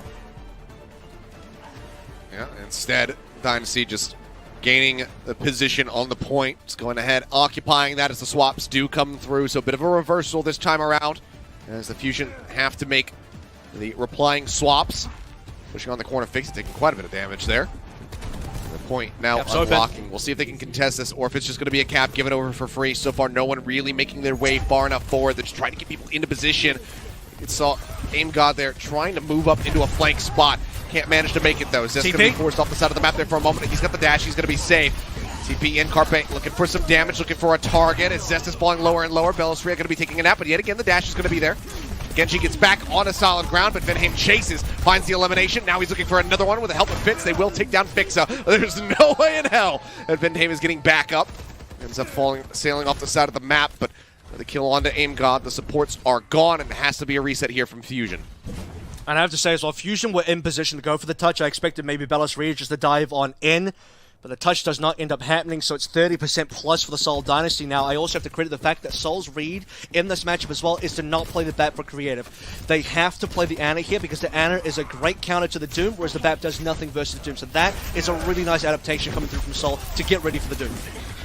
Wall coming up, Prophet looking to cut off half of the positioning here from the side of the Fusion. Bellisria now going to be antied out, slept a moment beforehand, makes it around the corner with the snipe intact. He's going to put up the arms, try to stay safe, but even with the reduced damage taken, it's not going to be enough to save him. Prophet continues to chase forward, getting these right clicks woven in. And now it's going to be 25% away from the Blizzard. This is the kind of thing with the Ryan comps as well, right? You're playing this brawl. If you win the opening couple of fights, or at least just one fight, you start snowballing unbelievably out of control. The ultimates on this comp are so good. I mean, everything's just amazing, right? The Blizzard team will coming up online pretty soon. Nano should be able to save Smurf. He's in trouble. Creative holds. Carpe coming out of that Wraith form, but there's the visor. Yep. And oh dear, yeah, Vinham receiving the nano boost. Didn't quite see how that one went down, but it doesn't matter. They're still going to be able to win the fight quite handedly. And now at 99% or 90%, this very well could just be the end of it. 3 members now waiting to try to respawn. Fix are going to have to try to go for the touch. He's starting to work his way over towards the point. Gets booped away for just a moment. Needs to get himself in through the window. They managed to get the touch. Carpe tagging the point now. Overtime starting to bleed down. They don't have enough room to get in. Nice wall. Cutting them off now. Carpe going to be eliminated. It looks like one after the other. They may just end up dropping. The Blizzard cuts off the front of the point. They get the freeze here on to Aim God. The Fire Strike will finish him off. The Nano not going to be able to see the light of day. The sound barrier might be there, but so is the Shatter. Puts Bellistria down to the ground. He has his work cut out for them. They need Zest. They need him to be healed up. They need him to pull a blade and pull off an absolute miracle. But Prophet finds Fixa. The right-click headshot goes through. Gets rid of the enemy Lucio. Aim God waddling his way back as quickly as he possibly can. Bellistria narrowly makes it in once more. Now Zest has arrived. The blade is there. The Nano's out. He finds Creative. Is that going to be enough, though? Slicing and dicing. He's trying to cut his way through the Reinhardt. He will eventually find Smurf, but they still need to contest this point. Prophet is there. He's in the ice block. Fit's going to be antied out. Ends up going down. Prophet trying to buy some time as they try to hound down Vinham as well. Vinham will kill off Aim God, and just like that, the blade helps them clutch it out. The Fusion are not done yet. They get themselves on the board. My God, the final touch coming in from Bellistria to keep it alive. The ice wall nearly stopped them. Carpe as well in there waiting for Zest. EQO might not be on his team right now. He might not be on the Fusion, but the soul of the Genji Blade Clutch still lives within the Fusion indeed.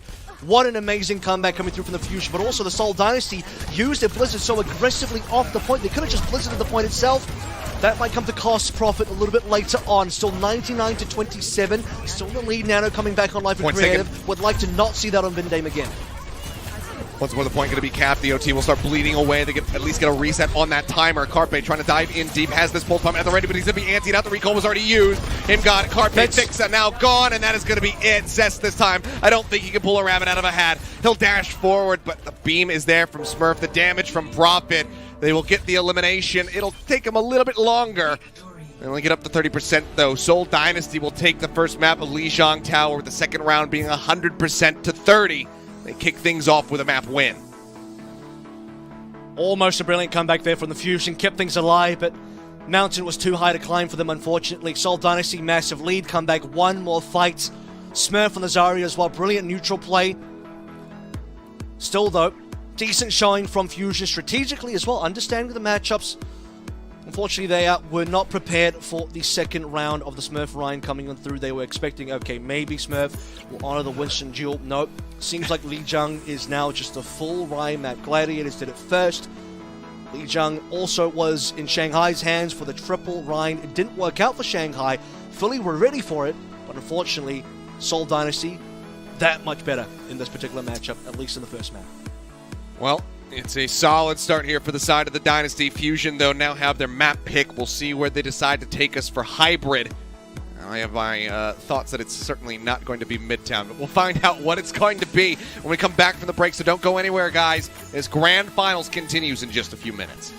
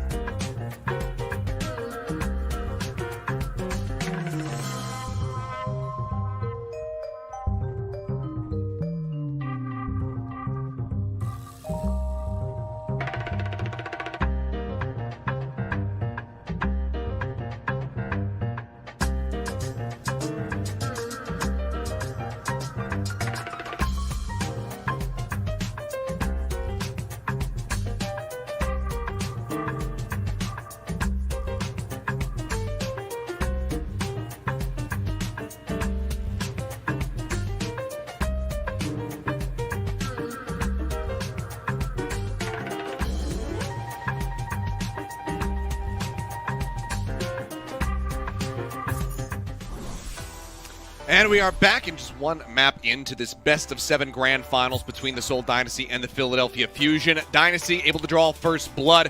They take Lijiang Tower to 0. Fusion now have their map pick as we get ready to go into hybrid, and as I mentioned, it's not going to be Midtown.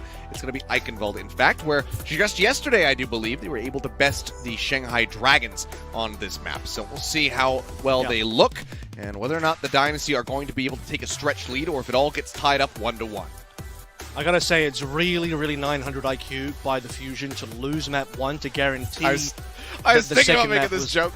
that the second map was guaranteed to not then be Midtown, because if they get to pick the second map, then they can't. They're not going to pick Midtown. So I think that's pretty smart by the Fusion, right? Just purposely lose the first map, guarantee no Midtown. Yeah, it's brilliant. And then from here on out, we'll see what happens. But no, realistically speaking, though, Seoul played that matchup so well. I mean, they kind of the second round in particular, the fact that I don't even know if I would call it a misread from the Fusion, but Dynasty just making the gamble to say, let's do the Ryan again. See if Fusion are prepared.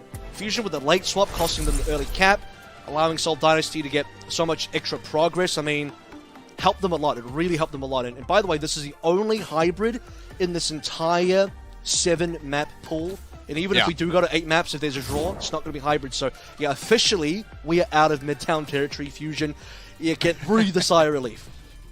Yep, and we can go back to not discussing the Midtown incident. We go focus in now on good old Eichenwald. I will never live it down. I will never let it go. I think that they would rather forget, though. But we'll see what happens here. That's just going to go off the side of the map with the Junkrat, but that's fine. He's got plenty of time. Make his real selection. Just entertaining the fans a little bit, Attackers incoming in 30 seconds. See if there's anything interesting here so far. Prophet's like, I'll do it too. And he'll do it in spawn, I guess. As standard Belos Rio, Winston into Zest Genji. Yeah, normal stuff coming through. No Fury just yet, by the way. I think Eichenwald as a map choice by forcing more of a Winston-styled map rather than something where Zarya would have a lot of success on a flag ground. You could definitely still play the Zarya here, but with B being how it is with a high ground, low ground play, definitely a good map for the Winstons. I think Smurf is also happy with that. Okay. Oh, nice deflect there from Zest. Saying, yeah, none of that Widow open shot nonsense here. Sends it back to the spawn room, swap over to the Soldier. Now we'll have the mirrored compositions as they get moved forward. And it's not a very forward position here for the Fusion. They're actually playing quite far back. A lot of damage there onto Zest. A lot of damage onto Smurf as well. MN3, however, going to be taken out of the fight. Fits with the Helix Rockets, finds the connection. There's a big window of opportunity now as the DPS have been broken down. Wrapping around the backhand side. Oh, it's just like Christmas for a Winston player. You swing into the side room, you say, oh look, it's both the supports. The cleanup will come through. Fix it will send Kratos off the side of the map at his dying breath, but that will be the cap coming in onto point A, and a massive time bank established for the side of the Dynasty, 5 minutes and 40 seconds. Creative should get the forward spawn here as well, the good spawn to instantly get back onto the payload. Fits at a 4K there, was looking for the A stolen by Prophet, that's fine. 4 will be enough. We'll get him plenty of ult charge. Definitely ahead of MN3, who was the first play picked up. Credit to Creative for landing that sleep down that we talked about. Creative as the Ana player for the Seoul Dynasty. Always fantastic sleep darts. And that's what's going to open the door here. Strangely, though, despite losing the fight, AimGod and Creative still pretty neck and neck as far as the nano boost go. Very true. Just a couple percent separating them. Bill is really going to be slept as he hits the low ground. Smurf instead trying to occupy himself with the high ground, but he'll also be taking a nap. Here's a skin idea, Avro. What do you think about this? Pajama Party Winston. When he gets slept in midair, he lands and he's got a little pillow. He's got a little pillow and he's just like taking a little nap there. What is the I think, and on the pajama, the pattern is like the monkey face emote, but with the Winton thing. I don't know. Is that too memey? Is that taking it too far? Or is that just perfect? Who knows? Who's to say? I think it's just perfect. And I think when he ults, he's got pillows on his hands. It's like you're having a pillow fight, and he's just smacking everybody around with pillows. Jesus. This is $1 million idea, Overwatch League. I'll expect my, or Overwatch, I'll expect my check eventually when that skin gets made. Mid-season Manda skin. There you go. Hey, maybe. Creative in the meantime, though, going to be taken down, but Fitz trades it back. Helix Rockets once more finding their target of MN3 in the cart. For the most part, has been proceeding forward without much competition. Has not really been slowed up too much here. And the ults, very much getting stacked up for either side. 5 currently for the side of the Dynasty. Zest, the only one not having push it for Seoul at the ready. It has been a very free push. Now the ante goes out on 2, and Smurf, that is his target, gets onto Aim God, finds the elimination, fixes it. It's a little bit too late there with the sound barrier. Cannot keep his cohort support in the fight. And 3 going to be taken down as well. And Dynasty can just continue to push forward. The cart is still moving unhindered, by the way. Yeah. I mean, Smurf has just been a god so far. He made such good use of the Primal. He bounces Aim God around, juggles him, prevents him from receiving the sound barrier. Where's the touch? Ballasria missed the jump. M3 still gets there in time. They managed to get there in time, and now it's going to be an Nanovisor waiting for them with Fitz. I mean, just shielded up. Mows down 2. There's the DPS eliminated. Zest not going to be given the opportunity to use that blade here on this point, it would seem. Ballasria taking a nap. He's within contest range, so the cart does not glide through yet, but as they clean up the enemy Winston, they will keep it going. Now breaking through into the castle with 4.5 minutes plus in the time bank. Aim God going to get staggered as well. He just cannot make his exit.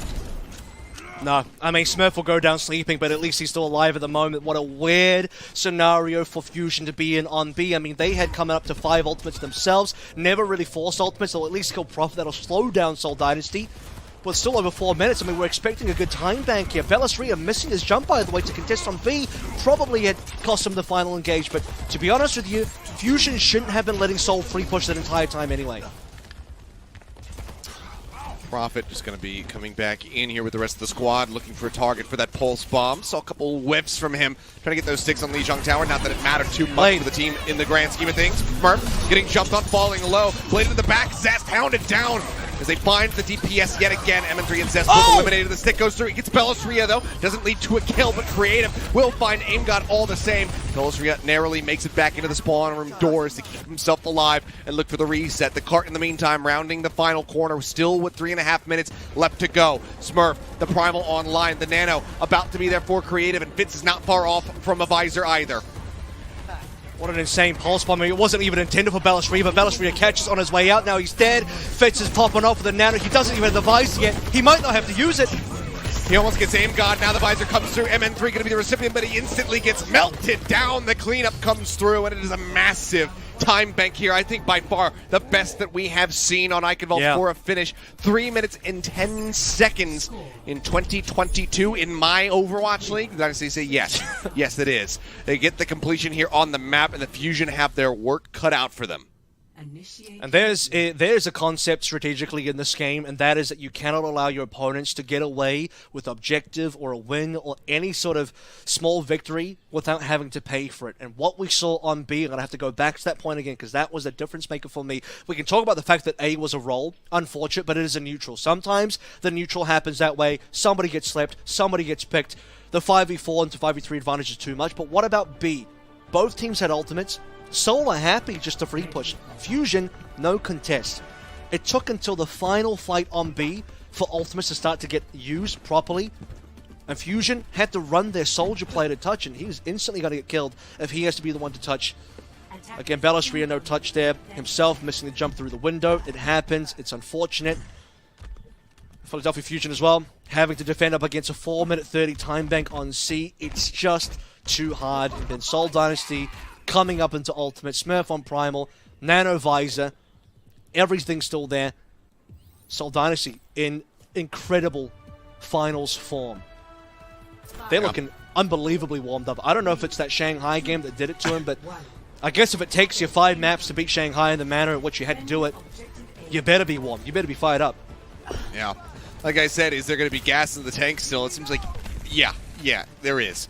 Maybe they're in an electric vehicle and they had enough time to recharge. I don't know. Enough about that anyway. The dive starting to come through from the side of the Fusion.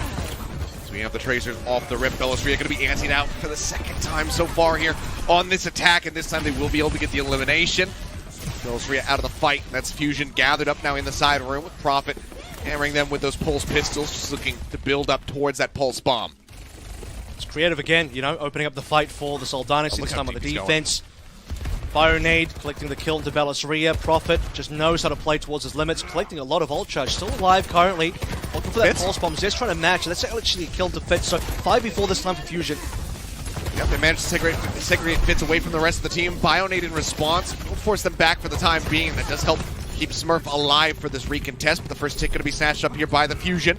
The progress that they can get is going to be very much welcomed See though, Prophet moving forward, going for the last second contest. Will touch in onto the point. Bit of damage going his way, still holds onto the recall. The rest of the team now coming through. Belsria going to be taking a nap as Creative manages to get to sleep. Pulse Bomb not going to find the elimination, but it might not matter because God's still going to be taken down by Prophet with a Pulse Pistol. Oh! But there's the stick, and Zest, he will answer back in a major way. Creative and Prophet both now going to be out of the fight as Fixa got rid of the enemy Soldier 76 as well. Vendheim, so low HP, cannot escape. Smurf will be the last one getting cleaned up this here.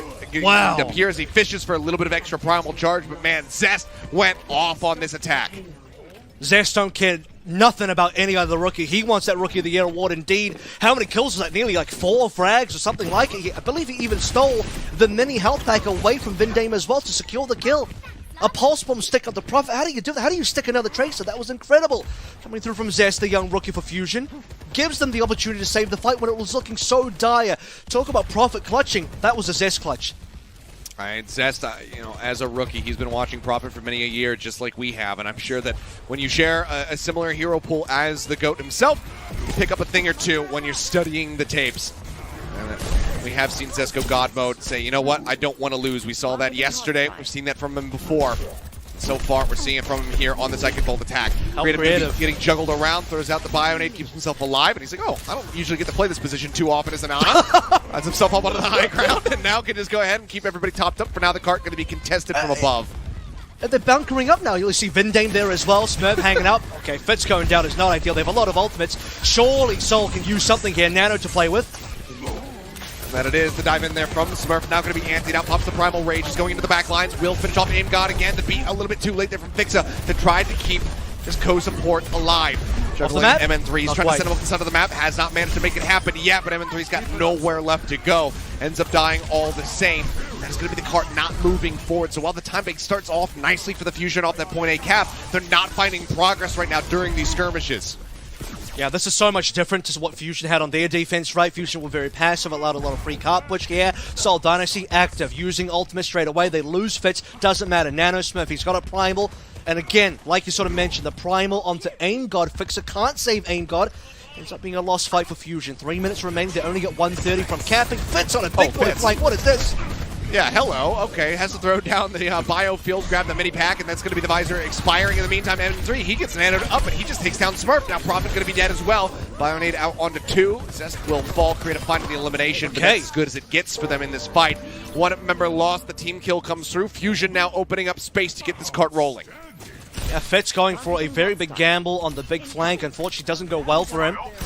And the rest of the Seoul Dynasty gets shut down as well. A double kill for Aim God as we're pushing towards more ultimates. Balisria and MN3 come up next, but it's Seoul that currently hold the cards. They have their own nano, they still have Sound Barrier, they can defend pretty comfortably on the Sound Barrier alone.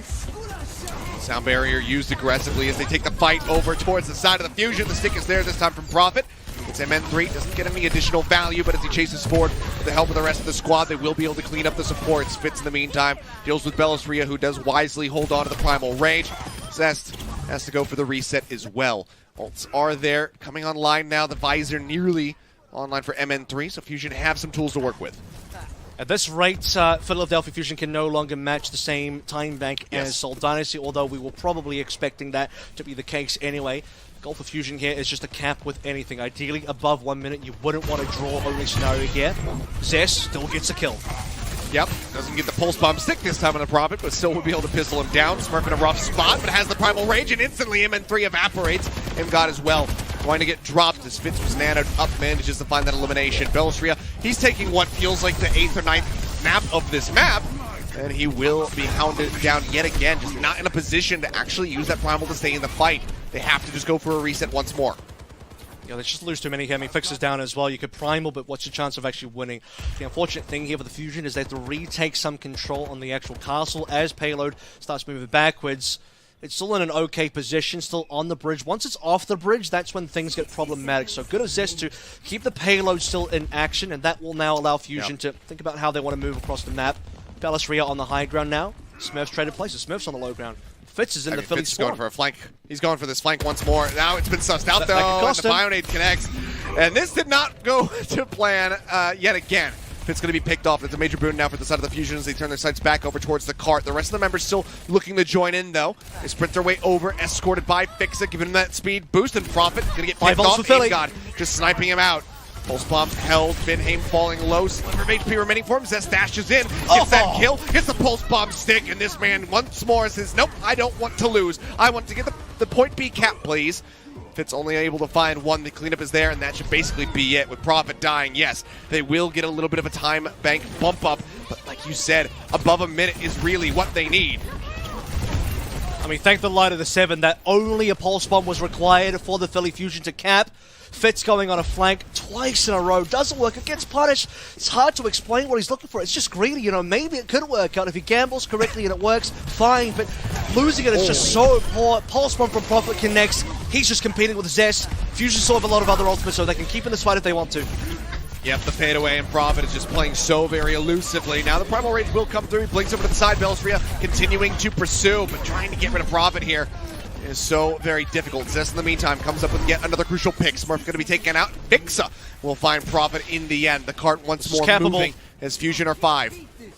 They have to get a really good fight coming up because double creative and Vindame supports are coming online. Smurf as well for the Primal. Belastria has already used this Primal, so can't use that to stay in the fight. Philadelphia Fusion have one good attempt here, and they lose Aim God. They might have to reset, yeah, because you don't want to be pushing without your support.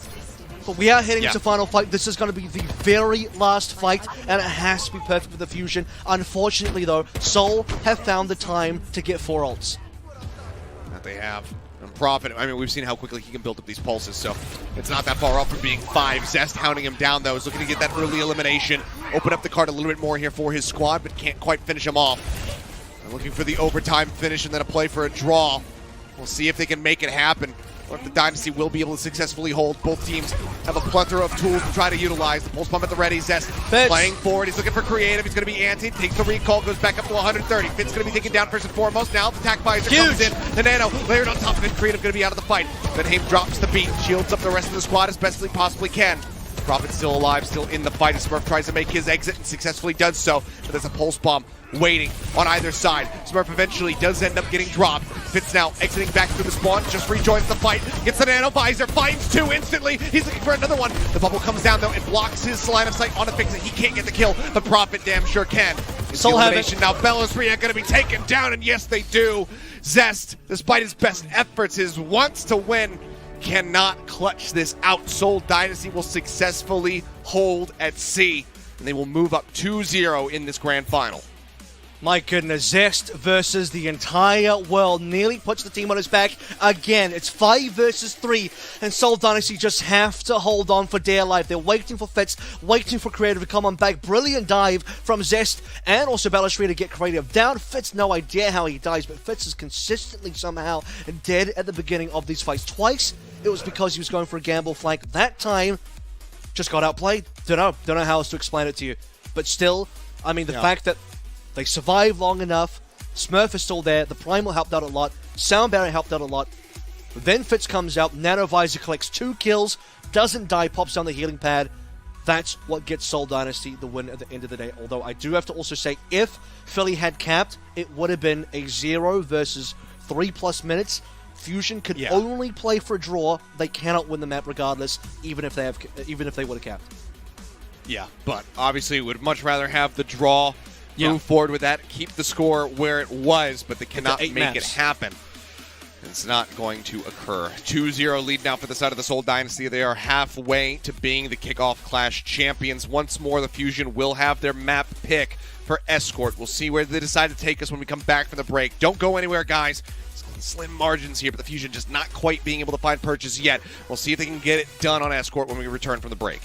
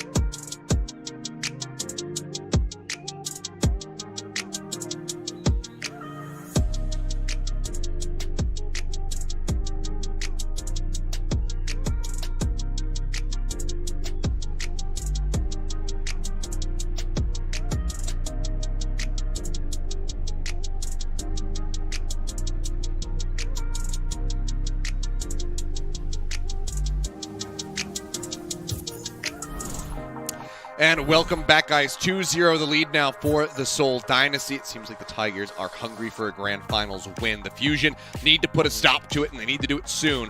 So they're halfway to closing out this series. Best of 7, not much more room to work with here if you're on the Fusion, especially when you're losing on your map picks. Watchpoint Gibraltar going to be the selection for Escort. We'll see if this is the difference maker. And it really does say as well that, you know, it's belief in the diving factor. I think Zest and Bellisria have worked plenty well. We've seen examples of that, but on the other end, Smurf and Prof have been doing some, if not more, of the same. Zest probably back to Genji here. And I was going to say surprisingly good on the Tracer, but no. Even on T1, he was a phenomenal Tracer player in Contenders. Just hasn't had the time or the compositions or the opportunities to show much of that here. But the fact that he was, in some ways, outplaying Prophet, especially in the one-to-ones there, like the stick onto Prophet. He had a one-on-one kill as well at another point. Brilliant stuff. Both Prophet and Zest at the end of the day doing humongous things for their team. But as an entire team, looking at all 5 players combined, Smurf was an absolute god on Eichenwalde. He was to not be beaten at all. Fantastic plays across the board. And Seoul Dynasty working as a team to get a 3-minute 30 time back. I mean, I think as soon as we see that, Achilles, we know it's going to be a rough map for the Philly Fusion, because that is one of the best, if not better, kind of time banks you can possibly get on Eichenwalde, considering how hard it is to finish it. Yep. All of the maps so far have been rather difficult to get to the end of. And it was a very strong showing there from the Dynasty, clearly very much improving on their weak points. We saw them get held there at the very end, 0.05 meters by the Shanghai Dragons. They say, not again. Both these teams, speaking of Shanghai Dragons, have bested that squad on Watchpoint Gibraltar. We just got to see the Dynasty do it in our previous matchup. See how the Fusion fare now. Whether or not they've taken away a decent amount of knowledge after watching the Dynasty play that matchup. And we didn't really get to see it all. I think we finished the map on B, right? So that's something to consider here as well. MN3, I think part of the reason you want to go to Gibraltar is the MN3 factor. We've seen him versus Lit yesterday. We'll see him versus Fitz now. And as we've mentioned in a previous broadcast, Dia from the Valiant considers MN3 to be the best Widowmaker player in this region. So there's a time for him to prove himself once more. Yeah, there's time for him to prove himself. It would be here, but he's going to get first blooded by Fitz, so that will be now Seoul in command. Good opening kill here from Fitz. The cart for now going to be contested in the underpass, just at the top of the ramp. As the dive comes in, Aim God going to be antied out. Probably gets on top of him. Smurf going to be taking a nap for now, but there's no one there to try to pressure him out. Zest as well, following the shield bash from Aim, finding the elimination, and Fitz can just spray down. Unscoped left click for the kill onto Bellisria. This might be a cap. I mean, that looks like it certainly should be. No one really can contest, even if Zest goes diving in there with the Genji. He can get the touch in time, but he's not going to last very long. Again, it's a massive time bank for the Dynasty. Basically a tempo momentum cap, right? They just kill a bunch of players. No reset there, sadly, for the Fusion. The last few players have to hide away in the car wash. When Bellisria is one of the last players dead, he's not going to be there alive to contest. If you don't have a tank alive, well, there's no chance you to defend any further. MN3 in trouble again as Smurf just dies up. This is more and more momentum for the Seoul Dynasty. And ultimates haven't even been a fact yet, but Seoul Dynasty are definitely hitting ultimates. Except for Amgod. Except for the Nano. I mean, Amgod's had a hell of a lot more damage to try to rectify there with his healing. So yeah, his team's taking more damage for sure, yeah. Yeah, he's also been nailing Smurf with a couple of sleep darts so far. I believe he's gotten him 3 times on what little we have seen of this Gibraltar as things have been speeding along. Bellisria as well going to be taking a bit of a nap. The ante goes out. That's going to force the primal from him. He's into the back lines. Looking for Fitz, grapples over, doesn't go for the mini pack, tucks into the side room, and now we'll pop the infra site as the call comes in. They say, Bellisria, we need you back over by the cart. Smurf finding an elimination, finds the second. Aim God going to be taken down now. Zest falling as well.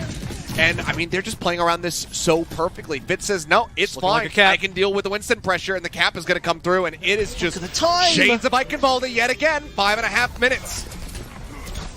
I mean, that's even one extra more minute than they had on Eichenwalde. I think on Eichenwalde it was, what, 4:30? Moving into C, cap it within the next minute for a 3:30 time bank. Here we got 5:30, moving into a yet-to-be-determined cap. Some of the Philadelphia Fusion have not gotten their first ultimate yet. I think this is Zest's first blade. You need Zest to be on that blade. He's got taken down by Vindame. Vindame got his... Vindame received a nano from Creative and just ran at Zest and got him down because he knows, hey, I got the rally. I'm going to be the carry here. I'm going to get rid of Zest, the other carry on the other team, and we're going to win the fight. it feels like Fusion have not really had any good contests. It feels like Fusion haven't really had too many fights. It's just players being picked off, and Seoul Dynasty working that tempo forward. Okay. Okay, that's good. Yep, good opening kill. Brigida says nice one, and indeed it was. It's the kind of kill that they need to have to open up this cart presence a bit more for the side of the Fusion. Fitz playing well into the back lines, just scoping in, looking for a target. You see Smurf there on the high ground as well, trying to relay some information as to where the enemy Widowmaker is, so that Fitz can try to get the better of MN3 once more. Currently holding on to that infra site. Hasn't felt the need to pop it yet. Dive in for Prophet. Going to be coming through the rally in response. He gets on top of MN3 though and finds that elimination. Zest also going to be hounded down. Vindame again away with a flail. Finds the elimination onto the enemy Genji. The DPS duo broken down. Question now, MN3, do you swap off of this Widowmaker? Do you continue to try to pilot it? He's going to pop the infra site. He's going to be looking for some clutch shots to stop this cart in its tracks. They do. Zest has to save the game again. He has to be the one to clutch this 140. He has the blade. There's not a lot to stop him. MN3, he finally makes his way out of the spawn room doors, gets the headshot there on a Prophet. Tags Vindame down low, forces him to keep the shield raised and try to make his exit barrels free in the meantime. Did find creative, and there you go. That is exactly what the Fusion fans have been waiting for. As MN3 starts to come alive, but at what cost? They've already made it so very far on the map, and they still have 3.5 minutes left to go. But if you can continue putting out shots like that, I suppose that this hold is certainly possible.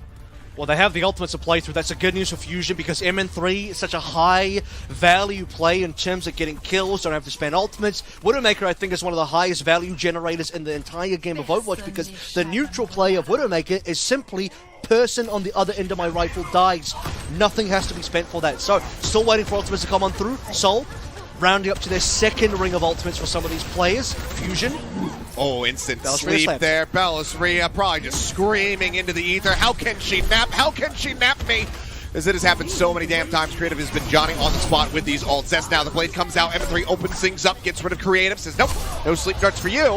Reflection going to be used. Still a nice shot there on to Zest, and despite the pressure, Fitz will manage to survive. In the meantime, the fight is being turned. Prophet gets Bellisria. Fix are going to be gone. The headshot's in. They get the finish onto the Widowmaker. And Aim God, last one standing. They cannot hold it. They drain the time bank considerably, but it's still 2 minutes and 35 at the finish of Gibraltar for the side of the Dynasty. And that's the thing, right? Because, okay, credit to Fusion. They hold that for 3 minutes. Still a 2:35 finish. A and B was the problem here. C started to hold on. Win a couple of fights. Reset the Seoul Dynasty. MN3 gets a bit of a pop-off. Zest, kind of quiet here. I believe he only had one blade. Didn't go well from Vindame. Received the nano from Creative. That's a lot of nanos being put onto Vindame here, but Vindame is doing a pretty reasonable job of keeping Zest inside and shut down, keep the lid on the entire way through. Zest end up going towards Fitz. Gets a slash in, but Fitz escapes him. Using that hook shot. So the Seoul Dynasty work off a 5:30 time bank moving in towards C. I think it's still a pretty reasonable good cap at the end of the day, and it certainly puts pressure on the Fusion to do something similar, but man, it took them a very long time to turn on that defense. Really, really concerning for the Philadelphia Fusion so far in the series. And it just puts that much more pressure now on this attack where they need to excel. They need to take this point A extremely quickly if they want to come close to the time bank, because granted it is escort. It's not going to be the same as a hybrid map. If they finish the map, no matter what, they will get that minute bump up if they finish in overtime. I got a fact. You want to have as much of an advantage here as possible. I have an unfun fact. Or it depends. If you're a Seoul fan, you'll love this. If you're a Philly fan, just cover your ears for the next 3 seconds. Zest has 0 final blows. Oh. 0. That's my unfun fact. Or if you're a Seoul fan, it's a very fun fact. That's certainly a turn of events compared to the last map. Well, we'll see if you can add anything to that count. It certainly has been. It's been the lion's share of the pressure, the weight here of getting kills has been on the shoulders of MN3, and he's widely been delivering on it pretty decently. Goes up for the pop shot there, spots Fitz, avoids getting shot in return. I think Vindame might be one of the best rookie supports currently. He's got as many final blows as the highest final blows on all the Fusion, which is MN3. 4 for both. Oh. Well, there you go. Vindame's popping off. For real. Vindame actually popping off. Man's been looking absolutely clean in his play for the most part. You know, a couple moments. A little bit of an Ajax moment on that King's Row in the last series, but other than that, he's widely been incredibly good. Yeah. Ajax on the last map. That's right. We didn't We actually missed that one, but we caught the fact that he got an Ajax on League Jake on the day prior, so you know he'd give it, take it away. This time he's definitely giving a lot. Creative barely ahead of Aim God in this fight so far. It's pretty quiet. I don't believe anyone's been first blooded, so about a minute 15 gone. 0 deaths, 0 final blows, pretty even. Payload is slowly making its way up, but you want to see it at the top of the hill, at the top of the car wash. That's the problem. This neutral skirmishing. This neutral skirmishing, it's so beneficial to the side of the Dynasty. They don't really care if they give up the ult percentage as long as the time bank continues to drain. Because they say, you know what, even if you do finish the map or if you get into the hangar, whatever. We have done our jobs. We have drained the time bank down. It's already going to be half the time basically gone. Ults come online that much sooner for the Seoul Dynasty for the most part. There's a Nano. The dive in from Profit. Get the Nano on him, trying to keep him alive, and that Bionade is going to expire. And yeah, Blade be damned, doesn't have it, doesn't need it. 2 kills going to be picked up as both supports end up falling. There's not enough peel options here. A shutdown onto that Genji, so manages to come up with some very nice value. As he'll also get MN3 at the end, but Zest is there for the little bit of an alley-oop. Find some revenge, and hey, Zest got a kill. All right, there we go. His first final blow of the entire map so far. What we got there, Zest, come on. We know you can do this because we've seen him pop off on the other maps. It's going to be Infrasight for Infrasight traded through. Both of our Genjis will have the Blade in a hot second, but Aim God has a Nano. Creative has already used his. That would be the advantage. Brilliant opening kill for Zest. The sleep! Profit got slept as he tried to pull the Blade, and MN3 is there for the headshot. That's a major shutdown, and one that was desperately needed from the side of the Fusion. It doesn't even cost that many ultimates, Avril. They still hold on to 4. Now the cart can be opened up to push. Absolutely, but they need to push though because the payload was creeping backwards, and that's kind of the problem, right? They have to go for a secondary fight here, whereas Seoul in the same A push won a single fight and got a free cap. Should be Seoul coming back in a hot second. Smurf has Primal. There's no way they let this one go.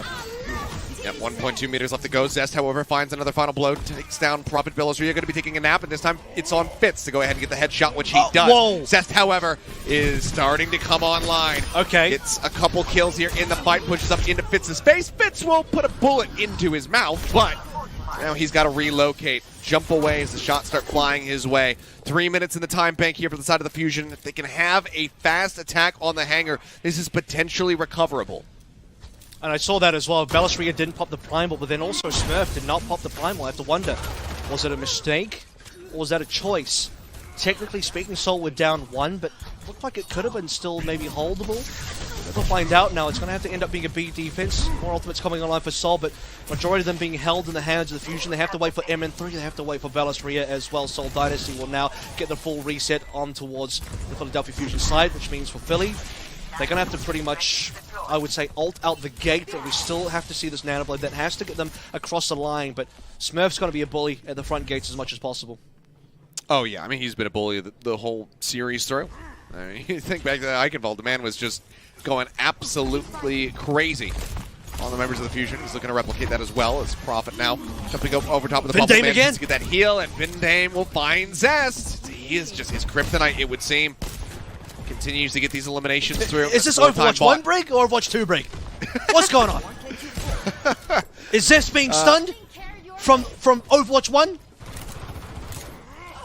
Probably. I don't know. It seems like maybe he's he got into the game code. He's rewritten it a little bit and how this break is going to be playing out. Hey, Aaron, let me get in that file real quick. Let me get that source code. Okay, Blade's going to be pulled. There's a sleep dart from Creative. Puts him on the ground. The bio is there. He's going to dash out, manages to make his way out to safety and actually kill Prophet in transit somehow. I think that was an accident. A happy little one for the side of the Fusion, but the rest of this fight is not happy at all. Smurf is just there. He is cleaning things up. Bellisria, he's been holding on to the Primal, just hasn't had a good time to use it. Gets antied out. Creative finds that finish. And this is one of the most notorious unassailable points in Overwatch in escort maps is this hangar here in Gibraltar. Yeah, it is, which is why Seoul getting past this in what felt like one attempt was criminal. I mean, again, you love it. You get away with a heist, Seoul. I mean, that's just bags in hand, duffel bags, clown masks, whatever you want, just walk out of there. But for the side of Fusion, security guards asleep. Speaking of sleeping, Bellisria's copped many of those so far. We need to start seeing this Fusion team walk up. I mean, Seoul's so brash that Smurf's like gone towards the spawn. They backed out now, but time is just being wasted. How can Fusion cap this in time now when we're about to hit the OT? That's the rough part. Well, double infra sight, so nothing going unseen here by either squad. No surprises in the approach whatsoever. He goes forward and gets the hit on the Vinheim Prophet, dashing over the top. Now the blade is going to be pulled.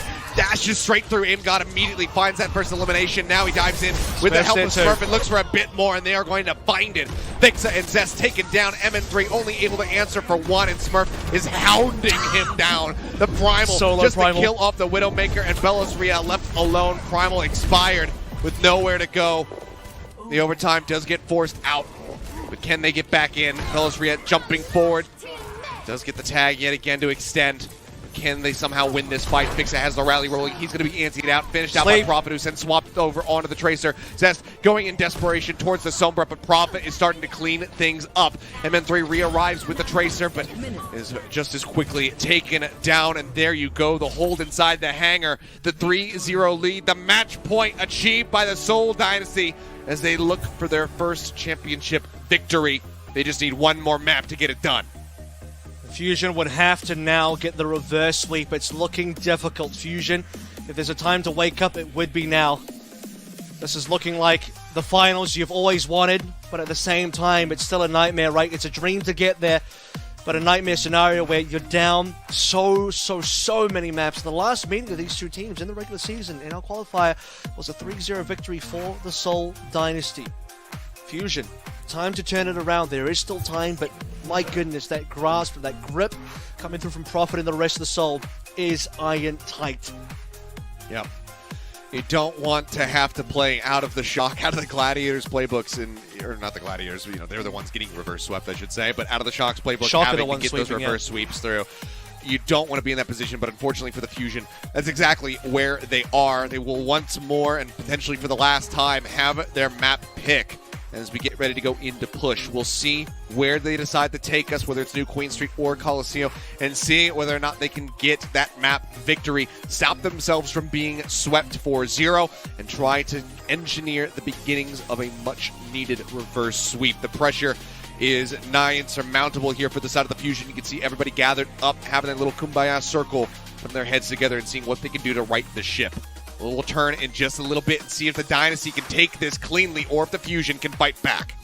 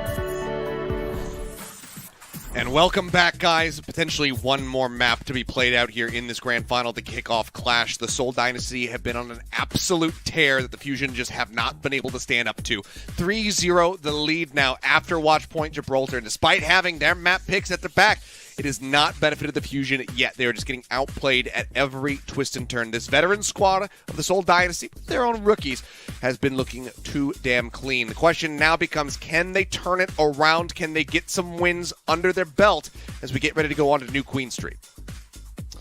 This is a sort of stage as well where, you know, looking back on some of the statistics from our previous matchup, previous map, Watchpoint Gibraltar, a couple of things become very clear to me. Just the insane pop-up potential at individual plays coming through from a couple of members on the Seoul Dynasty. We all know about Prophet already, but Vindame actually finishes that map with 6 final blows, which is equal to MN3 and Zest both on 6 final blows. So he, as a main support player, got as many final blows as the 2 DPS players on the Fusion side of things, as well as doing just about everything else as well to shut down as many players on Fusion. But ultimately, the best player so far this entire series of all 10 in the server has been Smurf. Undeniably so good. Back-to-back Overwatch League champion, 22 eliminations, 12 final blows, so doubled Vindame, 2 behind Prophet, and only, wait for this one, 2 deaths.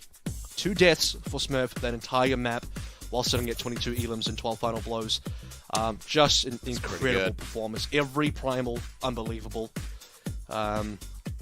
Yeah, I can't sing the praises of Smurf Law. He's in unbelievable form, and we've seen previously Seoul versus Shanghai. Prophet had to kind of put the team in his backpack. It seems like now that we're in the grand finals, the rest of the team is on that same level, on that same page, and that is a Seoul Dynasty that you are frightened to go up against. Yeah, absolutely. And, I mean, Fusion, of course, making the call as we go over to push. This is going to be Carpe's return, stepping in for MN3. Belosria still going to be playing, though. It seems like they want to stick with the Winston play going into this map. So we'll see how they fare now. But it is a much-needed victory for the Fusion. And even if they get this win, it doesn't get any easier. They still have to win game after game after game to go ahead and pull off a reverse sweep. Dynasty, though, they are fired up. They have never looked more ready in their lives to be able to get this win, to get a tournament win under their belts. Here's the hopium that the Fusion fans have been waiting for, and this is legitimate. I'm not trolling. There's no memes here. I'm fully serious when I say this.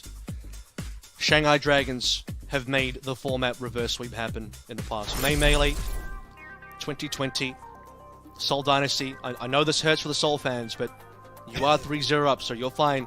You'll live. I hope. Maybe. 3-0 up. Shanghai came back 4 maps and reverse sweep. Our first and only ever, I believe, BO7 reverse sweep. So it is possible. Are you telling me there's a chance? Then it is possible. Never tell me the odds. That's 2 different messages from 2 different references. They contradict slightly, but the point is the same. If you have a god, start praying. Well, we'll see if there is a response as the teams will get loaded up. 20 seconds, those doors are going to open, and battle will commence. Let's see what they have for us. It looks like for now, the side of the Fusion maybe not messing around too much with their picks early on. Could very well be what we see once these doors open. Maybe a swap over to the Reaper, but we'll have to just wait and see. I'll tell you what as well, this is Fusion banking on the rookie Belosria as well. No Void to come on in, to be fair. No Fury to come on in. To be fair, Void also lost this map to Smurf just a little bit earlier, so it's not guaranteed the Zarya would get you the win. However, wait, no, I think I'm lying. I think Void did win. In any case, that's my point entirely gone. Ilios, I don't actually have a point. My point is, maybe you could have seen Fury here, but it's not going to happen. We're going to go for the Winston duel. Okay, well, that's exactly what you want to see, but maybe not the follow-up there. But Zest, once again, getting the better of Prophet, finds the elimination, but Fitz is there, quick on the reply. Answers back. Helix Rocket's not going to be finding too much of anything there. The bot, for now, going to be conceded by the Dynasty, as Fusion will grab it up and start getting that push going. Early lead is always important here. First fight win will give you a decent percentage to work with. Fitz on the flank here, and it will work on the Carpe. That's a kill from Creative. It's under some fire, trying to stay alive, pulling back, but Fixit gets in on top of him, but ends up dying for it. Vinaim, fast to respond, takes down that enemy. Lucio, the dash forward from Prophet, results in the melee kill on an aim god now without any supports. Belosria is going to be trying to hold the bot in place here as long as he possibly can. maybe make an exit, but no. Jumps over to the side. Prophet will go ahead and scoop up those eliminations as he tries to catch up the Zest's ult charge. The bot now can start pushing for Dynasty. Yeah, certainly not the biggest lead for the Philly Fusion at all, but certainly something to work through. That 11 meters will be overtaken momentarily. First ult's coming through will be very important. You are really looking at Zest here to see what he can do. As you said, Prophet's not that far behind. As the rest of Seoul Dynasty, look at this. They're taking some high ground cover as well. Fitz will be difficult to dive. Bellis going to go for it anyway. And he is. Chunked down to about half HP as Zest once more is trying to corral Prophet, but Fitz will put those Helix rockets right at his feet. Be the elimination, but Prophet trying to chase it on to Fixa. Fixa says, haha, you've fallen into my trap. And it's just to take him down, but Aim God dead off screen at the same time. The bot going to continue pushing here for the Dynasty as they start stretching this lead up. We'll look towards that cap as well. 50, what is it, 7, I believe, is what we're going for. It's about 17 away now. The rest of the ultimates coming on through. The best part about this for Seoul is they haven't used ultimates yet. No one's really used ultimates. First few ultimates that are online have not actually been popped in. That includes the pulse bomb. So the more that Seoul cap without using ultimates, the better it is for Seoul. There it is. Bot going to be shifted back into the opposite direction now. It's Zest dashing forward, tries to throw a pulse bomb there on Fitz, but will not find the stick. And now Fitz going to charge the corner. Nanovisor out. Instantly finds Carpe, looks for a little bit more, and he sees many a target sat up here in the corner. Guns down, Fixa, Aim God gone. He will manage to get taken down there in the end by Bells-Rio with a Primal Rage, but I think all the same, Dynasty not going to be too concerned about that as they look for the cleanup. There he does. I mean, that's a reset no matter what. But the bot is right back in. It's pushing up towards the checkpoint. Prophet's going to be taken down. Yeah, they leap back through. They do stop the bot from pushing any further, but can they take it and can they start gaining some distance themselves? That's the question. Well, you have to make sure the checkpoint doesn't come on through, because the only way it's winnable with this kind of time remaining, I know there's still about 5 minutes left, but guys, push can be very decided if a lot of actual distance comes on through early. The fact that Bellis gets a kill, stays alive, and creative is dead means they can come back and defend the checkpoint. That's what matters at the end of the day. They do lose Carpe, but players are still here with ultimates if they want to contest. Yeah, it's a big 3-man anti-sleep goes out onto Smurf. Yeah, good reaction there from Aim God, but somebody woke him up, and I think Aim God's going to be pretty darn annoyed about that one. Need to leave the scientist to his slumber. They do not. He ends up getting taken down for it. Many an ultimate available here for the side of the Fusion, though, as Zest has nearly got that next pulse bomb ready to go, and that's going to give them 4 ults to work with, but the bot is still sat on their side of the map, and they haven't been able to find too much distance themselves. Fusion cannot allow the checkpoint to be made yet, so they have to do everything within their power. If the checkpoint happens, it could be disaster. We've seen how difficult it is when you have limited time in the OT to make your own checkpoint cap, and then obviously the bot stalls on the checkpoint as well, which is not ideal. Zest is going to go wide again. Doesn't manage to find the stick and has to dash back, actually, because he almost got blown up by his own pulse. Prop in the meantime does find Aim God. Carpe dead to Fitz's hand. Bot shifting back, but they cannot continue to occupy this. Bellis-Ria has to try to make his exit, but he cannot. Ends up falling. It's going to be an extended team kill, and that will be the cap. And that is catastrophic for the Fusion. Especially considering, look at the ultimates for Seoul. Seoul, again, didn't have to spend anything for that. Fusion are being passive. You got 3 ultimates online. None of it was popped. Aim God dead straight away.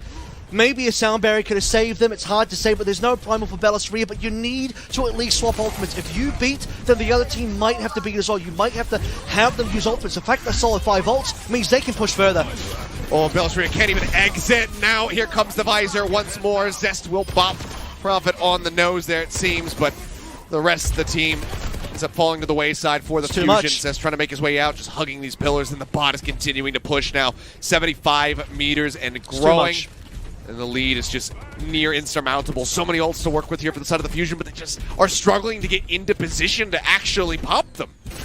Almost 90. 86 is enough. I mean, it's still going by the way. 88 now, 88.14. Goes from bad to worse a little bit. Nearly 5 ultimates online for Fusion. They need to spread these out and basically win every single fight from here on out. There's got 230 remaining. Fixer dies again. This is disaster.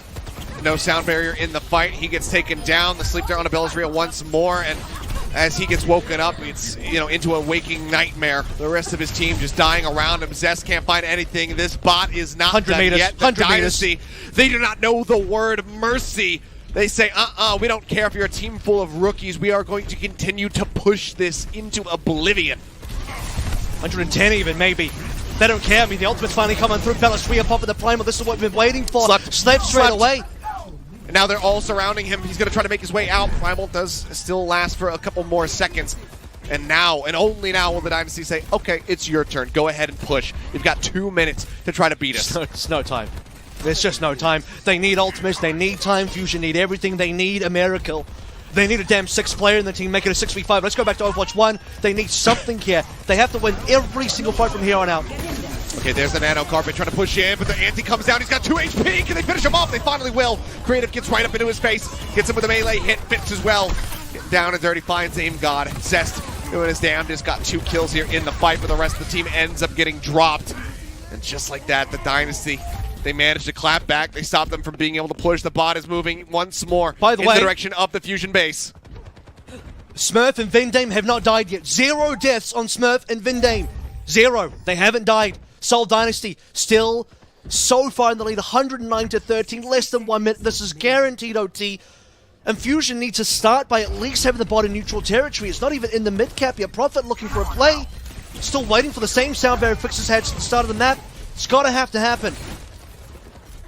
Just playing in this alleyway, ready to drop this pulse bomb on anybody who comes a little bit too close. Falls low, but the healing is there. He holds onto the recall as well. He knows he needs that exit strategy for when he lays that ult down.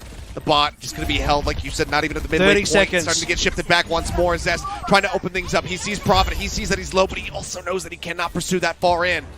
Tries to go on a flank angle. There is going to be the visor out. Fitz pops and finds Carpe. The beat from Fixa. It does not save their lives. The pulse bomb finds nothing, and that could just be it. Fixa will pick up 1 as Belosria hits the floor, and with 10 seconds remaining, it seems like they have done it. The bot once more, pushing over towards the Fusion base. And no one can anyone even touch this. I do not believe so. I think that it is just going to come down to this. A final touch from Zest. He does manage to force out the overtime, but it would take an absolute miracle for them to be able to turn this around in overtime. Leap up into the window. They're looking for the contest now. Belosria jumping forward. The Primal Rage nearly online. Now has it ready to go. Ingod not too far off from having that Nano ready to roll. Belosria keeps himself in the fight. The Primal going to be popped, but Smurfs does the same. He goes into the back lines. He's looking for the DPS. He's looking for the supports. Decides to contest the bot instead. Belosria will find Creative. He finds Fitz. Belosria looking to break things open for them. There's still so far to go, though. The bubble they have to get this cap now coming on going through. To fall. There's the Nano. Visor nearly up for Carpet. They can start pushing. Okay, that's the first death so far for Smurf. He is no longer deathless. Vindame was the only deathless player. Sound Barrier coming online soon. Prophet probably not going to go for the touch just yet. They need to wait for the team. A lot of fights ahead. This is going to be a big journey, a mountain to climb, and I better hope we have some climbing gear Fusion. Nano. There's a Nano onto Carpet just to try to get that visor ready to roll. He's trying to break through the Winston bubble. Hasn't been able to find too much damage with this ult yet. No kills to speak of. Visor's still not online yet. Beat down to be dropped aggressively here from the side of Inhame. He pulls the trigger on that one, shields up everybody. An app from Belosria, taken down. Creative, put him on the floor. They put him in the grave. The pulse bomb from Prophet finds Carpe. And yes, I do believe you are correct. Zest answers back with 1 last kill, but the OT will bleed down ever so quickly. And they absolutely dominate their way to a championship win here in the kickoff clash. The Seoul Dynasty will take this final 4-0. 3 finals it took for the Seoul Dynasty, but they have finally got their first ever title in Overwatch League history for this franchise. Long have they waited. This was the roster, this was the team, this is the year. 2-time champion Smurf to carry the way. Prodigy, main support rookie in Vindame. Creative having to fill in for Jonag after leaving the team. Fitz has been waiting for this moment his entire career as well. So many of these players. Prophet, let's talk about him next. It's been so long since Prophet has had his own chip. Not since the inaugural season, you're right. He won the first stage, won the grand finals, and since then, it's been all quiet. And now, the haters are silenced, doubts are put to the side. They said that a head coach, Toby, couldn't make this team good. Well, you're wrong. This team is now a championship team. That they are, and they finally have delivered on it. A vindication for these players, for the coach, for the entire organization, and the fans. Dynasty are, in fact, a team that you can, with some relative safety, cheer for, it would seem. They are our kickoff clash champions. The Fusion, unfortunately, put into second place once more by Prophet. But I gotta say, as much as we are celebrating this massive moment for the side of the Dynasty, this is still, I think, a great showing for the Fusion. This is not the final that they were looking for. It's not the final that we were hoping for. They are unable to pick up any maps. But this beginning to the 2022 season overall, I think, is a good showing for the Fusion. They made it into the grand final with a bunch of rookies, Carpe and Aim God. They get there, and I think that they could still and should still hold their heads high, and I hope that the fans, in typical Philly fashion, do not go burning down the street. They don't go flipping cars and climbing telephone poles. I hope that they will just sit back and continue to cheer for these teams and realize I hope that they really just realize how much promise there is behind this squad with some more time. We saw them rebound after the hot start. They start falling off. They come back through. They make a great run in this event.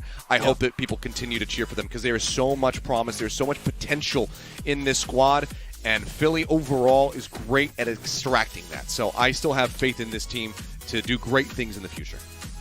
Absolutely. I think, there's definitely some sadness out there, but remember, it's taken an entire year or more to get to the stage again. Same thing for Seoul. I mean, both franchises, both fan bases wanted this. Inevitably, one side was going to have to lose and be sad about it, and the other side was going to have something to celebrate for the first time. So, at the end of the day, I think both fan bases can look at the other one and say, okay, we feel your pain, we know what it's like, and at some level, you could be happy that the other side managed to get that win today. If it wasn't us, then it should be them kind of deal coming on through is what I would like to see, just because I know how Seoul and Fusion, both teams, both franchises have fought so hard to get to the stage with so much, failure and hurdles and barricades in the way. Finally, one of our two teams were going to punch it through. So, I'm just so happy that this ended up being the finals because I knew that somebody was going to have to win. But Seoul, they're the team that have the veterancy in every single position. Toby as well proving himself when people doubted him so much. Shame on you, by the way. And Seoul Dynasty now, off the back of everybody, but, especially Prophet, who delivered them here into the finals after his insanely good performance versus the Dragons, right? They slay the Dragons, they topple the Fusion, and now finally Seoul can have their dynasty. Finally Seoul, with their namesake, can kick off their real dynasty. Prophet will once again be our player of the match. Deservedly so. I don't want to hear it. Prophet play the match again. Yeah, because he is the reason they got here in the first place. I mean, so very true. I think there's a very concise argument that you can make for Smurf, who, like you said, you died so few times on that last map in particular, and the whole way throughout this matchup was just wreaking havoc in the back lines. I mean, you could tell that this was an absolute veteran and one of the best Winstons in the world versus an up-and-coming rookie here. That very much kind of got exposed in this matchup because Smurf was just really running the lobby. But he was smurfing. Prophet is right there. He's constantly backing Smurf up on those dives or vice versa to be able to come up with these massive kills, these massive explosions of death against the Philly Fusion. And Prophet will be walking away with it. I mean, head held high. This has got to feel so good for him. And when we saw him in happy tears after finally besting the Shanghai Dragons, I wonder how he feels now getting the grand finals victory here in the Kickoff Clash, as well as being the double player of the match. Yeah, I mean, grand finals MVP in 2018 as well. I think legitimately, I'm not even joking when I say that Seoul wouldn't have been here without Prophet. They wouldn't have made it this far without Prophet. This is the horse that got you here, and honestly deserves a well and truly earned rest now for basically having to play two back-to-back, well, the entire team really playing two back-to-back matches there. In some ways, you could even say, they play the grand finals and they play the other grand finals, because it felt like the match versus Shanghai could have been a grand finals as well. It was that close, it was that difficult, it required that much effort. So for Seoul to get through that, they come through here with such fire in their bellies, 4-0, that kind of dominance. I mean, so happy for Seoul Dynasty, because even last year when we casted them, Seth, in 2021, it felt like they got close. It felt like they were nearly there. They got bested by Fusion, the East play-ins towards the end of the season, and they never made the playoffs. But this is a team that got so close, but yet it was so far. And now they have it firmly in their grasp, that trophy, that title, that chip, the respect, everything. Yeah, and I mean, now, if you're a Dynasty fan, you just got to have the hope that this level maintains and that this isn't just a flash in the pan here at the beginning of the 2022 season, because I know that they've been spurned many a time. But I think that, yes, this is finally a year, finally a season where the Dynasty are looking like a real contender. It looks like they may very well be able to go on during the end-of-season playoffs and make a real run for the title. But it's still so close. I mean, you think about it going to Game 5 versus the Shanghai Dragons, they're still going to be in contention. The Fusion are going to be looking to continue to improve and bounce back after this loss.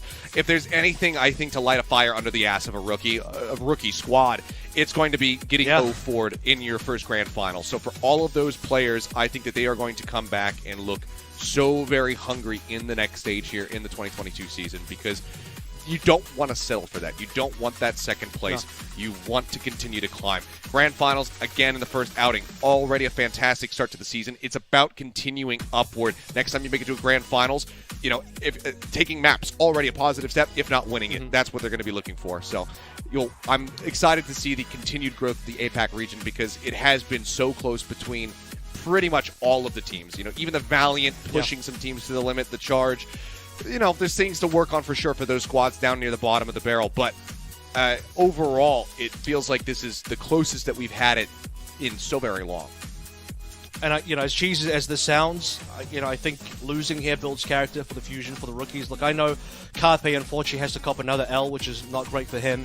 But for the rest of the rookies, they probably need this. They need, like you said, to get a bit of a fire behind them to push them further. They need to taste this level of defeat at this sort of level to get that motivation. Not that they're not motivated, but to sort of just have that, that character building, that arc building phase to get to the next stage and have that performance again. I definitely don't think this will be the last we see of Fusion. Although that being said, Dragons will certainly be angry, fired up themselves, ready for the next tournament. That will be yet another hurdle for every single team. So Seoul and Fusion got past Dragons this time around. I can't wait to see what Dragons does in the next stage forward, and Seoul are going to end up being the ones defending their title for the next stage as well. So that'll be very exciting times for the Eastern Division moving forward.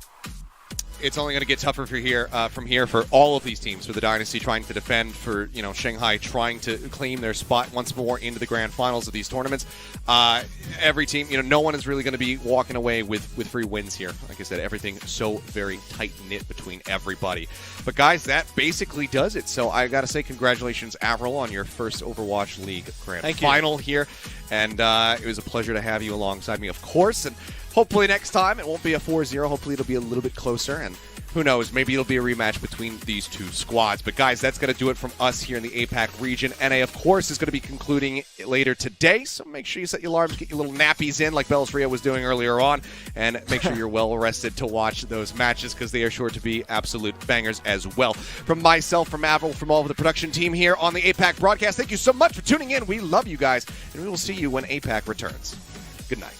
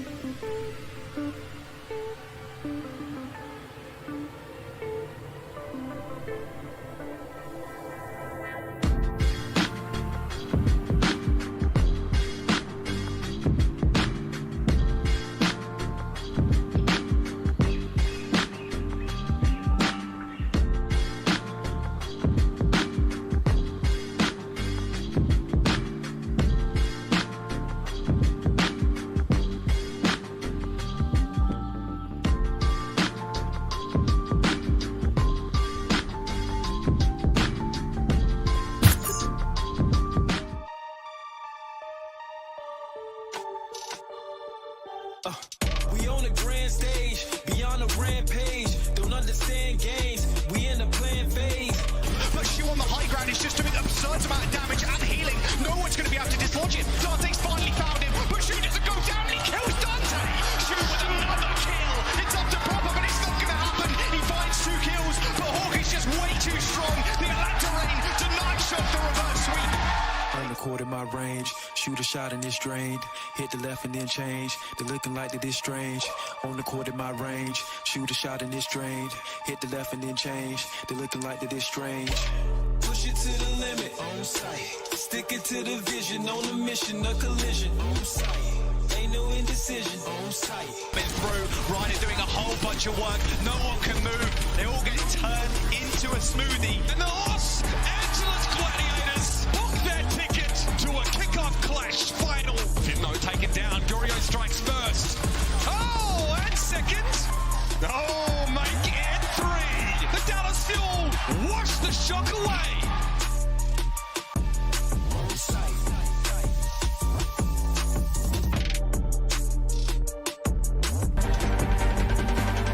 Welcome to the Watchpoint pre-show. I am Zoe Xun, and joining me for this joyous occasion of the final kickoff clash day are my analysts extraordinaire, Jonathan Reinforce Larson, as well as Rosemary Necra Kelly. How you both doing, Necra? Necra, how are you doing? I can talk to him like all day long. I'm really just interested in your well-being. Well, thank you, Zoe. I'm doing fantastic. I have had such a blast on the Watchpoint desk with all of you so far, and I can't wait to have another incredible day of competition here at the Kickoff Clash. Yeah, Jonathan has been hyped all morning. He's been running around outside in circles, making all sorts of noises. I'm just like a kid within a Overwatch store or something. Yeah, it's like Christmas. It's like Christmas, yeah. I'm just so many good things. This tournament has been fantastic. Like, genuinely, this has been one of the best tournaments we've ever had in the Overwatch League. Like, the close matches, all the clutch moments. It's been so many memorable things about this kickoff clash. We're going to end it on a very high note, sorry. Yeah, we are indeed. Now, speaking of ending, the Eastern region reached its conclusion last night. But if you've been a good internet denizen, you've avoided spoilers. And of course, we're not going to be the ones to ruin this for you. So let's take a glance at how the Eastern region looked last night before the games begun. Just to once more rehash where we were at. So the Philadelphia Fusion, they were waiting in the grand finals, and it was all about the Seoul Dynasty and the Shanghai Dragons to duke it out, to see who can match up against the Fusion in the finals and get that championship title in the Eastern region. Now, while most of us were counting sheep, the Eastern region did get treated to an absolute banger of a semi-final between the Seoul Dynasty and the Shanghai Dragons. I mean, they played each other so close, but in the end, it was Seoul coming out on top and moving on to the finals. Necra, what were your thoughts on this game? Oh my gosh. I mean, where do I even start, Zoe? Because this was an incredible matchup for the Eastern region of the Kickoff Clash. I mean, this is not the first time that Shanghai and Seoul have duked it out. In fact, it was the Shanghai Dragons that ended up dropping Seoul Dynasty to the lower bracket very early on in the tournament. But Seoul this time around was able to come out on top after 5 incredibly close maps. Now, during the series, it was pretty obvious that these two teams were trying to posture for map pick. Obviously, Shanghai Dragons being very, very well versed on that Zarya composition, switching in Void and Fleta in order to be able to play that comp. But Seoul Dynasty, you know, they have their tried and true core 5 members of the roster, and they just kind of continue to try to play the mirror or just force out the dive, because that's one of the compositions that they are best at. But it was all about that map 5 for me, Zoe. I mean, if there's one map that I have to recommend people to go back and watch, it is that final map of Ilios. But I know I could talk about this match forever, so I'd love to know both of your guys' thoughts. Absolutely. Yeah, I mean, the Dragons, they might have lost, but really, this was a great showing from both of these teams. I think, actually, if you missed the series, I want you to go back and rewatch the end of New Queen Street, because that was just so hype and so clutch. I probably stopped breathing for about 30 seconds or so there. That got me all sorts of excited, and that was very early in the morning, mind you. So, yeah, absolutely fantastic.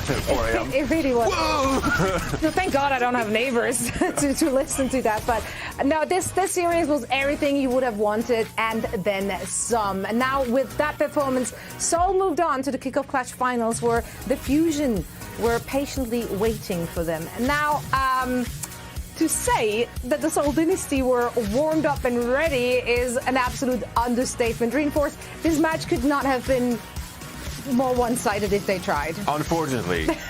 Unfortunately, it could not have been more one-sided for the Seoul Dynasty in this finals matchup. And, you know, they just, like, launched themselves out of a cannon. You know, they were fresh, hot off that 3-2 win against the Shanghai Dragons, and then straight into the finals, they were ready to go.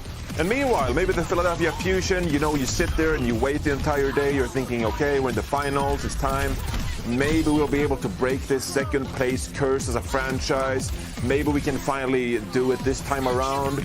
And maybe that pressure kind of built. You got to remember, this is a team that is full of rookies. I mean, MN3 and Cest, an amazing damage duo that's been promoted from contenders this year. Fix as well, coming in from the Uprising Academy and North American contenders. This is a young team that is relatively inexperienced compared to the likes of Smurf on the Winston. He's a two-time champion.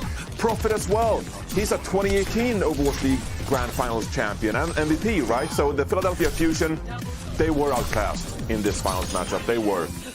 So the Philadelphia Fusion, I think, though, you have to be pretty happy with where you ended up, right, in the Kickoff Clash. Because going into this season, there was a lot of talk about, are the Chengdu Hunters going to be as good as they were last year? The Shanghai Dragons, again, this absolute juggernaut in the APAC region, and once more, of course, Seoul with Prophet and Smurf, right? The Philadelphia Fusion, they're competing with these teams. Hell, they even 3-0'd the Shanghai Dragons. They 3-0'd the Hangzhou Spark. So this is a tournament run. You have to be so happy for these rookies. You really got to celebrate the achievement of just making it to the finals in the first place. I know that this 4-0 loss is a bit of a blemish on their record and, you know, what they managed to achieve so far in the Kickoff Clash. But if you're a Fusion fan, you got to be so proud of this team and what they've done so far, because there are so many more wins and tournament runs in their future. Absolutely. And I mean, don't forget that the second place is still rewarded with quite a few league points, which count towards the end. So it was really important for the Fusion as a team to get that far. Now, let's take a look at the final completed, hang it on the wall and frame it, a bracket of the Kickoff Clash Eastern region. Just because we really love brackets, don't we, Necra? Oh yeah, I mean, I'm just excited looking at the bracket because there were just absolutely so many bangers that happened in the Eastern region, and also taking a look at the very end. I mean, I love my Philly, team, but Seoul, they definitely earned this one. They really did. And while we were unfortunately not there in person to hand a trophy to the Seoul Dynasty, we on Watchpoint would be remiss if we didn't just, you know, let them shine a little bit longer as they collected their organization's first Overwatch League title, the Eastern Kickoff Clash champions. Now it is time to take a moment to just appreciate those champions and what they've achieved so far this year. I mean, is this the year that the Dynasty will fulfill their destiny? That's a big question here, Necra. I think so. I think that after the Kickoff Clash and how the Seoul Dynasty performed, they really showed the more strategic side to their gameplay, especially versus the Shanghai Dragons, sometimes not even forcing the Zarya mirror, but also just playing something completely different. So it's just been really great to see how Seoul has performed, and I definitely expect big things in their future. What about you, John? Yeah, I mean, it's been such a long time coming for this franchise. Because remember, when the league started in 2018, this was supposed to be the Korean representative, of course, representing Seoul, the capital of South Korea. But they just fell flat. Again, the Lunatic High lineup, they came up, they didn't live up to expectations, they struggled to really fulfill their destiny back then, and it's been a long road coming to finally win this first title for them. Obviously, they made the grand finals in 2020, but overall, that just wasn't what Seoul Dynasty fans were expecting of this franchise. So to finally win their first stage title, a huge achievement for this organization, Zoe. It really is, and it's so great to see such a turnaround. And I feel like a lot of the franchises we have in the league, they had that moment, you know, and it really was Seoul's time to finally have that moment. And for their fans as well, who have been loyal throughout the ups and many downs, unfortunately, of this very franchise and of this roster. It's been absolutely fantastic. And I mean, every individual on that roster put up an absolute star performance. It was really hard to even, you know, you could have taken the entire matches as a highlight reel, just as is. Like, there was no cutting really required because they were just all so good on an individual level, and then they came together as a team. That's the Seoul Dynasty we always wanted to see, and you just can't help but to be really happy for Seoul and their fans as well. A historic franchise, as you said, and they're on the right track to make a historic year for themselves. Now, you've already seen him all over those highlight reels, but you know, I feel like it's not possible to give this person more credit, or too much credit rather. I'm talking about Prophet. He's one of the greatest, if not the greatest, of all time, and I think it's becoming harder and harder to argue against that point reinforced. Prophet is just getting better and better. Absolutely, and I mean, it's so insane to think, right? Because we're like, what, year 5, year 6 of his career. I'd be remiss to mention, of course, that Smurf had an amazing game for the Seoul Dynasty, and he was a large part of why they won this tournament in the first place, especially against the Philadelphia Fusion. Great performance. But Prophet, man, my goodness, this player, this absolute specimen of a human being.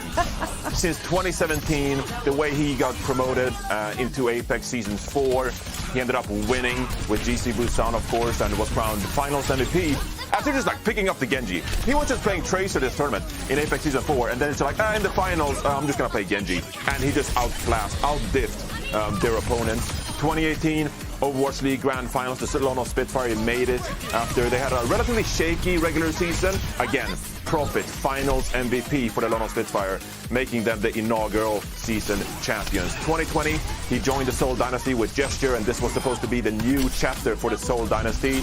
And again, after a pretty shaky regular season, there he was, Playoff P with deflects like that. I mean, this guy's just absolutely a menace. That just keeps impressing me. Again, they made the grand finals, and while they didn't quite make it, because again they faced that incredible San Francisco shot roster, right? That was just an achievement in and of itself, making that grand finals in 2020. 2021, Seoul Dynasty were a fantastic regular season team, and they got 4th in the Countdown Cup. And now finally, Prophet helped the Seoul Dynasty to win their first ever title as a franchise. He just keeps getting better, consistent, legendary performances from Prophet. And in my mind, I mean, you just have to say it. Prophet is the unquestionable Overwatch greatest of all time. Yeah. Ridiculous player. It's really, really hard to argue against that. I mean, Prophet, what a guy, what a player, deserving of every accolade he gets, and possibly even more. Now, we've got some rising stars in the West who likely idolize players such as Prophet, and we will be talking about those players and hand out some honorable mentions for the Western Region Kickoff Clash Tournament, when we return after a quick break. Stay tuned.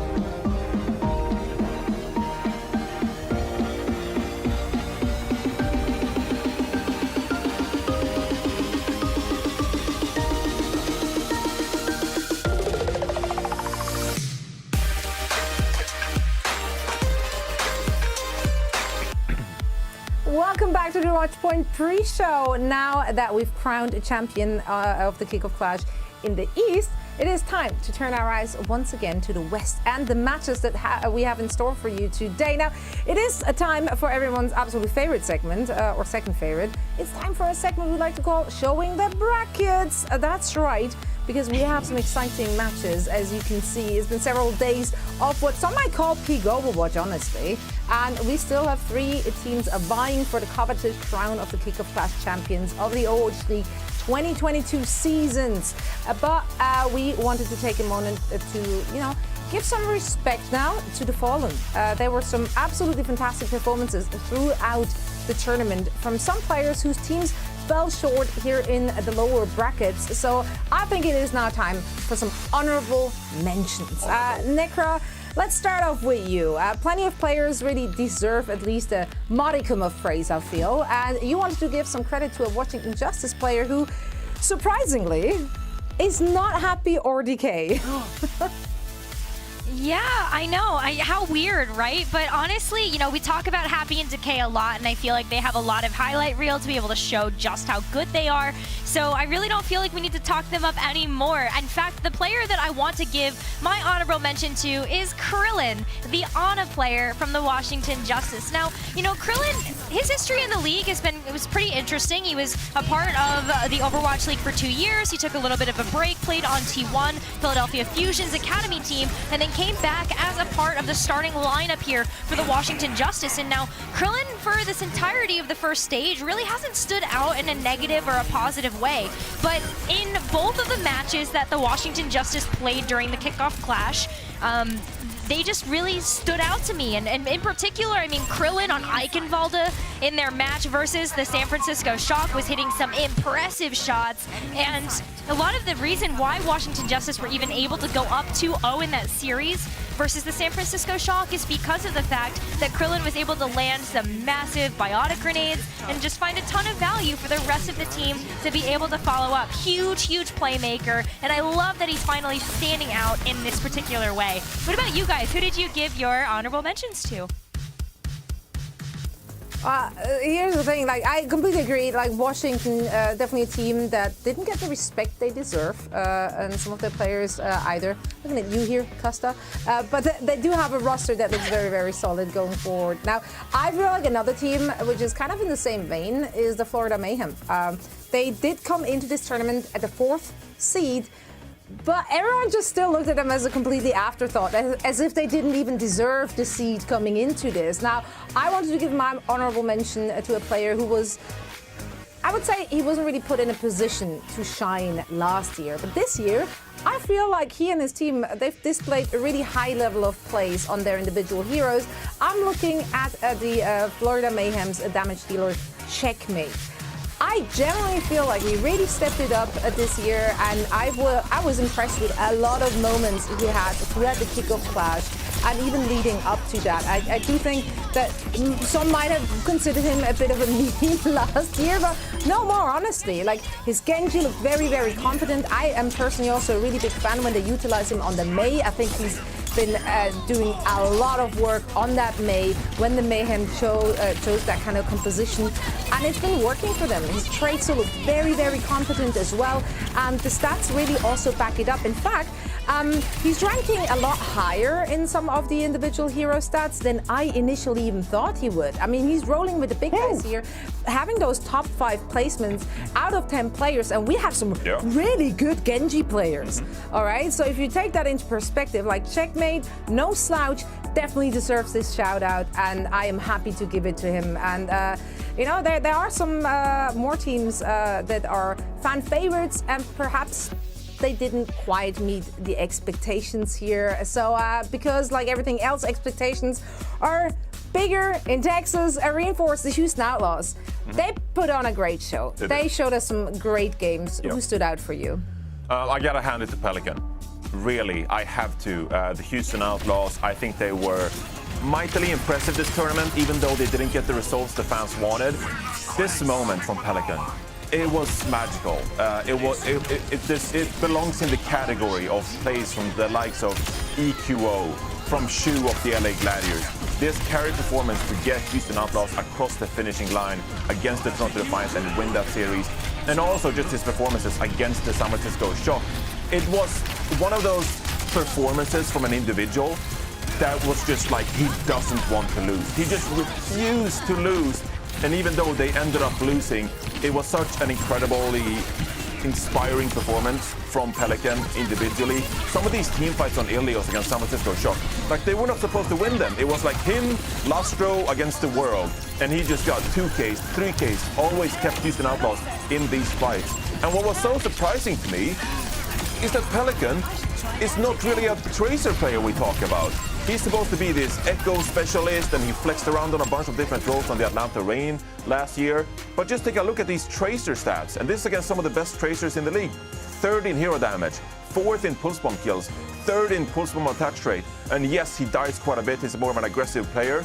But I think these stats and the individual performances, just, you know, watching him play, I think is incredibly noteworthy. Pelican is one of those players that you can consistently rely on your team to back you up in a tournament like this. He's not going to disappoint you, and he probably belongs to be somewhere among our other star players around the league. Certainly one to watch out for in future stages to come. Absolutely. I'm sorry I was just grinning at you, but I can't help. I can't wipe the smile off of my face because I look at these players, I look at these games, and I just can't help but feel that we're just so lucky to have so many great players in this league, and we're more than happy, of course, to give credit where credit is due. Now, I suppose we still have a tournament to play as well. We do. Yeah, that's right. And we'll figure out who will be facing off against the LA Gladiators in the Kickoff Clash finals. We'll break down the lower bracket final matchup between the Dallas Fuel and the Atlanta Reign right after this break. Don't go anywhere.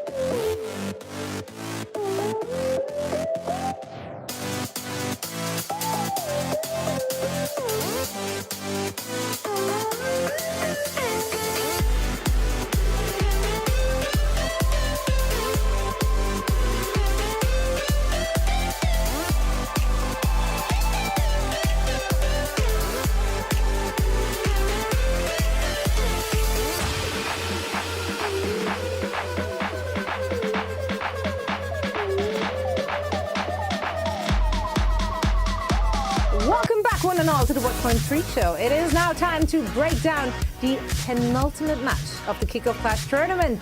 Dallas Fuel stomped their way through the San Francisco Shock yesterday, earning them the right to face off against the Atlanta Reign in the lower bracket finals today. Now, maybe this is a case of extreme recency bias, which I'm known for, but I simply just don't see how you can stop the Dallas team. They seem to be nearly perfect on their Zarya composition, and that's really been what's breaking all their opponents' necks so far. So, yeah, I don't know. We literally don't have an answer. Every time I'm asking one of our analysts, like, so how can you take them down? You just can't. The only real choice you have is forcing them off of that Zarya composition, because so far it doesn't look breakable.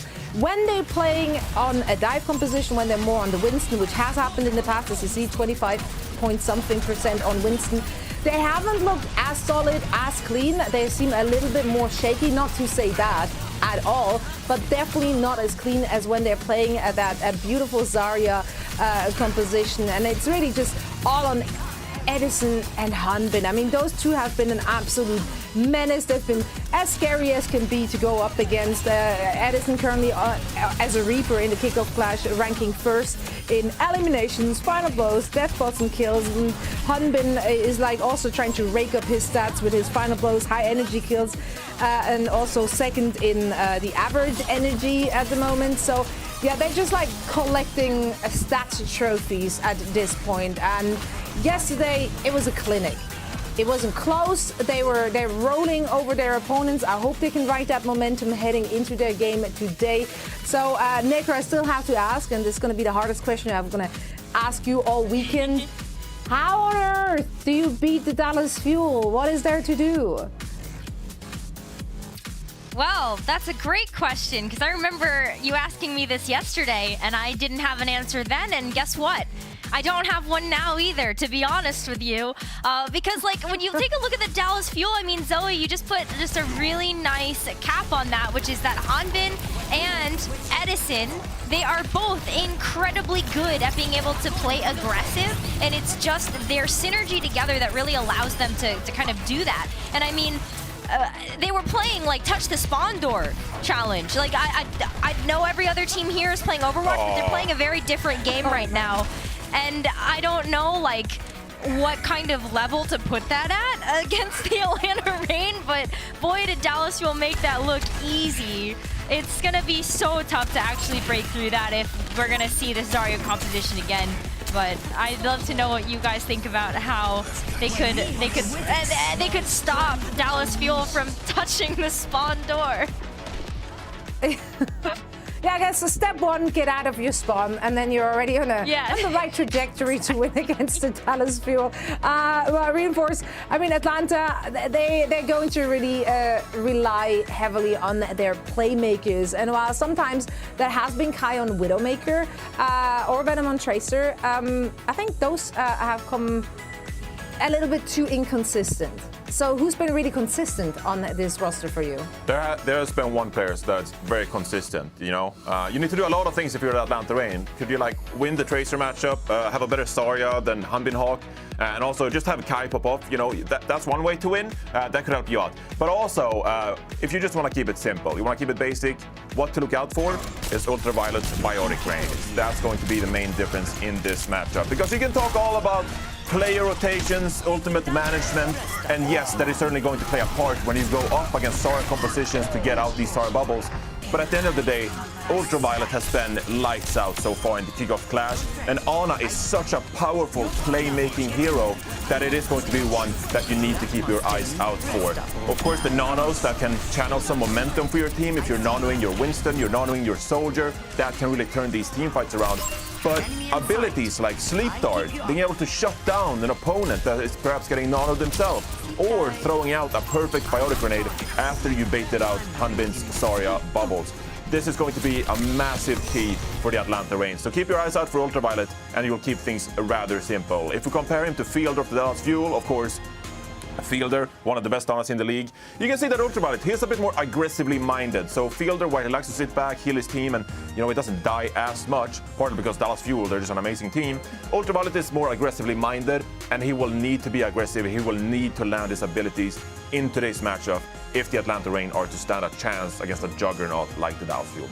Absolutely. I mean, the backline for that team has been good from day one. They've been really impressive so far, and we hope to see more of that today. Now, it is time to reveal our picks for this match, and while I do not expect any big surprises, I do still have to say that I don't think that Atlanta Reign's match, the most recent one they lost, that was not indicative. You're nailing it. That word, it's very complicated, but I used it anyway. There we go. But I just don't think it really shows how good they have been so far in the kickoff clash. So let's see if that was just an off day, unfortunately for them, and what they can get done against the Dallas Fuel. So let's take a look at our picks to see where we at with this one.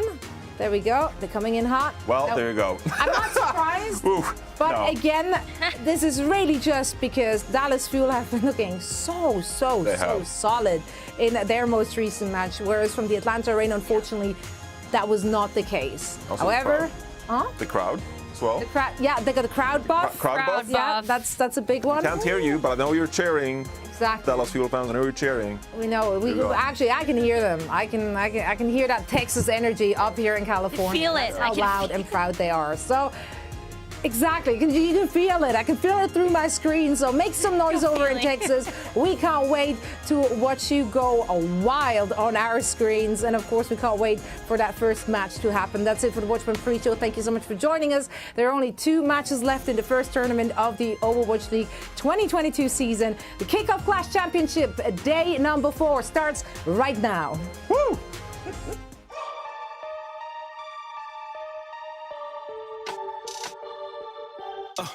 We on a grand stage, beyond a rampage. Don't understand games, we in the playing phase.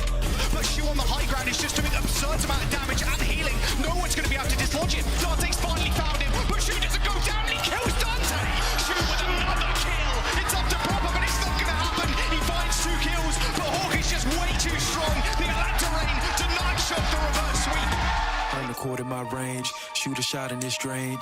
Hit the left and then change. They're looking like that it's strange. On the court of my range, shoot a shot and it's drained. Hit the left and then change. They're looking like that it's strange. Push it to the limit, on sight. Stick it to the vision, on a mission, a collision, on sight. Ain't no indecision, on sight. Been through, Ryder doing a whole bunch of work. No one can move. They all get turned into a smoothie. And the Los Angeles Gladiators book their ticket to a kickoff clash final. Fimno taken down. Gorio strikes first. Oh, and second. Oh, make it 3. The Dallas Fuel wash the shock away.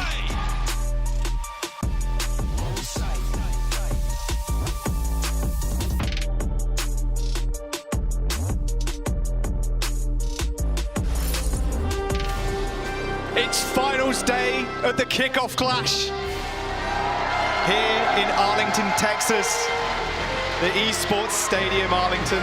Scott, we finally made it. We've got 3 more teams to battle it out for that trophy. The hometown team is still in it, fighting for their chance through the lower bracket. The desk was saying they could hear it in the ether. We can hear it. The crowd is absolutely phenomenal right now. They're going nuts, and they're behind their team.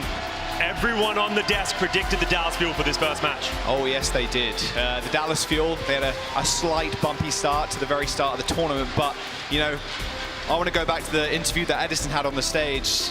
He didn't care who he faced, who he got to the finals. The Atlanta Reign are their first opponent. If they make it all the way, they're facing the Glads, looking for some revenge. It's funny because the Dallas Fuel, they want to make it back to the grand finals to go against the Gladiators, get their revenge, but so does the Atlanta Reign. Everyone wants to face the Gladiators, the most dominant team so far in the kickoff clash. Both of them lost pretty convincingly to the Gladiators, so it's time to have that grudge match, see who's going to win from this one, and move on to the penultimate match in the grand finals. Yeah, the Dallas Fuel, of course, they have the home crowd behind them. I think we better bring them out. The crowd have been waiting long enough. Please welcome to the stage, the Dallas Fuel!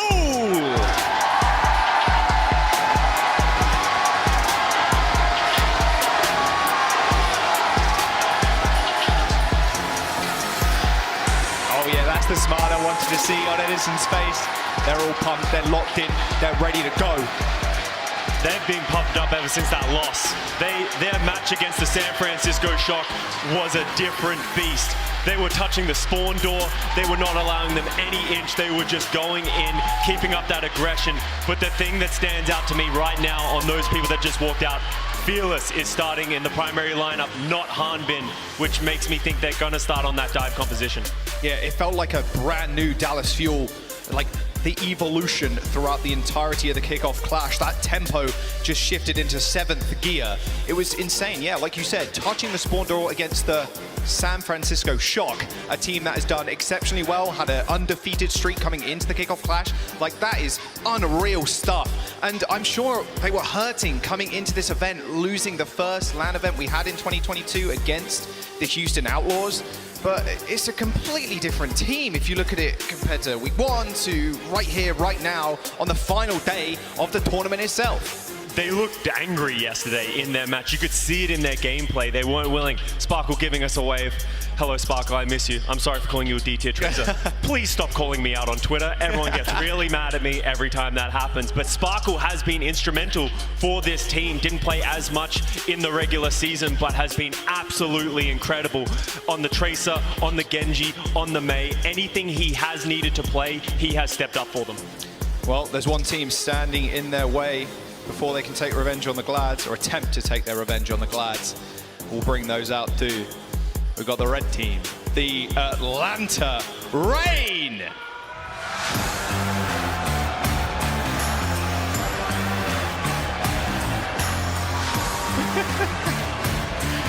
Oh yeah. A completely different crowd as soon as the Reign step on stage. There's a couple of Reign fans in the crowd, I like to see it. There's dozens of them, but that's the thing.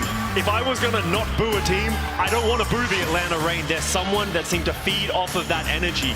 A team that struggled already in the kickoff clash, and some came in at number 7 seed. We thought that they weren't going to have a good performance here in the playoffs, but they have stepped it up. Their coordination, the compositions that they have been playing have been absolutely incredible. A different beast to anything we've seen in the past.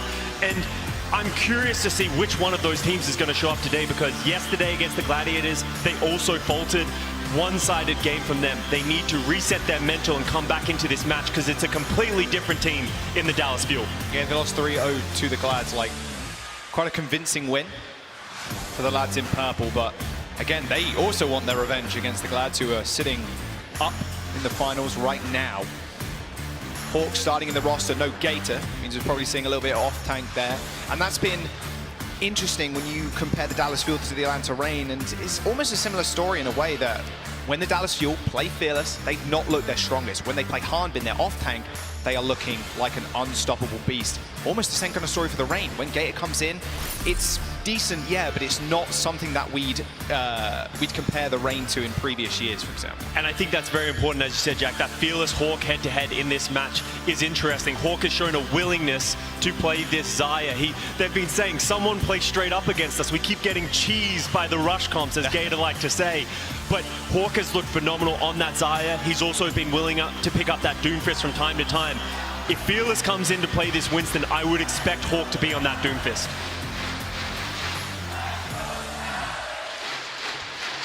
The crowd already, that is for sure. They want to see their Fuel in the finals. The Atlanta Reign fans in the audience, their cries maybe a little bit lower compared to the hometown heroes. Going on to Ilios first, Scott.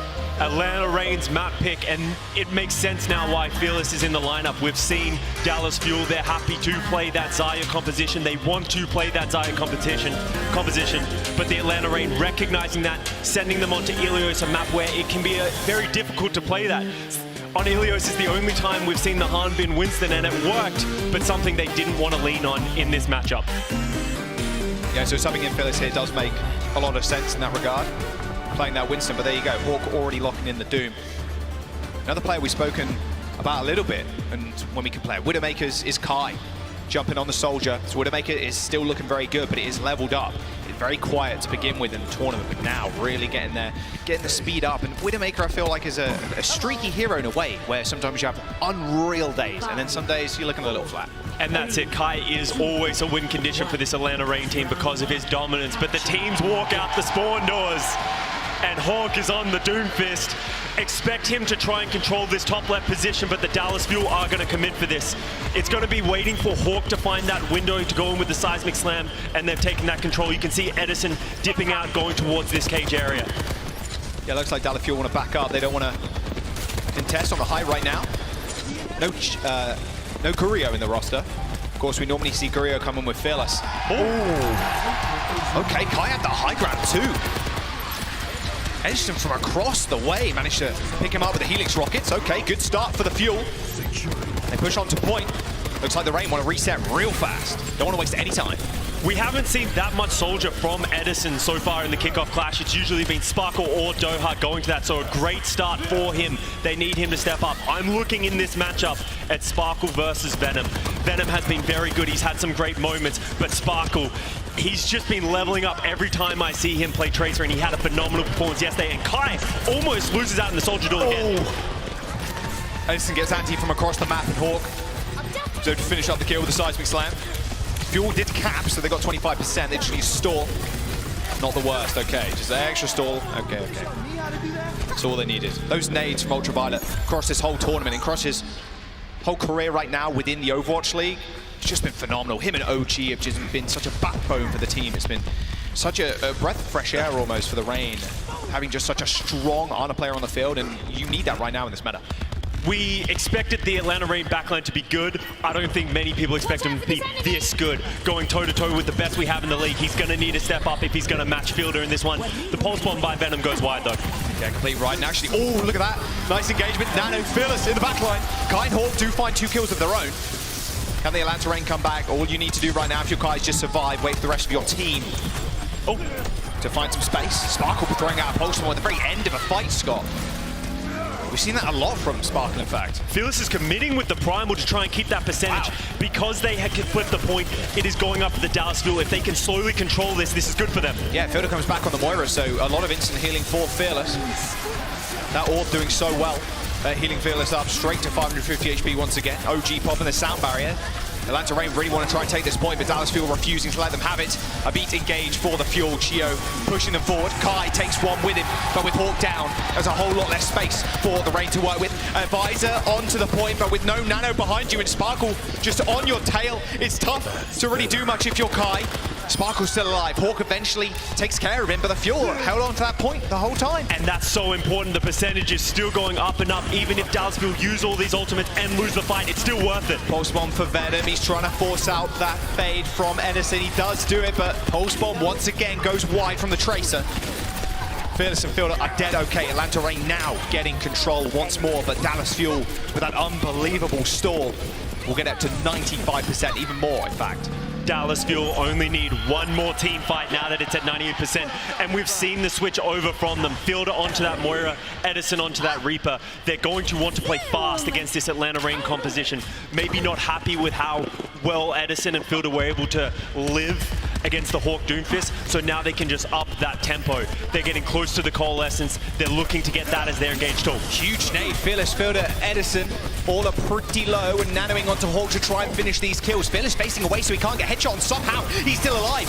A triple Seismic Slam. He eventually finishes off the Winston, and Venom chases down Sparkle. Sparkle's been quite a nuisance in the backline, trying to harass Kai as much as possible, so he's not granted space. The Reign do win this fight, but Dallas Fuel, a couple of tools in their back pocket. Sparkle didn't use that Pulse Bomb very late, like he's normally done over the last couple of days. Holds on to that one, and it might be very important. If he can get one of the backliners, it'll open everything up. We're going into final fight territory. Dallas Fuel, what have they got? Well, they got Pulse, they have Coalescence, they got that beat coming up, they got a whole field of ultimates. Oh, Pulse Bomb onto Fielder goes wide. Venom once again missing that stick. Sparkle does not though. A nice punch from Hawk sends Fielder into the drink, and the Atlanta Reign still controlling the point, but Sparkle chasing down Ultraviolet. This dive from the Fuel is just so good. The beat is going to land on Kai, make sure he's survivable in this visor, but the lack of damage and Sparkle just chasing him down. Kai has not been able to get much of anything done. Eventually, the Fuel are going to have to cap. Edison with the Death Blossom could open this all up. There you go. Hawk falls in the pit, though. Somehow, not sure how that happened. Maybe a small boop. The Atlanta Reign lose their tank again for early on in the fight. Ultraviolet, though, ending Edison's life with a nade. When the Reign just holding on, they just have to deal with Fielder. Dallas Fuel had the point. Fielder's just trying to stay alive, needs to stay alive so they can control this point. Spark was getting down to 1 health. Kai's hunting him down. Another nade will signal another kill for Ultraviolet. He's so close to that nano. The Dallas Fuel need to come out with something big. Venom throws out the pulse on, goes wide once more, but just waits for the Dallas Fuel from touching the point. Ultraviolet with the nano, with a good sleep on Shio, ends his life. Hawk with the nano boost. The Atlanta Reign might just take this round here and now. They just have to get rid of Edison. They should be good. There it is. They find the last final few kills. Sparkle recalling on the point, ain't gonna work out though. And the Reign, they find round 1. Hawk has been so good on that Doomfist all season. They got exposed for it around the middle of the kickoff clash and they sort of moved away from it, but they always had that pick in their pocket, and Hawk making it work in this one. We talked about the Winston versus Doomfist head-to-head heading into this map, and it feels like Fearless is struggling to stay alive so far.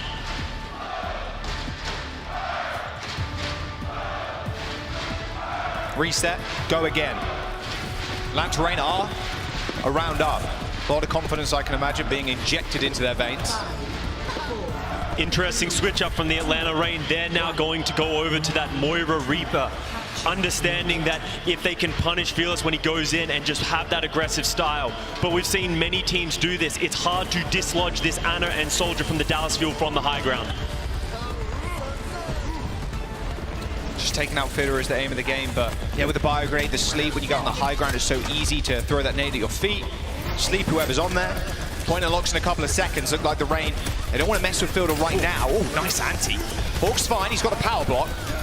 Produces that oncoming damage, but Spark with the 1v1 takes care of Venom. And Edison just hits him with a whole ton of bullets. There's nothing Hawk can do. He had no power block left because he used it after the anti-nade. Kai at least doing a little bit of work on the point, but Chio and Edison, they're going to clean on up. The Dallas Fuel, they're going to take the point first once again.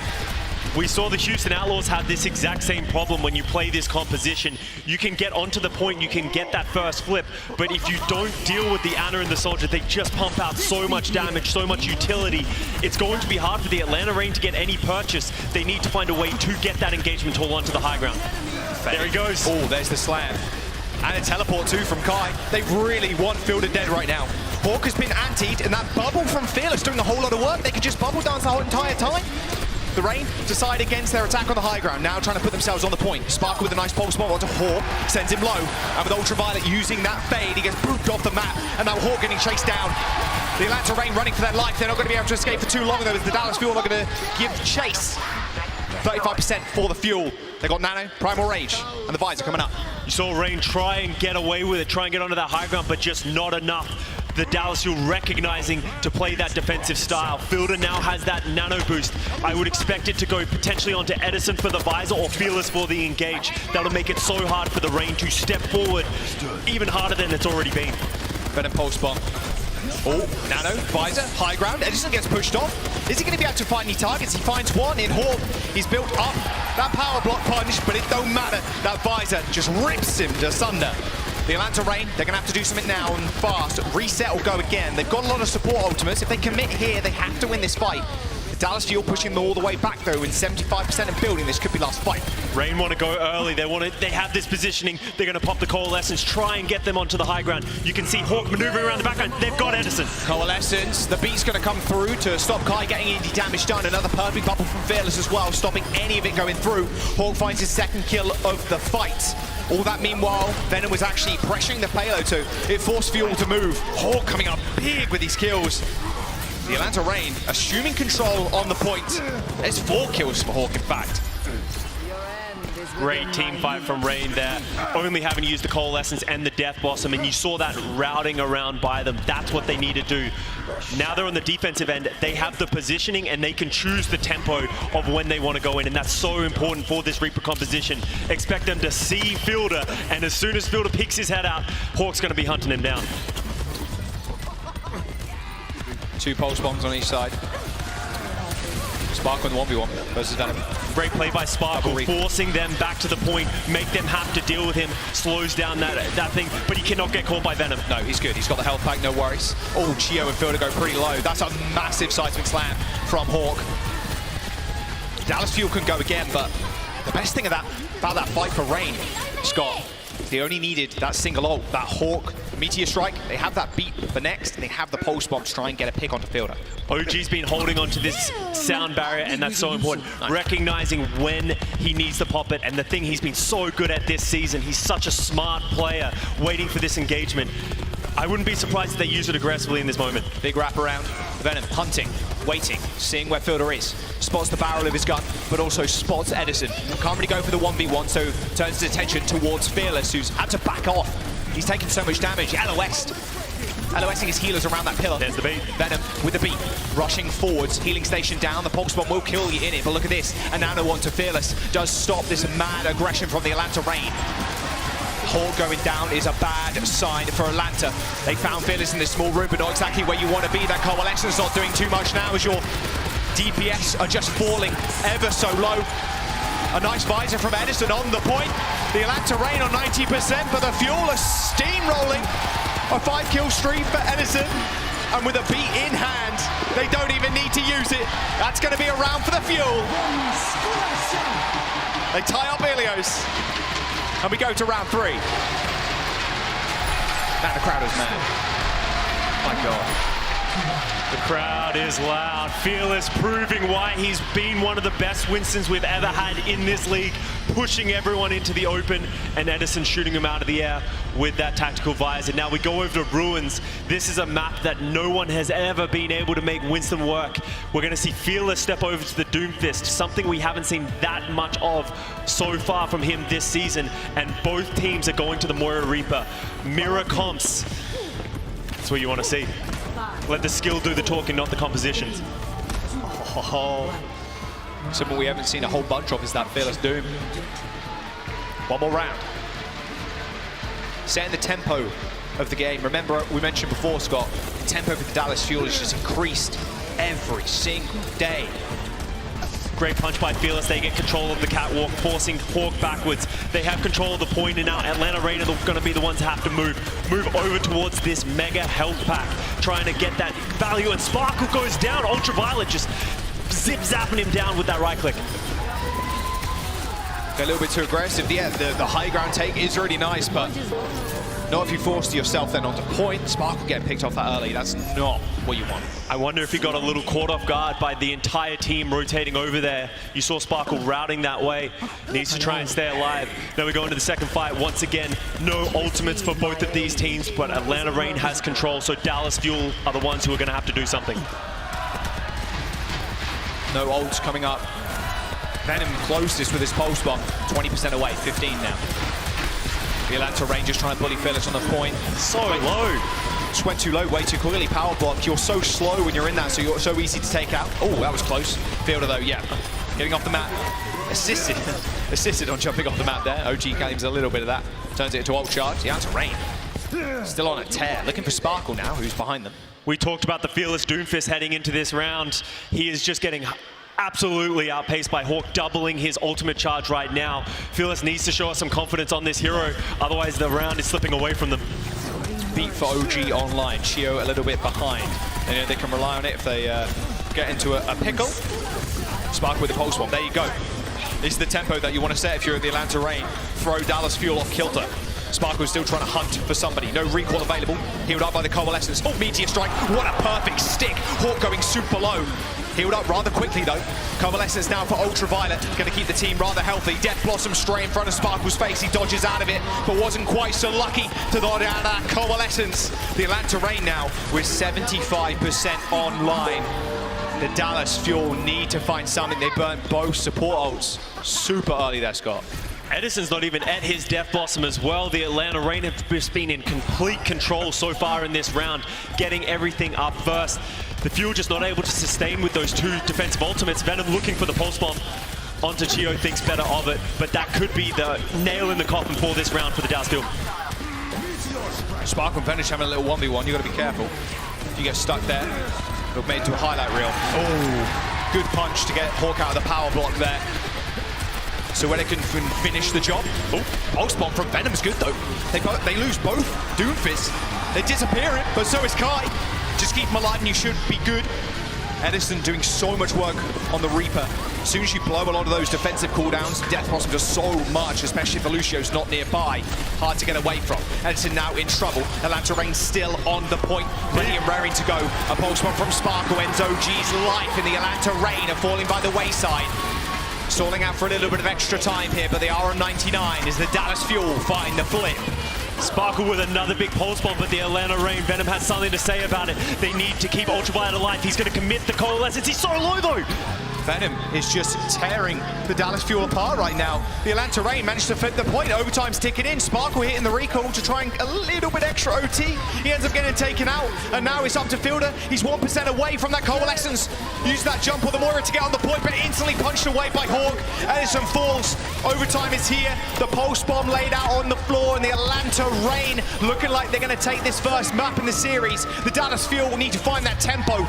The Rain with 2 rounds over the Fuel, and they take map 1. Crowd gets silent. Brilliant pick by the Atlanta Rain, recognizing the advantages that they have in this matchup against the Dallas Fuel. Atlanta has been a team that has been liking this Hawk on the off tank, being able to play that Doom style, and they feel more comfortable on it. Fearless just not able to have the same level of impact on the Doomfist as Hawk did. Like you said, it was a skill matchup, right? Equal compositions on either side. Maybe Fearless wasn't the key with the Doomfist. Dallas Fuel are down but not out. Atlanta Rain up a map. We're going to jump to a break. It's Fuel's chance to turn. Chance to pick up next. Maybe they turn it around. We'll see. They could do both.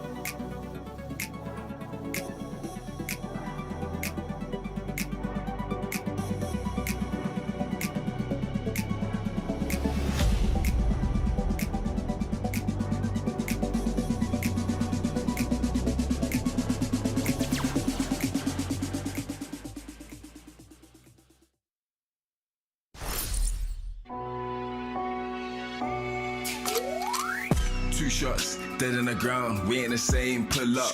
3 rounds, bro, you done. We let it rain, head pop. So look out when we in the zone. Don't play around. I got a strap, put to your back. Tell you now, we laying it down. Yeah, bands up, trapped out. I bring the dogs, gang out. Look, don't wanna fade and drop out. Got no clout.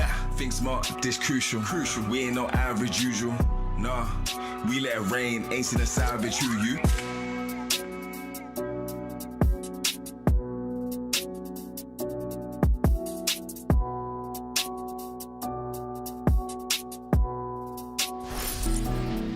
Welcome back. Map 2, Dallas Fuel versus the Atlanta Reign. Winner goes on to the grand finals to face the Gladiators. Both teams want revenge against the lads in purple. Now we go to King's Row as our next map. That was Fuel's choice.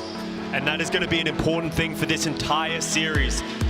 The loser will pick the map, and with the very different styles that these teams like to play, they want to head to their comfort. And someone who is always comfortable is Hanbin on this stage, on that Zaya, and that is what I expect to see on this map. King's Row has been a map that the Dallas Fuel have been very good at, but the Atlanta Reign as well. Hawk on that Zaya has proven to be very good, and when you see that, Nero's coming in to play the Reaper. Oh yeah, Kai, Nero, Hawk, Ultraviolet OG. There you go, a couple of subs here and there. Now, let's look at back at map number 1 real quick. Saw Fearless coming in. Main tank, play the Doomfist against Hawk. Did not look good. We've been talking about throughout the kickoff clash, Dallas Fuel, great dive team in the past with Fearless. And Fearless is a phenomenal player. They just haven't been able to make it work so far this year. So that's something they're going to want to avoid. Where they have looked the strongest, how they decimated the San Francisco Shock yesterday is on the back of that phenomenal Hanbin Zaya play. I want to see him get on that. I want to see them lean into that because that is their ultimate strength, and that's how they're going to win the kickoff clash. Crowd's ready. I'm ready. Yeah, the Dallas Fuel need to keep up that same tempo they did before. Now Edison Sparkle, and it's funny, we talked a long time ago about Sparkle's Tracer. You know, I'm not going to bring up your comment, but I don't think a lot of people had faith in Sparkle's Tracer at the very beginning of the season. It felt like in Overwatch 2, you very much needed that Tracer player, a very sustainable and like almost solo-oriented hero that you could do basically anything on. You're just kind of self-sustaining, pick up health packs here and there. And people were worried, obviously including yourself, that Dallas didn't have that Tracer specialist. Now they got 2 of them. When Sparkle came into the league, everyone knew him for his Genji. We know he's a phenomenal Genji player. But the thing that's impressed me over the years is his ability to play so many other heroes, Tracer included. But we're going to see him on the Soldier today, another hero that he is very good at. He's a smart player, understands his rotations, understands what he can get away with, and he's going to need to step it up. Kai starting on the Widow, unlikely to walk out of spawn, just giving a look. We are going to see the mirror compositions from these teams again on the Zaya. This is Dallas Fuel's comfort. Can the Atlanta Reign match them on it? That was a very cheeky hiding spot by Edison there, just hanging in that mini health pack. Yeah, so again, complete skill matchup, but like you said, the originators of the comp, the Zarya comp, is the time you want to come alive. Just get Hanbin in the back, Edison in the back, just make sure he's pocketed. Hanbin's Zarya is just absolutely phenomenal, but whoa, Gio on the side actually just gets dominated by Kai. Those Helix Rockets doing a whole bunch of damage. Sparkle putting down that healing station fairly early. He's going to have to back off and feel the falling. Hanbin going down right beside him. Without that speed boost, it's so tough, and the range just outspeeds you completely. And OG can just push that Zarya to the backline and punish Fielder. There was an interesting cascading effect there. Ultraviolet hits a biotic nade onto the Edison Reaper. Hanbin has to use the bubble early. They lost so much positioning because of that. And for that reason, Kai gets onto the high ground, gets the pick onto Chio.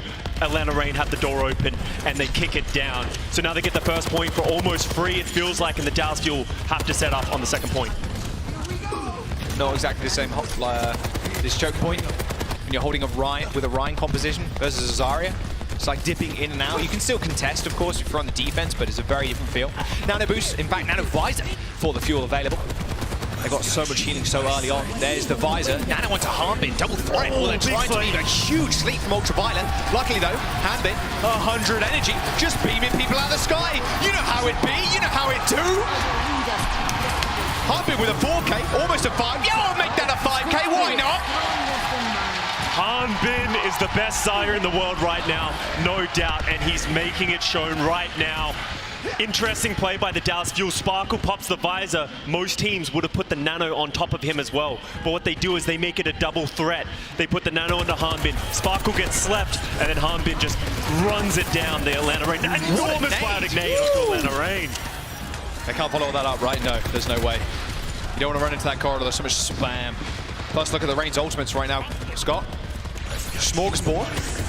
There was the ultimate from the back. Well, trying to use the visor. Nice beat. Instantly running him down. Look at that. Response from Hanbin. Grabs the front line. But now, in turn, he has grabbed a fantastic response again from the Atlanta Rain. Edison in the back. But no, again, Ultraviolet. Just denying so much with these sleep darts. God, the Anas are just cracked. Ultraviolet is incredible, but Fielder's trying to make it back, but he can't. Ultraviolet, the rookie on the Ana, is just absolutely incredible. Those are two very impactful sleeps back-to-back in rounds, helping the Atlanta Rain push through this Streets phase. And the Dallas Fuel coming up to another Nano Visor, and OG used his sound barrier in that, so they do not have the answer to it. Dallas Fuel to get their chance to defend. Okay, so Nano Visor available, or like you mentioned before, do they go with that double threat? Ultraviolet's in such a strong, powerful position. Straight to the back. What? How'd you get those Cheerios that far and fast? What an unreal pick from that distance away. The Atlanta Rain have to back off now. They can't do this without that Nano. Lucio with the sniper roll, apparently just throwing them from across the map. Ultraviolet not respecting it. How good has Chio been in these playoffs with those environmental kills, staying alive and just getting impactful picks? Absolutely incredible to see from another rookie. And the big thing for that, Dallas Fuel did not have to commit either of those ultimates to win that fight. So now we've got 3 minutes left for the Atlanta Rain, and it's ticking down. Okay, the Fuel know exactly where the Rain want to try and make their attack. Zarya, Nanos, both of them in fact. Hawk struggling to get out of this room, finally just booping Hanbin down with a left click, or a right click even. Didn't get too much done with the Nano, neither did Hanbin to be fair, but it's all about who gets these Graviton Surge online first. Sparkle with the visor. Chio chasing down Nero, and how does this keep happening? The Fuel. The backline right now is just dominating. Chio and Sparkle just tag teaming straight back. You just, what, speed boost the visor, and Chio also just pumping out just a world load of damage. Even getting those stagger kills at the very end, it delays the Atlanta Rain's assault. The backline of the Dallas Fuel is doing a great job of mitigating any type of flank that the Rain are trying to pull off. Kai and Nero just struggling to get in there, and Hanbin and Edison, you saw in this upper doorway, they're just closing it, not allowing the Atlanta Rain to just stream out of there and get the advantage. But both Graviton Surges on it, both sound barriers coming up. Dallas Fuel have to wait. They need that sound barrier. The Atlanta Rain go now, they could be in trouble. But Kai's getting checked on the sidelines now. Hanbin throwing the grab on the stairs. He finds two. Nice beat in response. Two universes created right on top of each other. And Edison coming up big once again. The late sound barrier from the Fuel is going to push them on. Ultraviolet getting the nice sleep onto Hanbin. Not sure it's going to mean a whole bunch as he wakes straight up. Has a couple of bubbles to use. Applies one to Edison. They're playing a bit of rough and tumble in the pub, it looks like. Both supports dead. The Atlanta Rain with 1 minute to go. They're getting stopped before that second point. That cart's been rolling back, Scott, that entire time. That's great, Rick. Hanbin realizes that he might be in trouble there, getting caught on the stairs, throws the Graviton Surge early, and Hawk is just so isolated. The beat goes down from OG, but it's just not enough. And they committed their ultimates to that now. Nano Visor for the Atlanta Rain. And you can see Edison hunting in the backline. How many times has he got the Death Blossom? Both DPSs are in the back right now. He's got the Death Blossom online. Boom, straight in. OG boom that Death Blossom straight towards Kai. 4K for Eddie. Almost a fifth. The Atlanta Rain with 20 seconds to go. Can they get back in time? You can see the Dallas Fuel, they want to hold aggressively, make the Atlanta Rain have to use abilities, use ultimates to get forward. Edison's going to be holding in this high ground. Is he going to find Kai in the high ground? Oh, there he is. Does! Gets him! 1 DPS dead for the Atlanta Rain. Nero's Death Blossom gets slept. Are you serious? There's no way. Edison and Kai are in a little, Edison and Sparkle are in a little bit of trouble. Sparkle goes bright purple and goes down, but Hanbin's there. to the rescue as always. 10% away from that grab, overtime ticket through. He's got the grab, can do it whenever he so chooses. He catches Kai slipping in the back. Those bubbles on Edison, keeping him permanently alive. Hawk changing to the Doom to try and get back to the payload in time.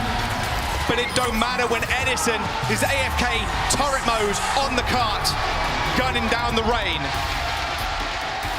The Dallas Fuel stopping them just before that second point. This is the tempo we wanted to see.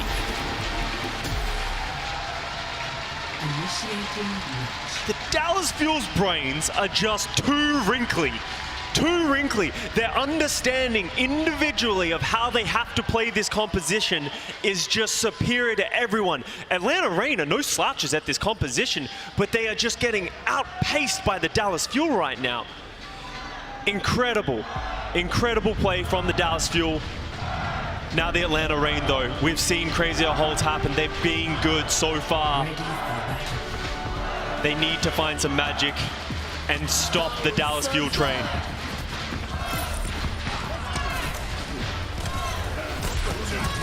This positioning from Fielder, oh my, just godlike. That was the only tool that the Atlanta Reign had to try and get that payload under their control.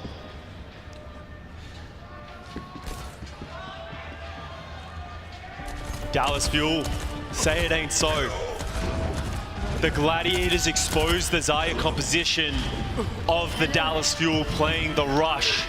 Dallas Fuel just messing with me? Yeah, they're messing with me. I could have seen it coming. We're gonna end up in the mirror matchup again. Let's see if Atlanta Reign can put up a heroic hold. Dallas Fuel's ultimate economy has just been so good on this Zarya comp. Kind of scary when you go up against it. I mean, you know they got ults. Just which combination do they have? Sparkle quickly making his way to the high ground. Nero trying to fend off against Harbin right now. Teleport in from Edison, super aggressive. Look at this. The amount of time he's just staying on the front line is insane. He's getting so much damage in. This first point is a tug of war about getting that positioning. Nero's trying to take it back on the high ground with the bubble from Hawk. Nicely. Hawk gets slept here. He might get isolated. He's getting pushed down. Oh, he's Edison trying his hardest to get that kill. Doesn't quite get it though. Hawk stayed alive using those bubbles. Now Edison on the high ground just trying to get Kai out of that fortified position. Kai's now backing off. It's a 4v5 near the point. Wraithform already burned by Nero, and Edison just doing an absolute unreal amount of damage. Nice healing and nano boost from Hawk though, but is it enough?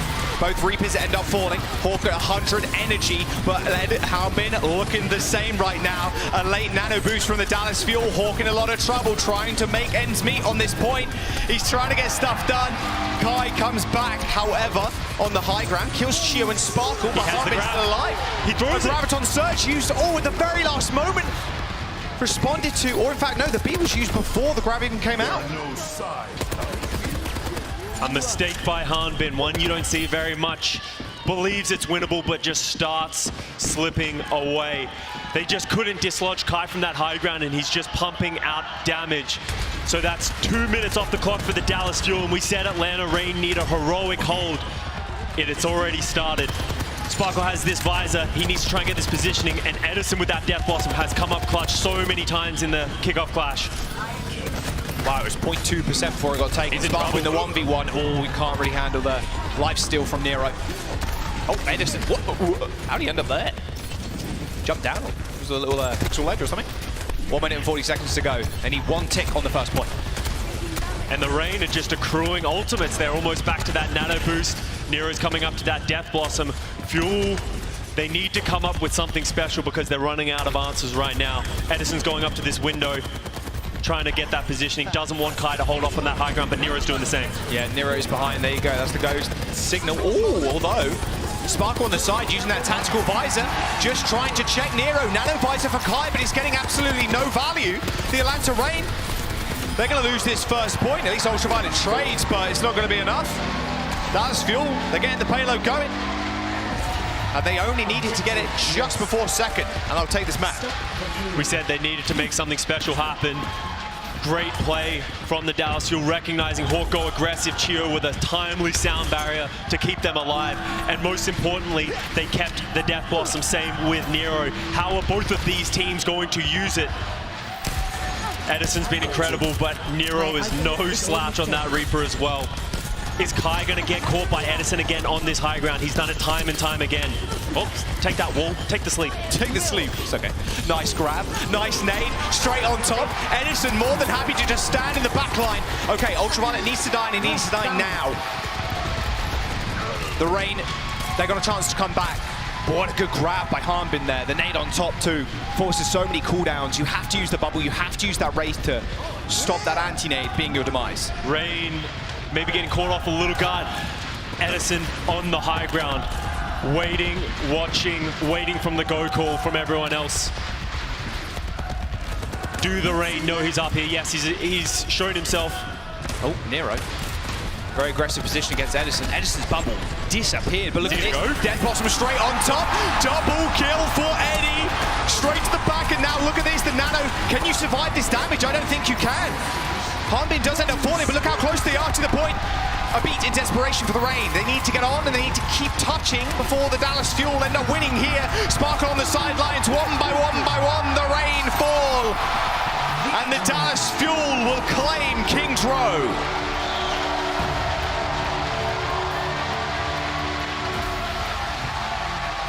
So now you can see how this series is going to play out. Dallas Fuel showing they are superior at this composition. The Rain just not able to keep pace. The playbook of the Dallas Fuel just too thick. Edison coming up clutch once again. So now the question becomes, where does the Atlanta Rain want to take the Dallas Fuel on map 3? Watchpoint, Gibraltar, Dorado, great dive maps that the Rain have shown to be good at. Or are they going to take him to Circle Royale, a map that Dallas Fuel has been good at? But Atlanta Rain, they have Hawk who can also play that Sigma. We'll have to wait and see. It is Rain's map choice. It's 1-1 in the series so far. We'll see you after this break. God, this is going to be clutch.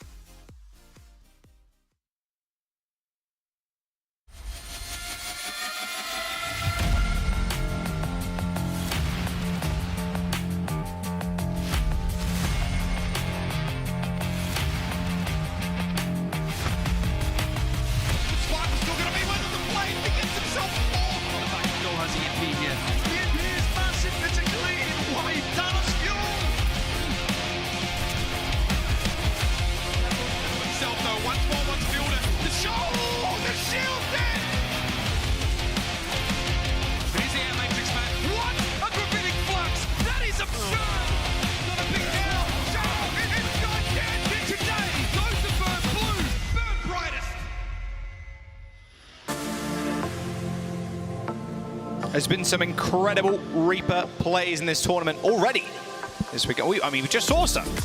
We just saw Dallas Fuel pop off and Edison just destroying people with Reaper. And what better way to commemorate that play or those plays than picking up yourself the Luchador Reaper skin. It's on sale now through June 25th for just 200 League tokens. I've heard that if you put on this skin, you play Reaper just as good as Edison. So you want to make sure to get that one. He's been absolutely exceptional so far in this match on that Reaper. But we're going to a different map, over to Circuit Royale. And this is a map that Atlanta Reign has been very comfortable on, but Dallas Fuel, they actually won it yesterday on the back of some incredible Hanbin Sigma play, and just honestly the entire team. But the matchup that I'm looking for in this map has to be Kai versus Gurio. Gurio coming in here, a rookie who has had some mixed performances on the Widowmaker, has been performing better as of late. But Kai has been on a different level so far in the playoffs. He really has. His Widow's just been extraordinary. I mean, this is the map you want to go if you're the Atlanta Reign. Just put Kai on his comfort pick. I don't think he wants to be on the Soldier forever. I think he just wants to click heads on the Widow. So putting him on that would be to his benefit, I think. Absolutely. I'm a little surprised that Atlanta Reign decided to go here, but maybe just comfort for them on this one. This is a very different map. It plays very differently to any other map that we have in the pool so far. I would expect to see both teams come out on that Sigma. And we've seen a lot of teams try and innovate with certain things. People have tried to play double flex support with the Baptiste Zen, if you have the flexibility of that. And then Widowmakers have been map defining. Yeah, Circle Royale has been such an interesting map, I think, over the course of it being introduced into the game. There's just so many different things you can kind of start to play. A lot of teams opting for this Sigma, but we're seeing some Reinhardt also being used here and there. No. And that's exactly what the Atlanta Reign are using. No Sigma. They want to go for this brawl. And with the Sim, that's, I mean, there's a lot of shield there. Surprising to me seeing them play Hawk on the Reinhardt. We've seen teams do this. You hold very closely on the corner with the Symmetra Teleporter. Don't give any space. These guys, nowhere near as impressive as some of the piano play we saw yesterday. Yeah, if anything, cool. Just mashing their head across the piano like I do when I play it. Oh, okay, look at this. Hiding out in the corner. No Sonic Arrow, by the way, from Fuel, so they might not know they are here. Not seeing anything yet, though, is probably indication that something strange is coming. They know, yeah. See those little turrets, they see or hear them come out. You're like, okay, they're hiding in the little room. Come on now. Chio switching over to the Ana is an interesting pick. Maybe wanting that biotic nade to potentially shut down the rush of the dive. Hanbin over to the Doomfist, Gurio onto the Soldier, Sparkle on the Genji. Chio on this high ground just wants to open up with a big nade. Oh, Sparkle just gets run down. Exactly what this comp wants to do, which is just a run at the front line and hopefully kill people. Oh, great wall. Nice. TP as well. Oh, no, Fielder's good. Still winning the payload, though, is Hanbin. Force the ice blocker. Wait, how does OG die like that? Nice sleep onto Ultraviolet. Can they punish? Yes, they can. Fielder and Hanbin are dismantling the Reign.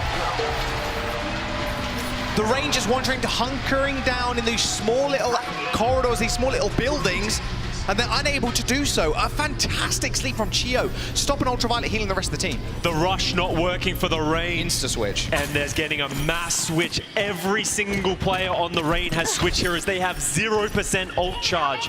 They might have the better composition than the Dallas Fuel right now, but the checkpoint is coming up.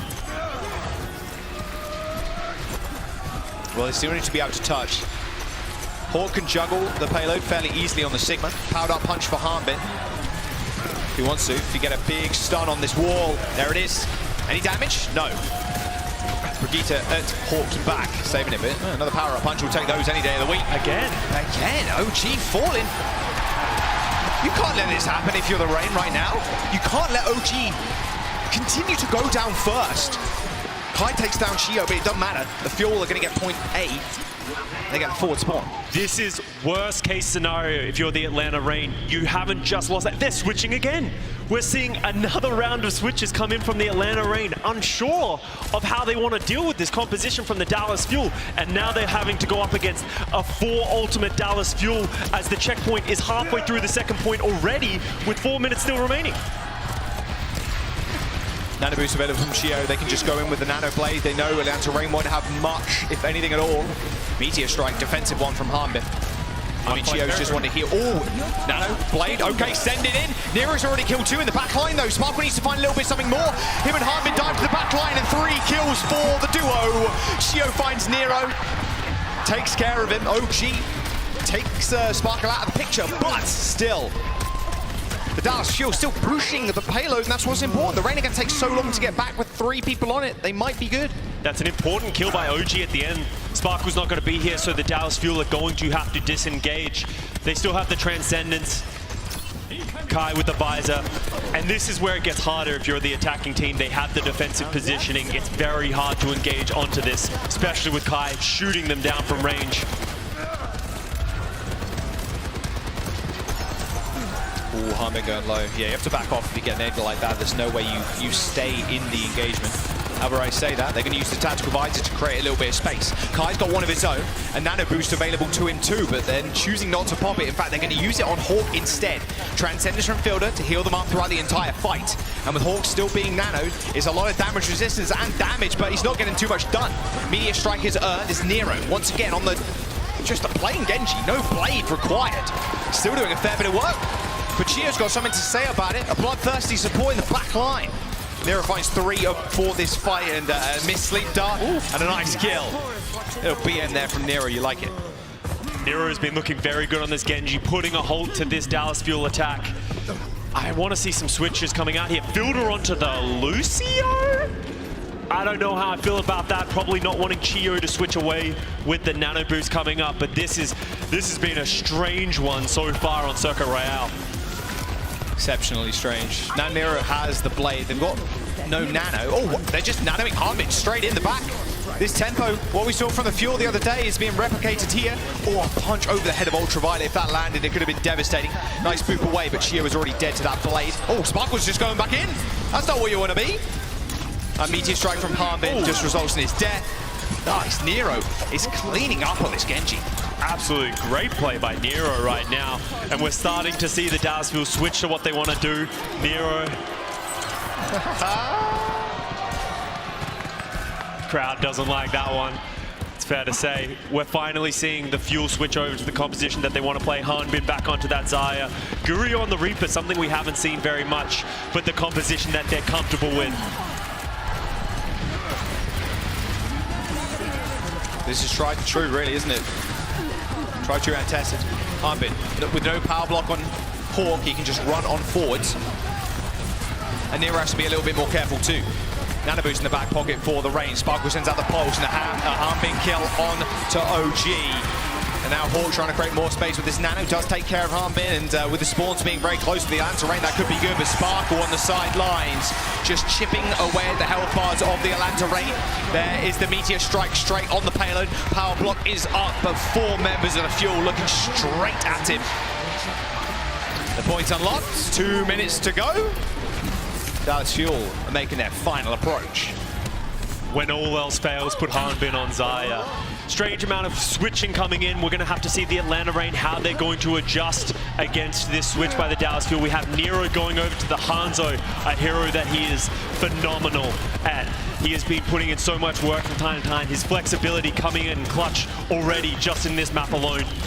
Fielder has the coalescence. The Atlanta Reign are actually going to give the entire first half of this point to the Dallas Fuel, wanting to prioritize having this high ground positioning on this window so they can just shoot down. But the more you move around this corner, the less of an effect Nero has. He's going to have to back up rather quickly. They can play under him too, a little bit more dangerous, of course, but using Edison actually bubbling him up to the high ground to get him to check Nero is pretty good. Great rotation by the Fuel. They're in the room. They just want to keep pushing this cart closer and closer to the checkpoint. Force Atlanta Rain to go, but there's Nero on that Hangzhou already having impact. Huge kill. Huge. Another one. Wow, Nero is on another level right now. Genji, Hangzhou looking good. Sparkle was taken care of, and with a minute to go, it's a very hard point to push onto, Scott. It could be done. That Graviton Surge from Hanbin has to be big. I would like to see the Dallas Fuel. You only have 45 seconds. You only really have one good fight left in you. Clear that high ground from the rain. Don't allow them to stay down there. Stay up there. If you allow Nero to just shoot down on you, he will hit headshots. And you can see them doing that, moving around. Sparkle's going to try and stay on the point to keep the cart moving, keep the rain honest. A lot of storm arrows, a lot of damage, yes. Okay, checking Nero to a T. They're actually using the coalescence, Scott, to clear it completely. Yeah, super early, but look at that. Sparkle gets killed with a pulse bomb. Okay, everything worked out in the end. Oh, but Kai still on the high ground, trying to regain that control. The Dallas Fuel are quite close to the payload as those Dragons do try and separate the Fuel, but a return beat is good. They survived the onslaught of damage, and now Spark's trying to clean up. Kai's visor is still available for the rain, and that visor's coming up. They want to pair it, but is it going to be too little, too late? A Graviton Surge on the payload is good. They just need to survive the damage. Kai is dead. Nano out onto Hawk. He's going to be a tough cookie to crack, especially with that Meteor Strike. But Edison, or Gurio even, he looks like Edison doing these performances on the Reaper. He does get cleaned up by Hawk, but Harbin's still alive and well. Sports are so close to rain, overtime ticking down, and the Fuel halted just before that third point. Smart by Ultraviolet to throw the Nano Boost onto Hawk instead of Kai. As much as the Nano Visor would have been valuable, keeping Hawk alive on that point gives him the ability to just stall it out for the spawns of Atlanta Rain to come through. But this is a long push by the Dallas Fuel. You very rarely see teams get it this far. What are we going to see from these two teams now that the sides have switched? Because that was a musical chairs of heroes. Because especially on the offense, I mean, yeah, you get more chances, right? So they can do those musical chairs. Couldn't read the sign. It's all right. Get next one. All right. Okay, the Fuel. Hey, Sparkle, look. Yo. I think we're going to get some mental warfare here. Attackers incoming. Hey, sorry, a mirror. That's exactly what you'd want. For the Dallas Fuel, sneaky, sneaky. They've not gone the Zarya. Oh. Oh, no. Oh, are you allowed to lie in match chat? I don't think that's allowed. No, I think you are. You are? Okay. Yeah, that's not an illegal move. Are you sure? Okay, Florida Mayhem's not in this match. Okay, we see Hanbin coming out on the Sigma. They're going to play this more traditional style on the defense, have that high damage output, make it hard for the Rain to move forward. And this is the matchup that I wanted to see, Kai versus Gurio. Who's going to get the better end of the stick? Enemy radar contact. Gurio set up, I can imagine, all the way back on the low ground. Yeah, I could just see his little silhouette. Oh, nice nade to start off. Oh, that was close. You open this fight up with a headshot like that, Sigma has way less outwards pressure. Can't really hold that shield for too long on this corner. Nero on the Echo, just flexing his muscles right now with OG on the Mercy. They're putting a lot of resources into the high damage output of Echo. What they're going to try and do is force the Dallas Fuel back. Look how much space they've already conceded going back. Sparkle just trying to maintain this space, but against an Echo, could you slurp sticky bombs at you over and over again, and a Widowmaker that can body shot you like this can be pretty tough. Ooh, tell a lie. Gurio with a headshot on onto Nero as he was up in the sky. We said he needs to have impact, and he already is. Nero, it's as an Echo. These Widows are so good at picking them out of the air. He's probably going to need the bubble. Never mind. He goes over to the Hangzhou, something he got value on their defense. Hangzhou's so tricky on these corners. The shield from the Sigma is just going to be non-existent, but still need to watch out. Rather tough character to headshot, but if anybody could do it, Gurio can. Oh, Sparkle! No recall, maybe? Not sure. Getting caught in the backline. Oh, good headshot. Shield goes down as well. Yeah, and that's A Nano on a fully charged Zarya. Harmon without a shield cannot survive the damage. Hall with 3 kills. That was a really nice tempo play there from the Rain. Sparkle just got caught out so early. I'm interested to see if the Fuel are going to switch in any capacity, because they have no way of dealing with both of these snipers, and if you just leave them unchecked, they're just going to be pumping out so much damage, and they will find picks eventually, like we just saw. Fuel need to get a stop here on this high ground to stop the momentum of the Rain, but they have ults coming up. The Graviton Dragon nearing. Yeah, Nero's going to charge that one up rather swiftly. Sparkle looking for a pulse bomb on the side. Wants to spot out potentially Kai. Oh, Flux, pulse bomb on the bottom. Does get Nero. OG is popping the wings and instant res. No punish there from the Dallas Fuel, unfortunately. And Nero just loads out the grab. What a perfect timed ultimate there from OG. And because Nero died so far back, Scott, Dallas Fuel couldn't punish. Interesting pick from Gurio at the end there, getting Ultraviolet. That's going to heavily limit the amount of healing they have. Are the Dallas Fuel going to recontest this? We have Sparkle switching over to the Genji, and it looks like they're going to go for it. They have the Transcendence from Fielder to be able to stall out the point.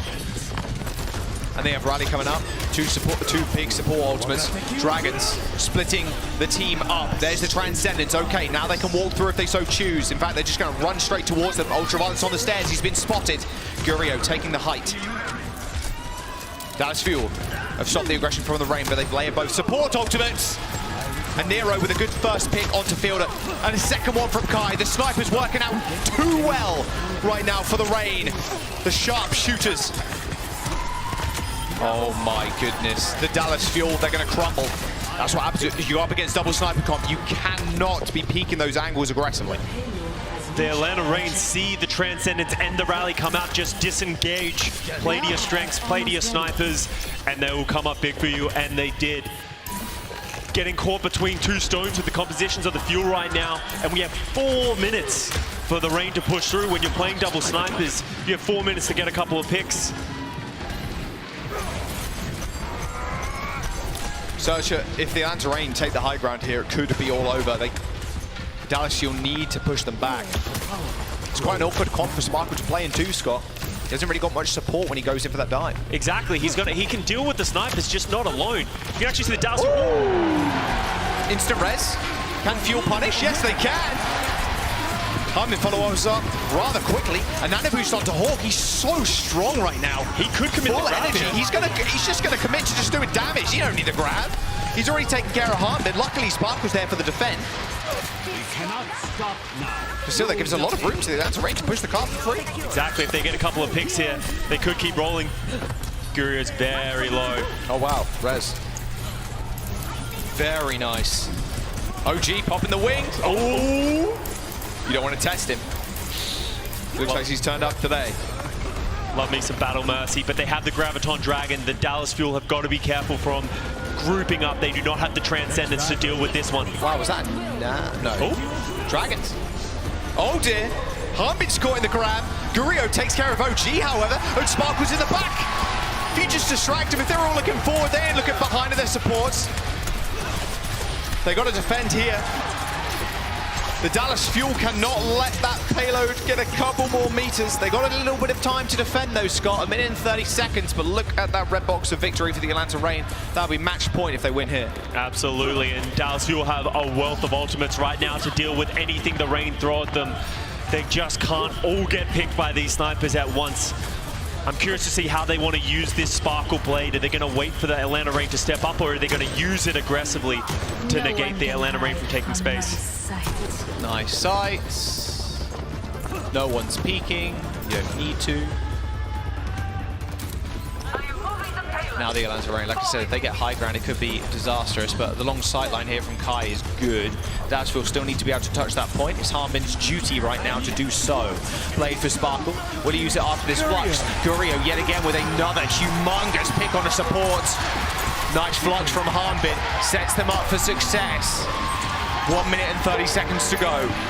The Dallas Fuel holding strong. Again, Scott talked about it earlier on. The support, the ultimate usage, the ultimate bank.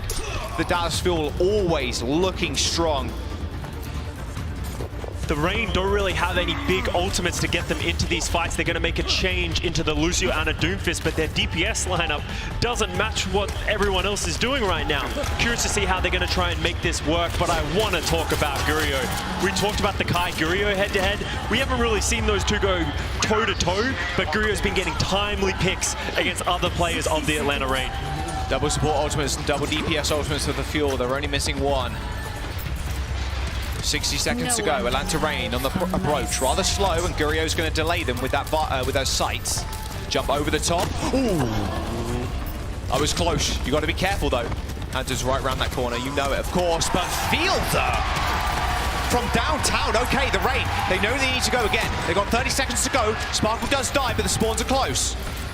Are the Dallas Fuel going to get aggressive here, try and punish more of the players? No, they're going to disengage, and the Reign are coming in to final fight territory here. Ultraviolet has that nano probably to help get Hawk in, but Sparkle is still holding on to this blade. He's going to pop it as soon as the Reign peek their heads around, and they have both support ultimates to deal with it. Kai gets a pick on Gurio just to open it up though. Extremely early pick. Gurio's going to spawn in a couple of seconds, and the Dallas Fuel still have ults. Very early rally as the Dragons come on through. There's the blade from Sparkle. He doesn't quite get a slash onto Nero. In fact, move back again. He gets the reset straight up into the high ground. Ultraviolet's in trouble.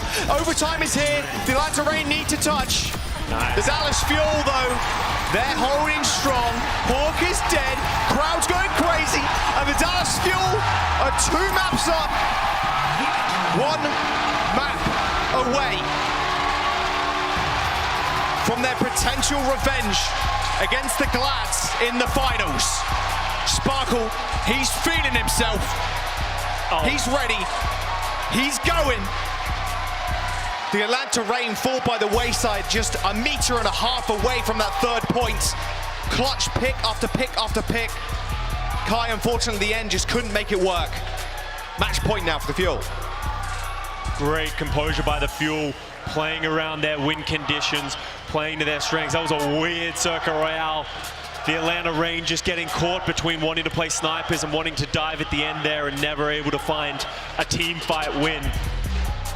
Ooh, Dallas Fuel up to the Atlanta Reign have got to get a comeback going here. We're heading over to Push next. How can you not love that man? I know. The smile on his face brings joy to millions, I'm sure. Let's jump to a break. Atlanta Reign, they've got to choose this map, and it could be their final one. We'll see you in a bit.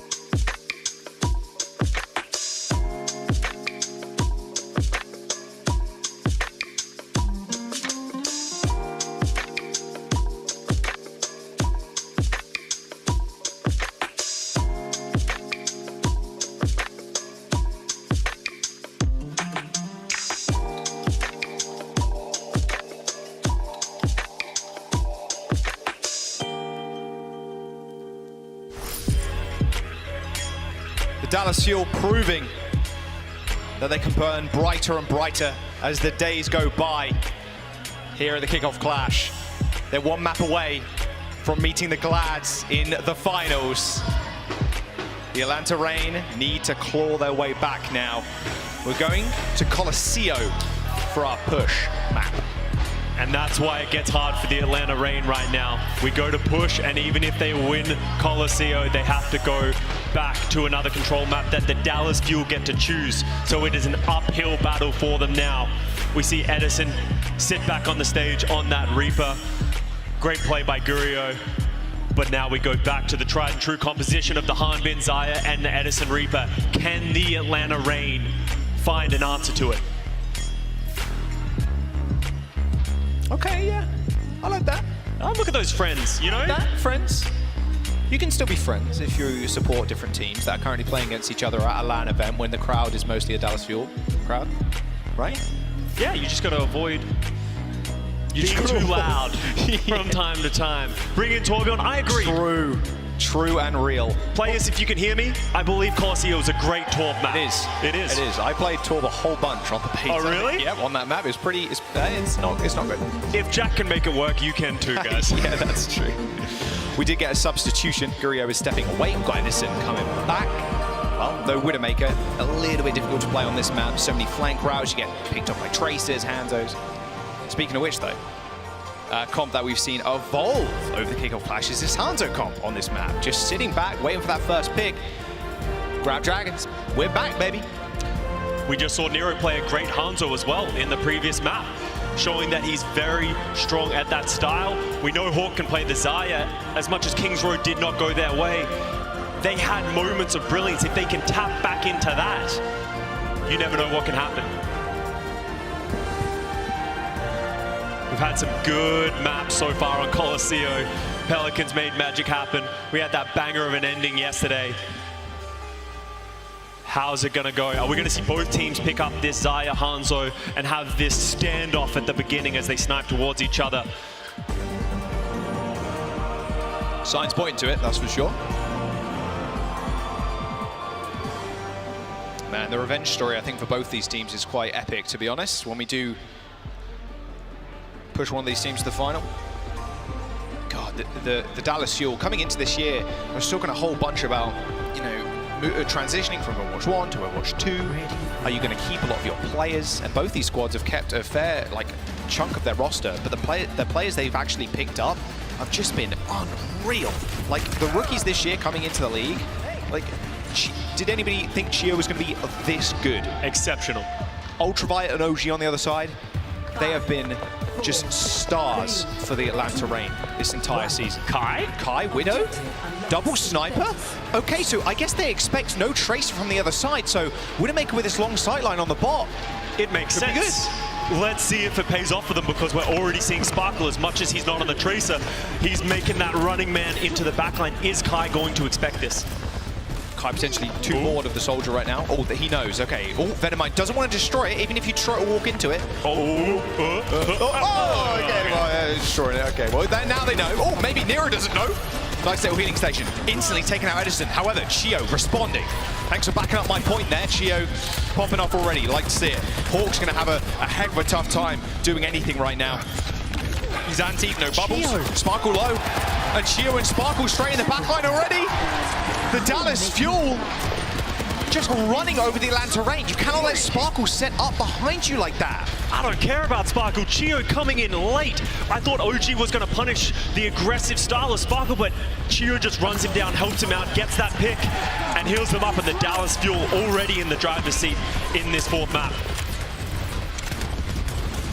So Kai Widowmaker has not had the impact just yet. We have not seen him get the picks. They're going to have to play so slowly, and the Dallas Fuel can just avoid the sidelines almost. You see Hanbin holding these stairs, just slowly pushing the pot. They've already got 50 meters, 1.5 minutes into the round.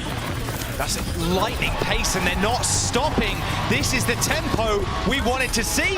Chio going to the back line, just 1v1 in support. You know the vibes. Kai with one shot onto Sparkle, but it don't matter. Hanbin staring at your face. 100 energy. Seeing spawn, son. Now, the Atlanta Reign switching up their composition, Scott. Kai coming back on the Soldier, but look already, the Dallas Fuel, they've got the checkpoint.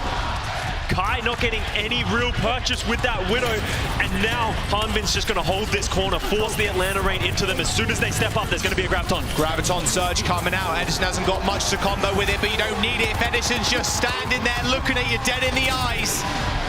The Atlanta Reign need to find a footing in this game. They're just going to keep going. Keep the tempo up. Nano in the spawn. Touch the spawn door challenge. Very easy. The Dallas Fuel now with 100 meters in the bank. Atlanta Reign have the Graviton Dragon to stop this push. They need to find something with this because this is slipping away from them quickly. Nice Graviton Surge, Dragons on top. There's not much you could do about that. Even the Nano invested actually there from Ultraviolet to try and find some more kills.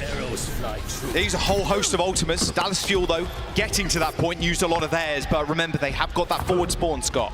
That's it, but look at how much, 114 meters already set by the Dallas Fuel. This is going to be a monumental comeback by the Atlanta Reign if they can do it, and it all has to start now. They can't keep losing these team fights. Choose beats very early to get the Dallas Fuel into their face.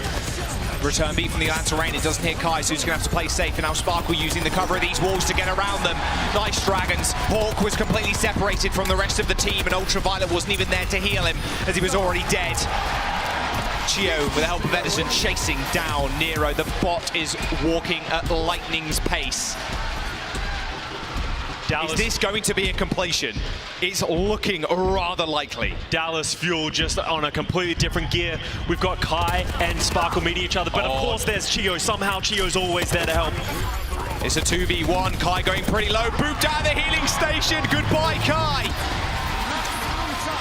A one-way ticket back to spawn. Hawk's now in trouble. No bubbles to bear. And Edison fills him with arrows. The Atlanta Reign still need to stop the bots. It's falling apart for them right now. It feels like they're in desperation mode. Hawk switched over the Doomfist because what they're doing right now isn't working. But another Graviton Surge. Are we going to see a completion? Straight in the spawn. The whites of his eyes lighting up, and goodbye, Hawk. A completion so close. Unprecedented pace from the Dallas Fuel. They are destroying the Atlanta Reign in front of their home crowd. 2 meters to go. Hawk spawns, gets a kill on Shio, but I think it's about done. Goodbye, Hawk. Goodbye, Reign. There's the completion. Dallas Fuel. They're going to the finals, burning brighter every single day.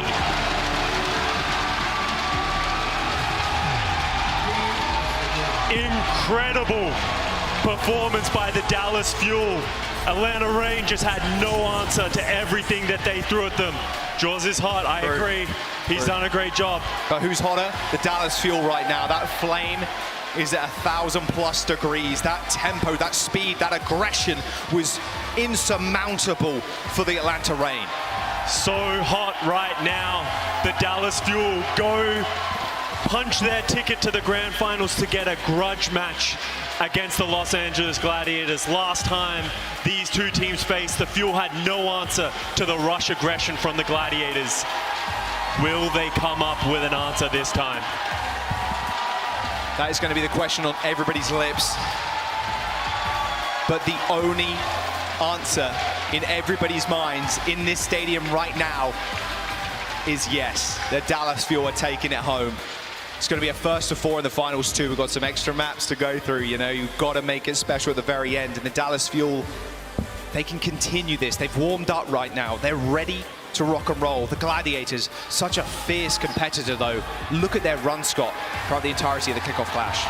I want to give a shout out to the Atlanta Reign. Not the ending that they wanted, but a phenomenal performance in these playoffs. Coming in at the number 7 seed, having some shaky performances, but they rallied in the playoffs as they always do. They can leave heads high and come back into the next tournament. I mean, this is the ideal situation, having the Fuel go to the finals and get revenge on the Gladiators. The Gladiators have shown such like unreal compositional fortitude, maybe? Is that the word? I don't know what it is.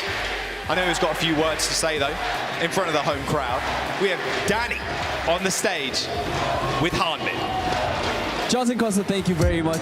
I am loving this energy. Everybody give it up for Hanbin and Dallas Fuel. Dallas is going to the finals, baby. All right, Hanbin, that was an amazing match, an amazing showing from you. How was the Atlanta raid? Going into the match, were you worried at all? And like after playing your match today, did anything change? Your perspective change on the Atlanta raid? 자, 일단 오늘 경기에 대해서 좀 말씀을 좀 나누고 싶어요. 일단 경기 들어오기 전에 아틀란타는 좀 어떤 팀이라고 예상을 했었고, 또 경기가 끝난 후에 좀 어떻게 아틀란타에 대한 좀 이렇게 생각이 좀 변했나요?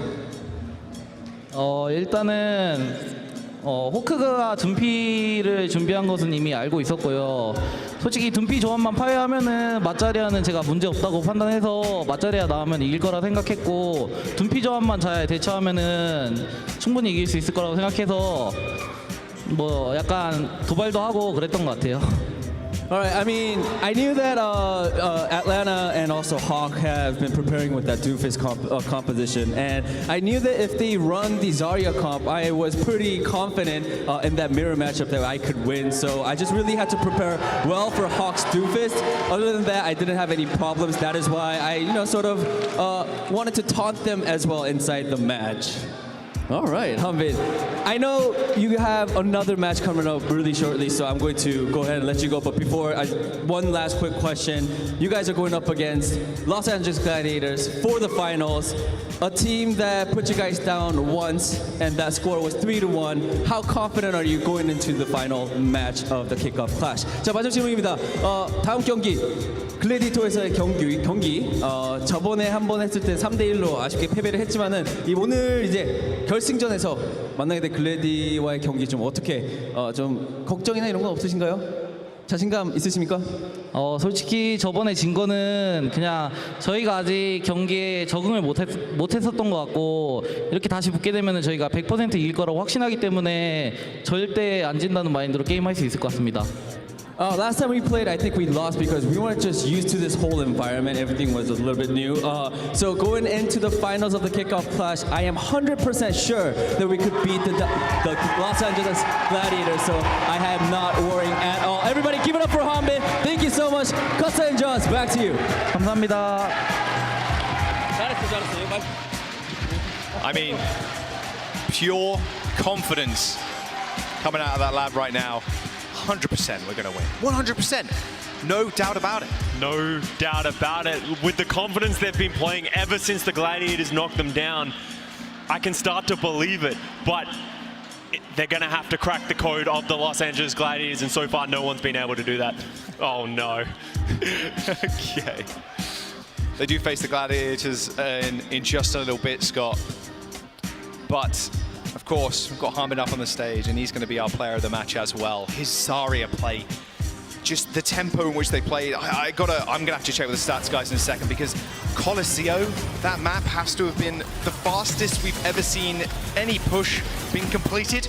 Maybe, just maybe. Like, he was go time every single time. He had grab in their spawn. Boom, hits 2, kills them. Easy game. The supports don't even need to worry about it.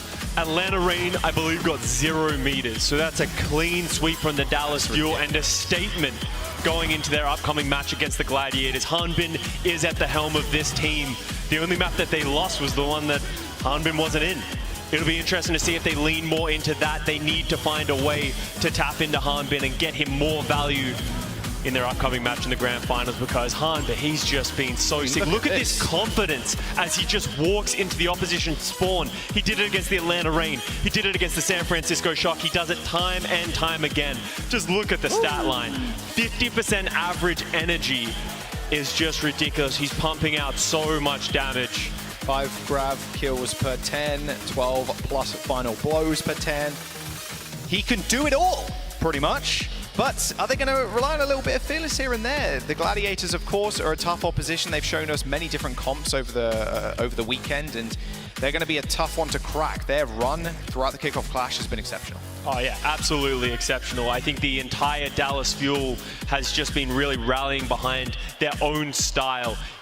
they've just been unlocked this thing. You talk about all the individual players. We talk great about Hanvin, but Chio just having so much impact time and time again, just helping his team. Sparkle with the versatility. Edison on the Reaper, defining how it should be played. Fielder just getting sleeps. It's just absolutely incredible. I want to give a special shout out to Gurio as well. Yeah. Someone that I've been very harsh on so far throughout this kickoff clash because he needed to get impact, and he got it today on Circuit Royale. Without him, they probably wouldn't have won that map. Yeah, for sure. They can sub him in whenever they so choose. The Gladiators are a tough opposition, but every single piece of the puzzle right now for the Dallas Fuel is just locking into place. They're ready to rock and roll. They're going to need a little bit of a break, I'm sure, just to shake it off just a little bit. Just prepare for the next match. It's going to be a big one. They have not been in the finals since 2021 Summer Showdown, so, you know, this is the time to get some more numbers in. They get a lot of league points as well. If they do end up winning here, guarantees them some league points for later on in the year, Scott. Absolutely. That's the thing that everyone's looking for. They want those points. They want to get this sort of feel this good start to your season, become the team that everyone wants to be. Yeah, and a little bit quiche as well, of course. We're going to jump to a quick break, guys. Don't go anywhere. Finals of the kickoff clash. They're right round the corner. The Overwatch League is brought to you by Upper Deck, the official trading card of the Overwatch League. And by TeamSpeak, the official voice supplier of the Overwatch League.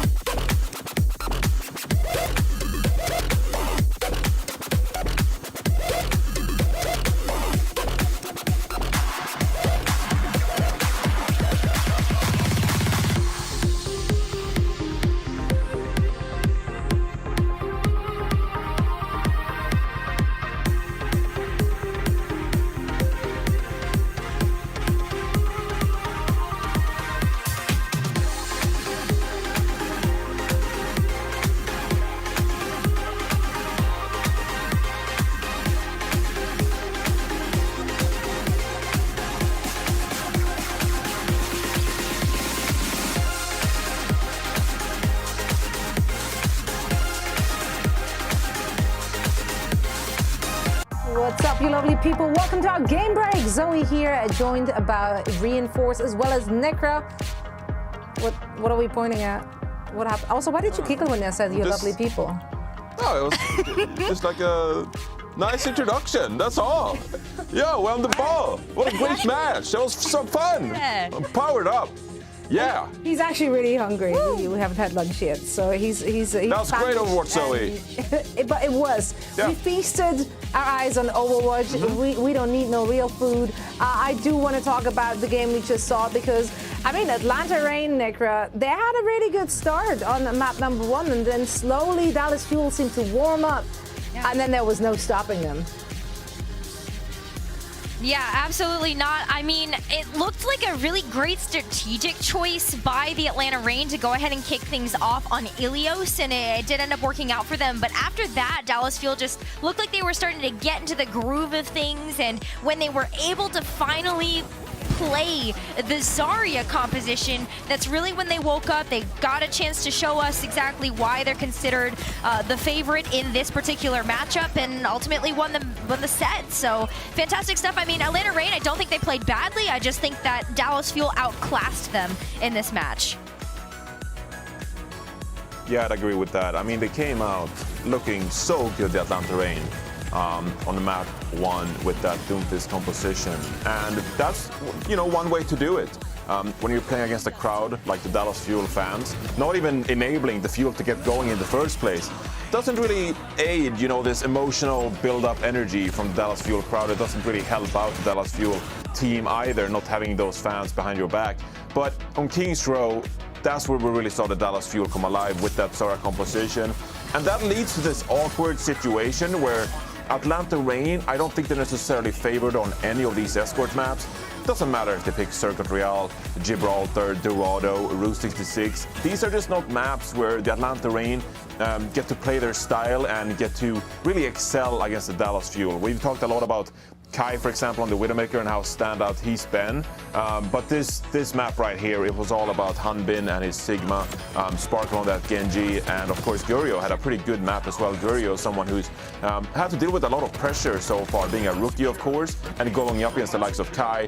And then on CoStream, I mean, it was once more all the Dallas Fuel when it comes down to these Zarya compositions. So I think when you recap this series, you have to just give so much credit to Dallas Fuel and how good they are on the Zarya composition. And that lends itself to winning maps like King's Row, like Midtown, those hybrid maps, right? And also it gives you a bit of a boon here on Coloseo as well. Because they're so tight corridors, it's so close range that Hanbin can get away playing the Zarya. And so that put pressure on Atlanta Reign. Hey, you gotta win all the control maps and you gotta win escort. And well, when you can't win the escort map, it puts you in a rough spot where you're forced to steal one of these maps away where the Dallas Fuel are so clutch on the Zarya composition. But again, big shout out to the Atlanta Reign because they did make the Dallas Fuel work for it. Yes, Coloseo looked very much like it's going only in the favor of Dallas Fuel. So one-sided. There was 5 minutes left to the entire push map, and they were already almost at the end of it. So that was rough. But we're heading back to the Circuit Royale. Yes, Atlanta Reign, they had to play musical chairs. They switched their composition completely around 3 times in a row. Yeah. But they still made it to the very end there and actually put up a really good fight. I think Nero and the Hangzhou got a lot done for them. They really started making the Dallas Fuel sweat. Absolutely. There was some confusion there, of course, with the composition at the start of the map. And that's just one of those things. If you're a professional player, a team, you have an idea and you're thinking, this is really going to work out for us. And this time around, it really didn't. And they ended up, I don't want to say choking necessarily, but it's very unusual to swap from 3 different compositions in 3 separate team fights, right? Not having that plan necessarily laid out for you. I would have liked to see the Sigma composition straight from the bat and relying on Kai's Widowmaker against Gurio, but hindsight is 2020. I don't think you can necessarily blame the Atlanta Reign. If anything, a bit disappointed perhaps to see Kai come out on the Widowmaker on Coloseo and then staying on it. If you lose that initial fight with the Widowmaker, didn't work out in the narrow, long hallways where she shines, but then staying on it, difficult angles, and the Dallas Fuel, they just kept on winning the map from there. Necro, was there a single player which really impressed you in this match? Hanbin. I gotta give it to Hanbin. I mean, just the Zarya and the overwhelming presence of that particular player. I don't know. You can give it to a lot of the different players on the Dallas Fuel, but Hanbin just consistently stands out to me as being one of the best, if not the best, Zarya in the league. Well, let's see if we can keep it going in their next match. They do have a very quick break, but then afterwards, they do have to actually face off against the Gladiators in the grand finals. I can't wait. This is going to be a banger of a match. But first things first, we're going to have Danny down in Texas with an interview. Thank you so much, Zoe. Yes, I have a very special guest standing right here next to me. It's Ans from Los Angeles Gladiators. Hi. Hello. All right, Ans. I mean, I'm sure you watched the game. You know, I'm not gonna assume. I'm just gonna ask you. Did you watch the game, Dallas versus Atlanta Reign? 경기 보시죠? 네, 유심히 보긴 했는데 어차피 저희는 어느 팀이 올라오든 저희가 이길 생각을 가지고 있었기 때문에 딱히 크게 중요하게는 생각하지 않았습니다. I mean, I did really pay close attention to that match, but at the end of the day, it's gonna be us winning the finals anyways. So, you know, I don't really worry about those kind of matches. Were you surprised at all that Dallas won? 아까 뭐 좀 이제 신경 안 쓴다고 했지만 좀 이제 방금 봤던 경기에서 어떻게 달라스가 이긴 거에 좀 이렇게 좀 놀라셨나요? 아니면 달라스가 이길 거라고 좀 예상을 하셨나요? 개인적으로는 달라스가 이길 거라고 생각을 했지만 죄송합니다.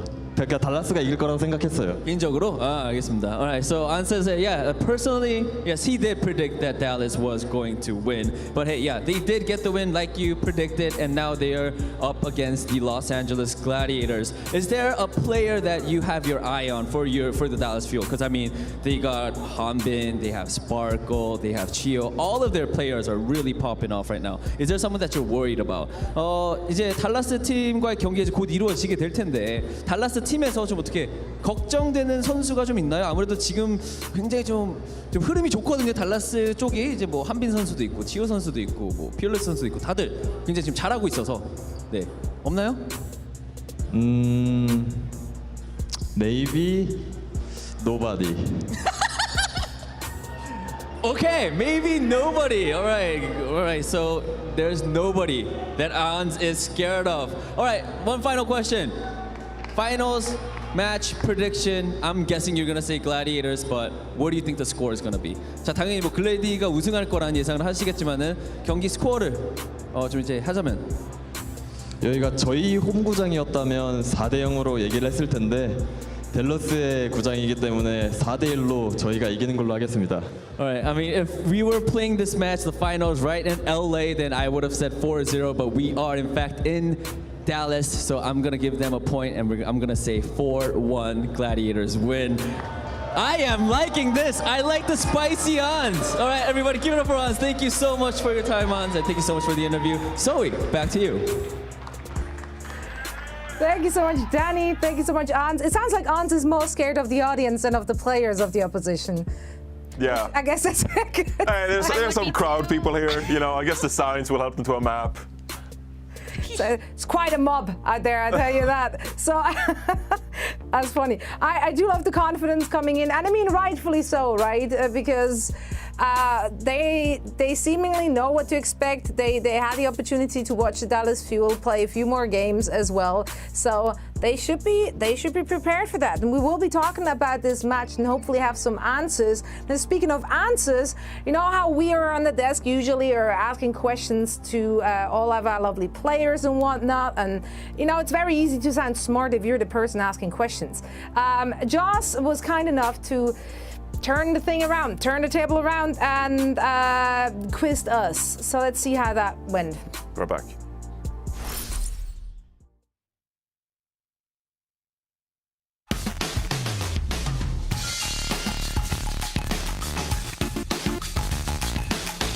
Hello everybody, welcome to the Overwatch League, where I test the desk talent's analytical knowledge of all things Overwatch. They get a grand prize in the end, maybe, and they might get a punishment too, depends on what I can sneak past legal, of course.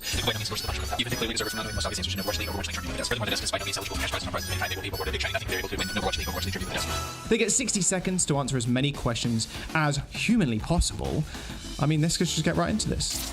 First up, we have Johnny Reinforce Larson. Welcome to Overwatch, Johnny. I heard you can dunk. Haven't seen video evidence of that, but is that true? It depends on the height of the basketball thing, the hoop. Okay. All right, just making sure we get that out of the way because this is very serious. We are going to jump into the questions. You have 60 seconds to answer as many of these questions as you possibly can. Give me your best answer, okay? I know you're a big brain when it comes to Overwatch knowledge. Are you ready to go? You haven't told me what this is. What are we doing, Joss? That's fine. You know what? Doesn't matter. We're going to start right now, okay? 3, 2, 1. Who won the grand finals in 2018? Lana Spitfire. Correct. Whose line is this? Headshot after headshot after headshot after headshot. Brennan Hook. Correct. What is the San Francisco Shock Doomfist skin called? I don't know, Thunderdome or something. Ooh, that was close. Like lightning or something. It's Thunder. What? Well, then come on! I said the word! You're wasting time, Johnny. Oh, Who is the okay. shortest Sorry. in the Overwatch League? Joss. False? It's Hugo, but okay. That was unnecessary. What? What team went 0-40 in 2018? Shanghai Dragons. Correct. What is my favorite player? What is your favorite player? You remember you're on the clock, by the way. Carpe. False. It depends on the day. I'm not. He's a fish! Sure. Who was Valiant's only British main tank? Numlocked. Oh, correct. What is Architect's current hair color? Pink. Timer. Johnny. That was wrong as well. It's blue. It's blue. All right, Johnny. Well, you got 4 points. How was that for you? I think they were pretty easy questions, honestly. It's gonna be an easy win, to be honest with you. I don't even know who else is competing on this stupid show, but yeah. Stupid show! I wrote this, and I'm producing this too. Good on you. Okay, yeah. You're out. Maybe I deduct a few points from there. Bye, Johnny. Goodbye. Bye, Johnny. Everybody clap. Wave. See you later. Clap. Everybody. Goodbye, Johnny. Next contestant. Get out of my face. Thank you. Next contestant is Danny Lim. I heard you got quite jacked recently. Comments on that? I can't. Oh, do you want me to take my shirt off? No. Okay, no. PG stream. Okay. PG stream. No. Okay. Will send me a picture of that later. That'd be great. And slide into my DMs. That'd be fantastic. Okay, so you have 60 seconds. Okay, 60 seconds. Clock. 60 seconds to answer as many questions as you can. Okay. Wait. Before we start, is it Overwatch related or is it Overwatch League related? No, it's actually about the Ottoman Empire. No, it's Overwatch related. Okay. Don't worry. It's Overwatch and Overwatch League. A little bit of both here, weaved in and out of there. Okay, are you ready? I guess, yeah. What is the hero Jonak MVP skin for? Senora. Correct. Who was the runner-up in the 2018 Grand Finals? Wait, repeat the question? The runner-up in the 2018 Grand Finals. Who was it? Philadelphia Fusion. Correct. What is Symmetra's weapon called? Laser beam. No. Photon projector. Oh, okay. Who hard carries every broadcast? Oh, Danny Lim. Absolutely false. Production. What team did Dante play for in 2018? 2018. Yes. Houston Outlaws. The San Francisco. Oh, really? Oh, Yep. Where is Snillo? Where is Snow? I don't know where he is. Probably home. I don't know. Chilling. What? No one knows, but he's actually in the woods picking mushrooms. What player got the title Scrim God in 2017 and 2018? Come on, Danny.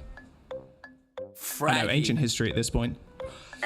Unfortunately not. It's actually Zephyr. Zephyr the Scrim God. I miss Fraggy. That was... that's fine. That's fine. We all miss Fraggy. Don't worry. We all miss Snillo. Still don't know where he is. Where in the world is Snillo? Do people even know how to answer that question? Dude, hey, Joss, ask that question to whoever's doing this next. I don't think anyone would get it right. Okay, I will do just that. We actually have Custer up next. Okay. So I'm going to ask him that question right off the rip and see how he does. Thank you very much, Danny. Thank you. It's been great. I think you've been fantastic. I hoped you got more than Johnny, but unfortunately I don't think you did. Yeah. We're going to bring our next guest, Custer. Custer, welcome to Overwatch League Trivia. Give a round of applause for Custer. Woo, Custer. Custer, you know, doing a little back and forth with all the guests. I asked Johnny about why he can't dunk. Thoughts on that? He can't dunk. There's no way he can't dunk. He's like 7'3". I've seen it. No, he's 5'2" and can't dunk. Crazy. I know camera illusions, they work in mysterious ways. That's how Matt is the same height as Mitch. Don't know how that ended up working out. Okay, so look, 60 seconds, answer as many questions as possible. You may or may not get a prize. I don't know. We'll see. So if I don't get a prize and I win, what am I here for? Good question. Anyway, we're going to start now. Okay, so ready? 3, 2, 1. As fanboy triggering as that sounds, is in reference to what team? Dallas Fuel? Absolutely not. Runaway. Which Korean main tank played for Shock in 2019? Smurf and Super. Super isn't Korean. Okay, we'll take that. Yeah, sure. Otto joined the league in 2018. When did he get his first win? The Shanghai Dragons? No. Well, I was looking for a date. 2019. Sado is represented by what famous emote? 2-liter chugging Coke. Yeah, I'll take that. Sado 2L, yeah. What hero is Striker known for? Tracer. Yes. Which player famously accidentally used ult twice accidentally in one match? You, Custer. Correct. Wow, who'd have guessed that one? Custer. So that's the second time this series. Who had the shortest Overwatch League team contract? Aspire. False. Side. Oh damn! I knew that. That is what? As soon as I said Aspire, I knew it was Sideshow. God. Well, unfortunately, you didn't get that question correct. You got a few others correct, though. You know, not too bad, Scott. But look, listen. Some of them are difficult, and you can't know everything. An analyst can't know everything under the sun. Let's be real with ourselves here. But you know, how did you feel you did? I feel like I threw away a couple. I was struggling with listening to the question. You know, I got confused a little bit. Disappointed I didn't get the runaway one. I think people are going to hunt me down for that one. So yeah, that was actually in the easy tier question. So yeah, I was expecting you to at least get that one. Yeah. But you know what? That is unfortunate. But I'll give you a secret bonus question. Oh, okay, secret bonus point. Don't tell anybody. Where is Snillo? Snillo is in the forest picking mushrooms. Scott, you know what? I'm going to give you that bonus point. Why not? Yes. Thank you so much for joining. Everybody give a round of applause to Scott. I think he did rather well. Did I win? Maybe not. We'll see. You know what I'm saying? We'll talk about the prize too. I'm not sure that's going to happen, though. We'll see. Punishments, though, getting it through legal. That's also another step.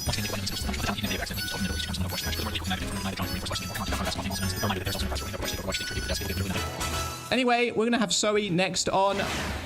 Zoe, welcome. Now, you are a woman of many talents. You're also a prediction god, but can you also care to comment on the fact that Johnny is 5'3" and the camera makes him look about 6'4"? Yeah, I don't go with those measurements. Can you give me the metrics on that? I can't.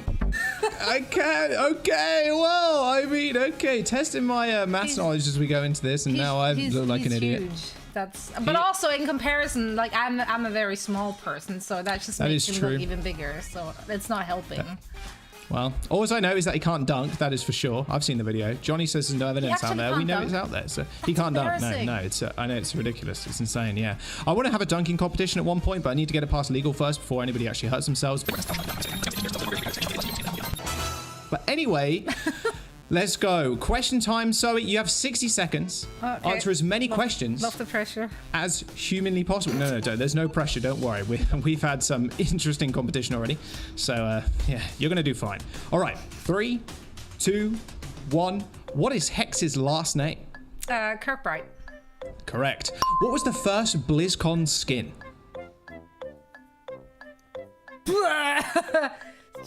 BlizzCon skin for yes, for Overwatch? For BlizzCon. Yep. You can pass if you want to. I don't know. Yeah, pass. I don't know. Okay, Bastion. In 2020, who was Defiant's DPS coach? Who was Defiant's DPS coach? Yeah. Do I know? Okay, well, it's Magnitude. Custer owned a body pillow with what hero on it? Ew. I didn't need that information. I will take that as a correct answer. Oh, well, no, but I'll take it as a correct answer. Didn't need that information. What are Tracer's weapons called? Yes.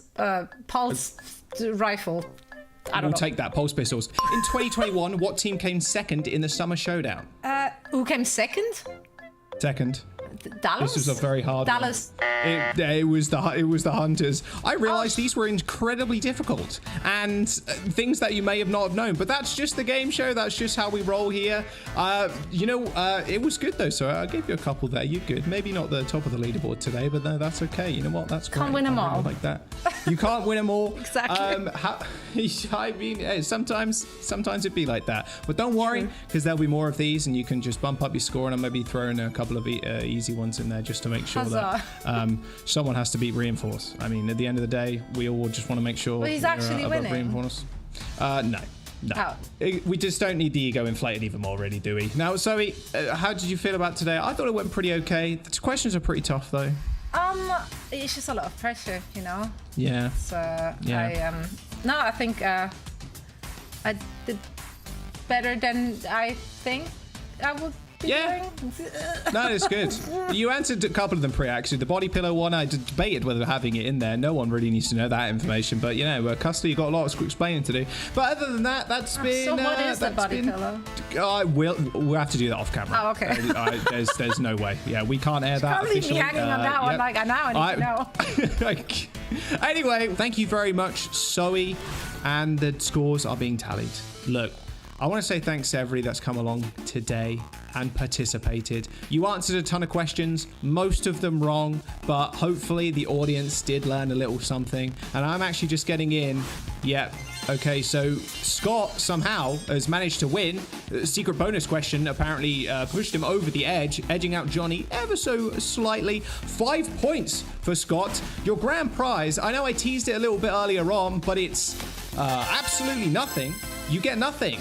Nothing at all. It's a whole load of nothing, but it's a whole lot of shiny nothing. Look at it shine. Very, very epic. Very epic. Maybe we get a better prize later down the line when the budget increases. We'll have to wait and see. Punishments maybe to come too. I mean, yeah, we'll see what League will have to say about that one. And you know what, just punishment. But I really do appreciate all you stopping by as well. This has been the Overwatch League Trivia Game Show. Thank you so much. We'll see you next time. Well, thank you, Joss, for, I guess, absolutely nothing. Some tough questions in there. You're boomed that you didn't win, I can tell already, like that bonus question kind of shenanigans. I hope Custer just continues casting with Jaws at this point. Nekra, do you want to join the desk full time? I know I kind of like spoke on your behalf now, but I'm so tired of that guy. Let's go to my nerves. Happy to come in whenever you guys want me. There we go. I mean, clearly Costa's off the table now. He's off the table. Well, why can't you dunk, though? That one I can't dunk. You can't. This is misinformation. I never even said I couldn't dunk. I just said it depended on the height of the rim, which is a technically correct answer. So I didn't say I couldn't. I just said it's depending on the height. When it's a 20-foot rim, of course no one can dunk a 20-foot rim. That's like saying I'm an incredible Widowmaker player if I'm only shooting bots. Like it. No, it isn't. It literally is the same thing. Like, obviously, you would. Anyway, Jaws, this is what you did. You've boomed us before a great finals. Yeah, and now we're all fighting over absolutely nothing. Also, I really need to know what Costa's body pillow is, and I don't want to know, but I need to know. So that's where we at. Right. Anyway, moving on to brighter and better things, Nekra. We do have a grand final coming our way, and this is going to be an exciting one. The two teams met already previously in this kickoff clash. This one is tough, though, because we've seen different looks from both of those teams. Do you feel like that was an easy prediction to make? Not really. I mean, you know, even coming into this, I had predicted that the Dallas Fuel would get here, and then, you know, Gladiators, that one's just kind of a toss-up. Gladiators do have quite a bit of experience playing into more aggressive compositions. They took wins over the Atlanta Reign as well as the Houston Outlaws, while on the Doomfist flavor of the composition, still very aggressive and finding ways to kind of just strategically get around that. And so the versatility of Gladiators is really what is continuing to give them the edge in my mind over their opponents. Couldn't agree more. That's why I was really unsure with my predictions, knowing that the Gladiators, they have been playing those different compositions on the high level, whereas from the Dallas Fuel, we really clearly know where their bread and butter is at. So let's bring up the predictions for our last match of today and see where everyone is leaning. Are we falling victim once again to recency bias? Oh no. No, okay, Split. Not all of them. We're split 50-50 here on the desk. Nick, are you the only one with the Gladiators, I assume? I mean, you technically already made your point. Reinforce, how confident are you in your Dallas pick, though? I'm not confident at all, to be honest. It's a flip. It's a 50-50. Look, okay, LA Gladiators so far this tournament, I think they've been the better team. They can play more compositions. Agreed. So the key to success here, really, for the Gladiators is you want to win Escort, right? There's where you have Ans on the Widowmaker is going to be a huge key, better than Gurio. And also control maps. We're going to see a couple of control maps. Dallas Fuel, they haven't been great on the Winston compositions. Dallas Fuel, they should be able to reliably win push maps and the hybrid maps. There's where the Zara composition really flourished. But I'm hoping we'll go to map 7 because this series deserves it. Yeah. Whatever the results are going to be, we want to be treated to good Overwatch, and I'm pretty sure that both of those teams are more than capable to provide just that. Now, Necra and Reinforce, thank you both so much. I'm going to see you again in our post-show after all the action is said and done. But now we're getting ready for our Kickoff Clash Grand Final happening right after a short break.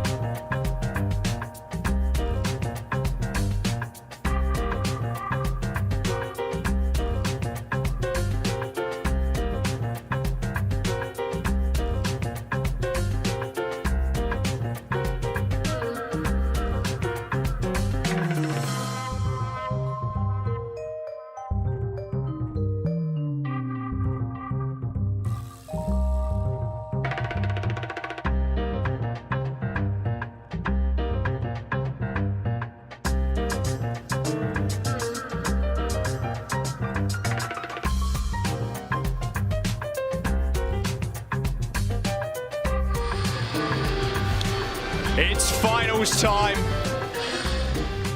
The Dallas Fuel taking on the Los Angeles Gladiators. We've made it, we're here, you're here. The Dallas Fuel in battling ferociously to get back to this position. The Gladiators, a little bit of an easier road, you could say, and now the Fuel wanting their revenge. The Gladiators have only dropped one map in the entire Kickoff Clash tournament so far, and that was to the Dallas Fuel. The Dallas Fuel coming in lately with a chip on their shoulder, decimating every single team that has gotten in their way just so they could be here today in the grand finals. Yeah, that one map, maybe they can dust it off, go again. The tempo, the speed in which the Dallas Fuel are playing right now is just unbelievable. We just saw a complete on push on Colosseo from the Fuel against the Atlanta Reign. Something that we'd rarely see, or we thought we'd rarely see, especially in a competition setting in the semi-finals, no less. And that's the crazy thing about the Dallas Fuel. They've always been so strong and just dictating the tempo against every team that they've played against. The only team that has been able to put a hold to them has been the Los Angeles Gladiators. So the Dallas Fuel need to prove that they've learned from that lesson and can come back stronger. We'll have to wait and see. They're in front of their home crowd too. And you best believe that excitement, that energy is just flowing through them right now. The Gladiators have had a little bit of time though. They've been watching the series from earlier today. And I bet they've been taking a whole bunch of notes because Hanbin, he has been exceptional today already on that Zarya, just leading the charge for the Fuel. And that's it. Hanbin Zarya has really been the key to success so far for the Dallas Fuel. We actually saw them struggle once again on that dive composition against the Atlanta Reign.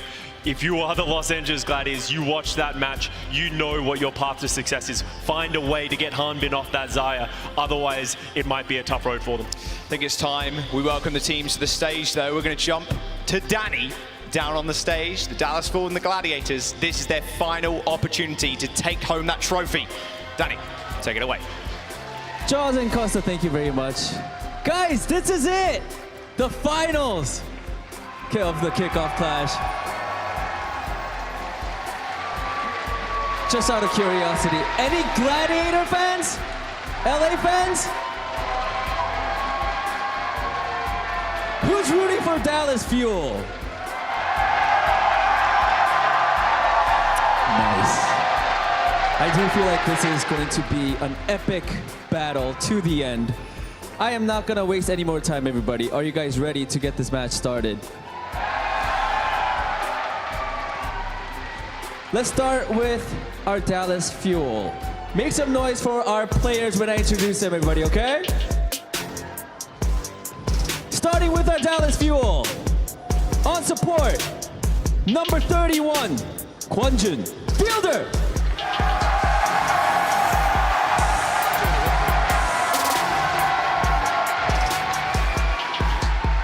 On support, number 9, Han Hyun-seok, Chio.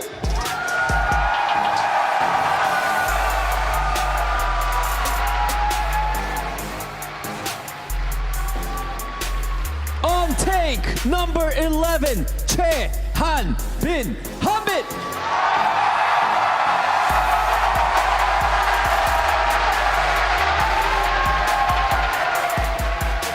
DPS, number 7, Kim Tae-hoon, Edison.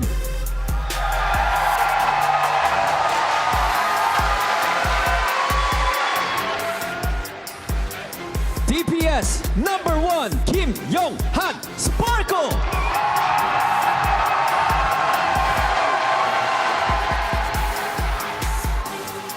Ladies and gentlemen, give it up for your Dallas Fuel.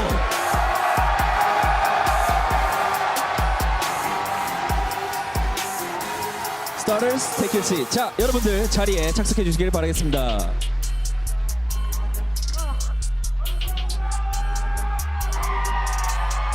All right, everybody, are you guys ready to meet their opponent? Gladiators. Ooh. All right, here we go. Gladiators lineup. On support, number 33, Daniel Hathaway, Funny Astro.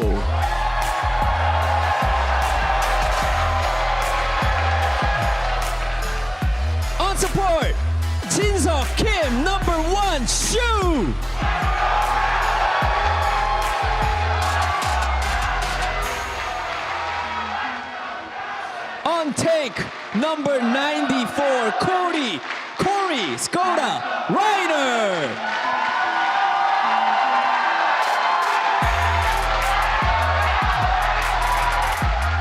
On DPS, number 6, Patty Pan, Chaiwong, Patty Pan.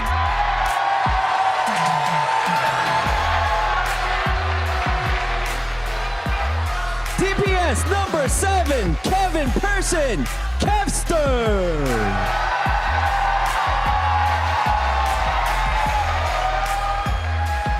Give it up for your Los Angeles Gladiators.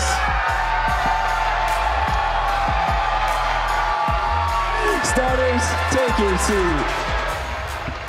All right, I am so excited for this match. To kick things off, let's send it back over to our casters, Costa and Joss. Take it away. Thank you very much, Danny. The Gladiators and the Fuel now take their seats. This is their final chance to claim that trophy set on the stage. The Dallas Fuel already scorching earth, making it here. The Atlanta Reign stood no chance.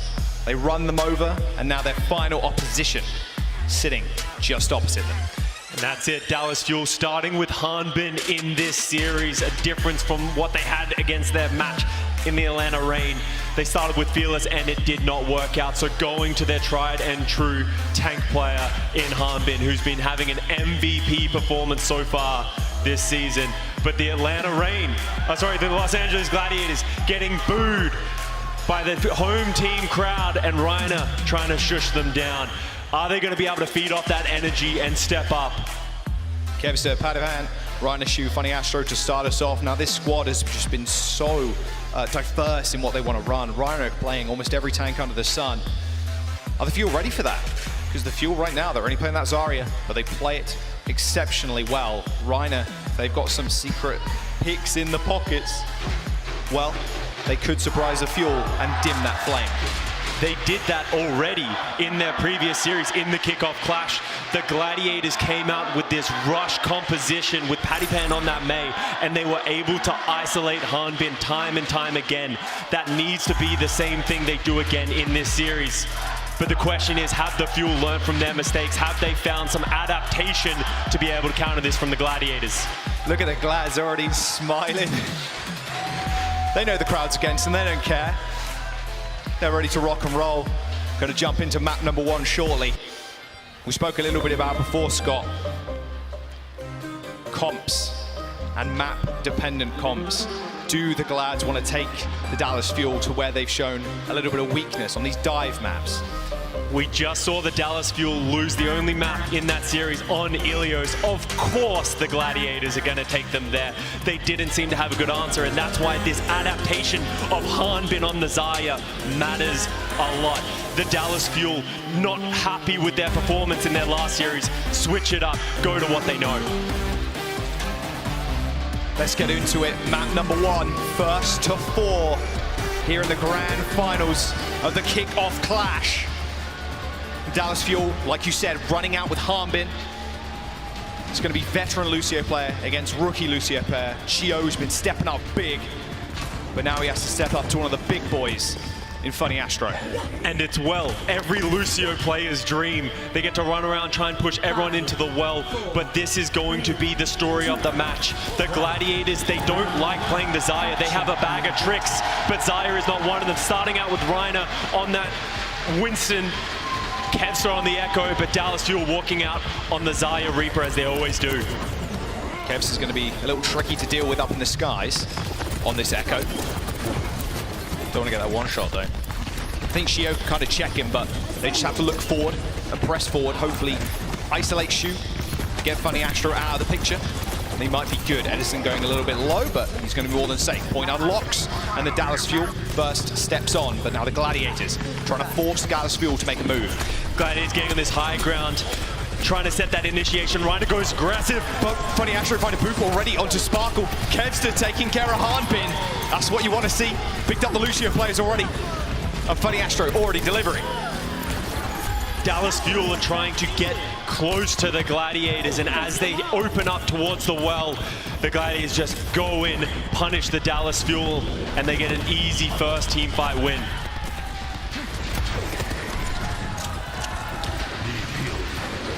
Kev's just got a couple of easy dupe targets as well. Looking at the Fuel, you want to do that Zarya, maybe the Reaper. We quite tricky to deal with, especially if you have tools to get out of the way, like the shift or the bubbles from the Zarya. You can see Edison trying to take this lighthouse position. Funny Astro trying to keep him down. Another boop again! Astro finds yet another pick. The veteran Lucio player is showing up strong already. Edison did not see that coming. The Dallas Fuel don't want to waste any time. They end up backing off. Don't let him do it! Don't let Daniel Hathaway do it! Ever so close. Harbin survives just for the time being, but he's falling super low. Funny Astro once more finding another kill. 3 final blows already for Astro. Padapan taking care of Fielder. The Dallas Fuel not expecting what the Glad to bring in. The aggression from the Gladiators already showing, not allowing Dallas Fuel to dictate the tempo of the game, and you can see it's already been a problem. Funny Astro has been incredible for his entire career, showing up big in this playoff match, getting the boop onto Edison, just forcing the position of the Dallas Fuel. Big copy for Kevster available. They want to go fast, ideally. Force Dallas Fuel into a position they don't want to be in. Last fight coming up. Copying Harbin would be perfect, and Harbin nowhere near his Graviton Surge. Kevster copied, he could get it before Harbin does. Reiner going pretty low, trying to isolate Shio, but a nano boost onto Edison to try and make some room. There's the Primal Rage, and a beat to actually respond to Padapan's ultimate, the Nano Visor. Harbin takes care of Kevster as well as that copy. And now the Gladiators losing 1. At least they traded though, with Edison falling 2. There's Harbin, that's what you want to see, but Astro yet again helping Reiner secure the kill onto Harbin straight down the well. The Gladiators at 99%, the Dallas Fuel in their last limbs. They're going to have to get back to the point now to try and contest. Sparkle gets taken out by Padapan, a blistering pace the Gladiators are setting currently. Maybe the Fuel were not ready for it. Edison burning that shift, trying to get back to the point in time, but just stopped meters before he could touch. And already the Gladiators off to a good start, 100-0 over the Fuel. Hanbin didn't even get to a Graviton Surge in that round. The Gladiators knowing what to expect from this Fuel team, just pushing the tempo, giving the Fuel no answer. Edison was trying to teleport around the map, but Funny Astro with the most ridiculous first round that I've seen by a Lucio player on well. Is that going to be the story of this match? Hanbin already making the blink. Is he actually going to come out and try and mirror the Winston of Reiner? They need to find something, that's for sure. You've got to stop Funny Astro doing things like that. Another good map actually to find those environmental kills. The point is so close to the edge of the map. Kevster sticking to that Echo while Sparkle is on the Tracer, but it is going to be the Winston versus Winston matchup. It has worked for Hanbin in the past. It has been good, but good might not be good enough anymore. It needs to be exceptional if you're going to take down the Gladiators. Padapan already going pretty low. Kevster's been rather unchecked in the series so far, but with Edison jumping onto the Soldier, he might be a little bit more so. Reiner goes down fairly early. Hanbin goes low, but they should be good. Healing station on the ground, just trying to disrupt that high ground, but Hanbin jumps in, and he gets antied as soon as he made that jump, and Funny Astro finds the final blow on the main tank. The first capture goes over to the Dallas Fuel. That's important. How long are they going to be able to hold this for? Because Reiner died first, he gets back first. We got a Soldier duel here on this mini health pack, but they disengage. Yeah, Chio got purple there. Gladiators find the flip. They couldn't push on that point, not with the Lucio being purple. Edison with a nice flank, but Kevster and Padapan showing up pretty big. Fielder not expecting maybe Kevster to be a little bit more aggro. Sparkle falling as well. It's not a good look for the Fuel right now. The Gladiators are in firm control. Nano Visor in a couple of seconds. Fuel did lose the point early on, so the Gladiators have already got 25% already ticking up on the point. Sparkle's been exceptional on the Tracer so far in Kickoff Clash. His pulse bombs are the thing that really stands out to me. He's so consistent with them, and they're going to need that. But Nano Visor's coming up for both teams, as you said, Jack. Okay, pressure on the point. Pulse misses. Padapan dodging out the way. Chio finds the veteran in Funny Astro, and the Nano Visor is unleashed. Padapan trying to find as many targets as possible. Reiner helps him chase down Hanbin. He finds another. Let's go, he says in the mic. Gladiators, 50% now. Dallas Fuel struggling. This is not the Dallas Fuel we've seen in the previous series. Maybe the Gladiators just seem to push them off balance because the Fuel are just getting caught slow, but now they have the Nano Visor. I want to see the tempo that we know and expect from that Dallas team.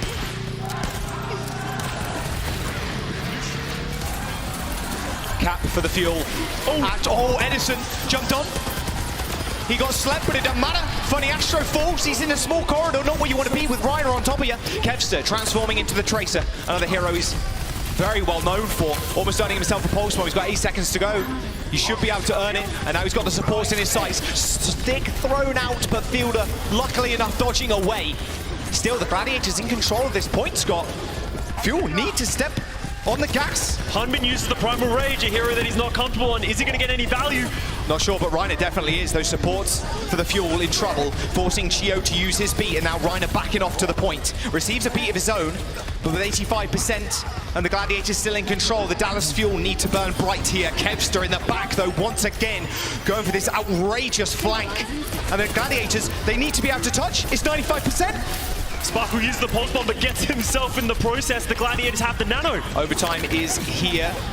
It is just Chio to try and touch. A nice anti-nade from Shu from downtown's going to be good. And a Nano on to Kevster is way too much damage for the Dallas Fuel to take. And the Gladiators will find map number 1 in the blink of an eye. The Fuel fall by the wayside. Unbelievable tempo we've seen from the Fuel over the last couple of days. But the Gladiators shifting even into a higher gear than what we've seen the Fuel done.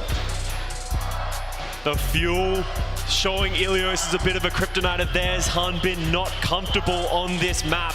And the Gladiators took it clean off of some great Lucio play from Funny Astro and the rest of the team. But now we got 7 maps to go. It's only a drop in the ocean right now, and the Dallas Fuel get to choose the next map. Maybe that's going to be a benefit. Of course, that was the map that they did lose earlier on. Ilios not strong suit of theirs. We're going to jump to a quick break. Map number 2 in just a sec.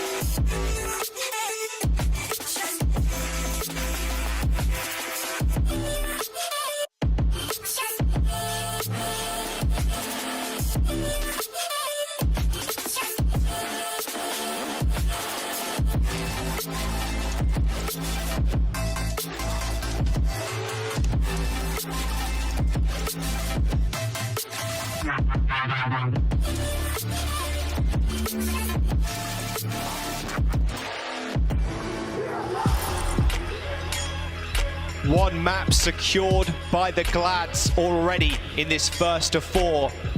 The Dallas Fuel's choice to go to hybrid. As we jump into map number 2, we're going to Kings Row. Not too surprising for the Dallas Fuel. It's like a mirror of the last series we just had. They drop Ilios and then go to their comfort pick in Kings Row. The last time these two teams faced off against each other, the Dallas Fuel did take Kings Row, but it was close. They went into overtime. The Gladiators like to move to that rush composition to deal with that Harbin Zarya. Are we gonna see the same thing again? With no substitutions, it definitely feels that way. Like you said, mad comfort for the Fuel. So many maps, very much a marathon, not a sprint right now. Dallas Fuel claim this one, of course, Glads will choose the next. Escort could be a rather interesting tale, but Kings Row is up next. That is going to be the story of this series, of the map selection for these teams. Both have strengths in different styles. Dallas Fuel, they need to win this map. This has to be the map that they win, otherwise you can see it starting to slip away from them. This is their home so far in the kickoff clash.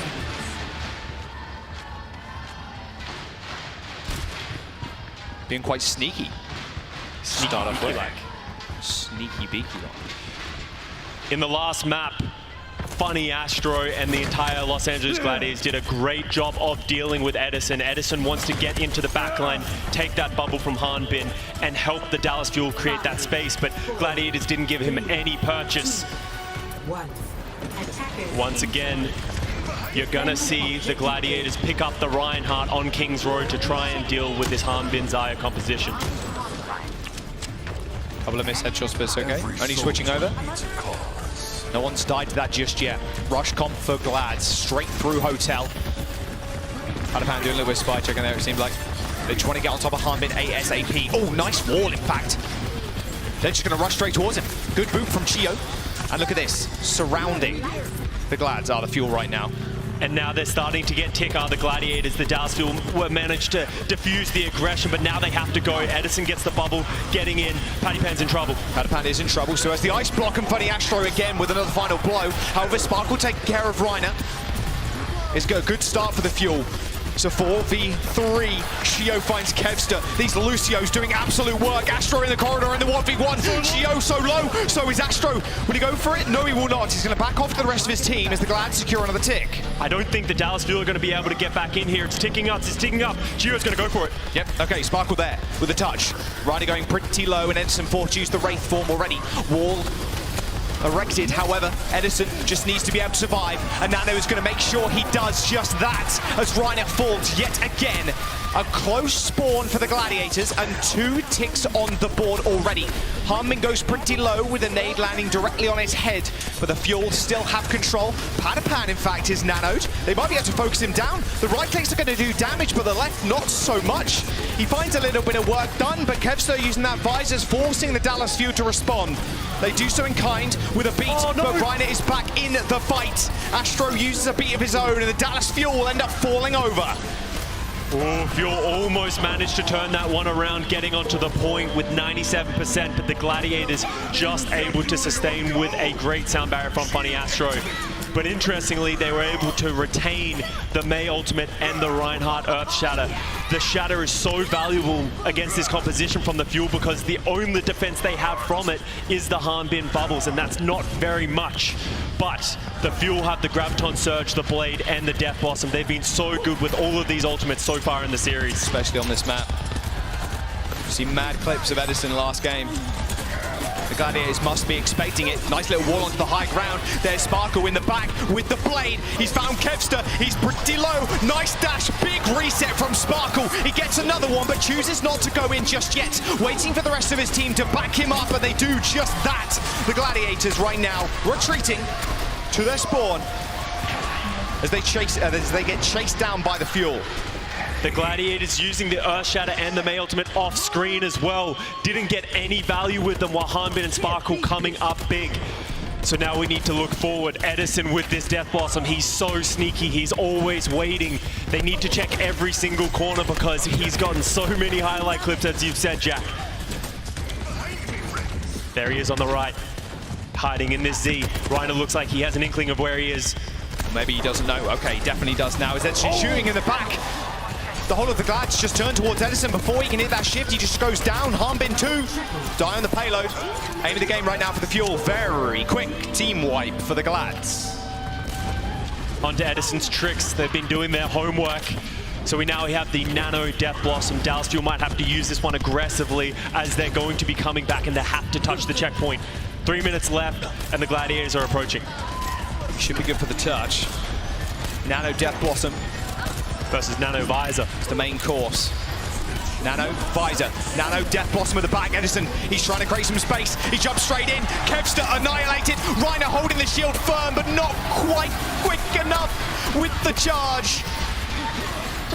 The Gladiators are halted just for the time. I say that actually. They end up getting the payload. The Dallas Fuel rather unhappy with that one. I expect everybody else will be as well. Paddy Pan with the not what you want to see. Oh, that's tragic. That was going to be the important hold the Dallas Fuel needed, but the fight's going to go early. Chio's using the sound barrier. Using that beat. They're using the grab too. Touch the spawn challenge, maybe a bit over ambitious right now. Reiner's got the shadow, but ends up getting cut down. Okay. You're okay with that if you're the Gladiators. That's so close to your spawn. That's only wiping about 20 seconds off of the clock. Big biotic nade from Shu might force Dallas Fuel back a bit, but Sparkle's getting set up on the high ground. His blade's going to need to come up big, but Funny Astro has the sound barrier to answer. Yeah, you can see Sparkle already kind of setting up. Oh, he's already used his deflect, not ideal. And now Reiner can march on forward. He has the pressure of the Shadow. He's ready to let it loose. Sparkle with the blade goes in and then dips straight back out. Big sleep onto Reiner, stops that ping going through, but still holding onto the Shadow, ready and waiting to go. Gladiators rounding this corner now. They're looking, as soon as they get that speed up once again, they just want to send Reiner straight to the back. The Shadow hits the ground, and Nano onto Harbin will help him survive just for the time being, but that Blizzard's splitting up the rest of his team. He takes Paddy with him, and in fact, it's the DPS for the Fuel that are doing a lot of work in the back.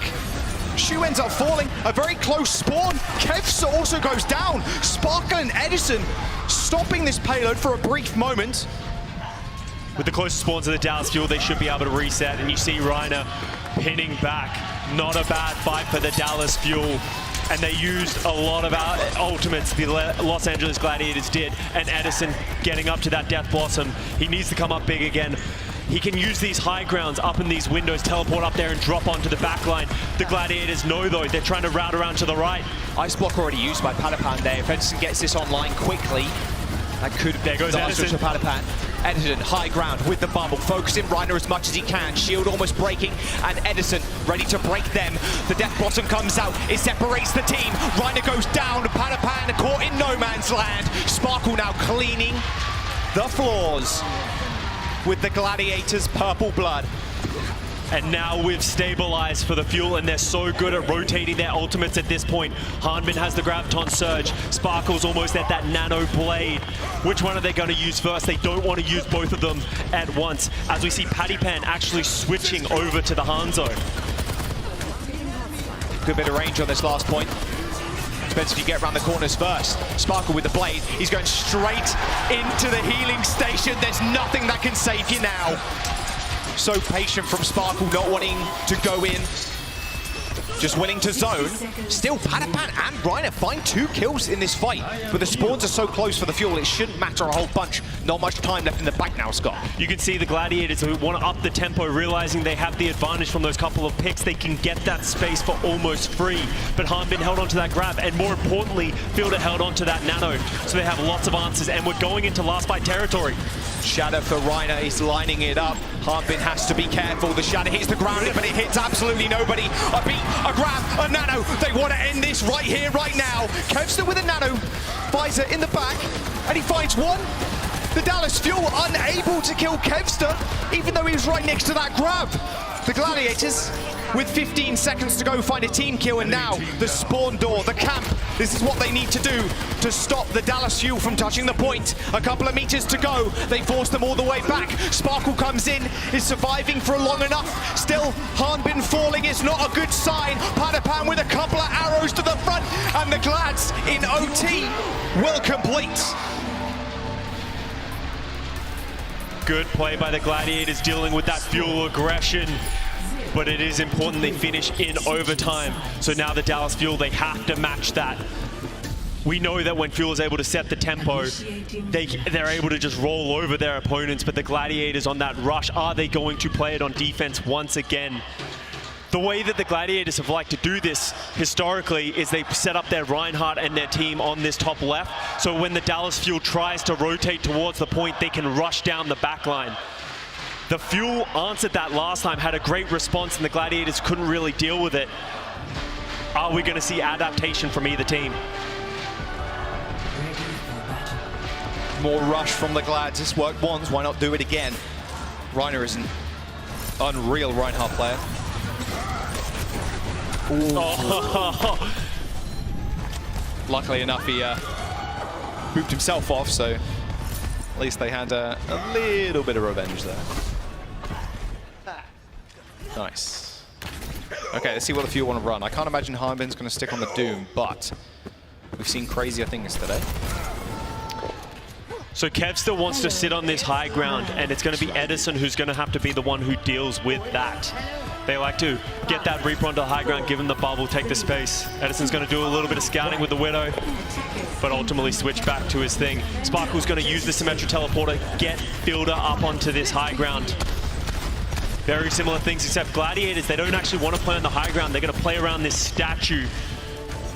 Yeah, the May Wall's perfectly fit to isolate people if they do wander too far. Gladiators. Padapan's wall now, Scott. Yeah, and he's been so good with them so far. When we've seen his May this season, his ability to just find the windows, isolate Hanbin. He's going for it. There you go. Hanbin tried to B-hop out of there.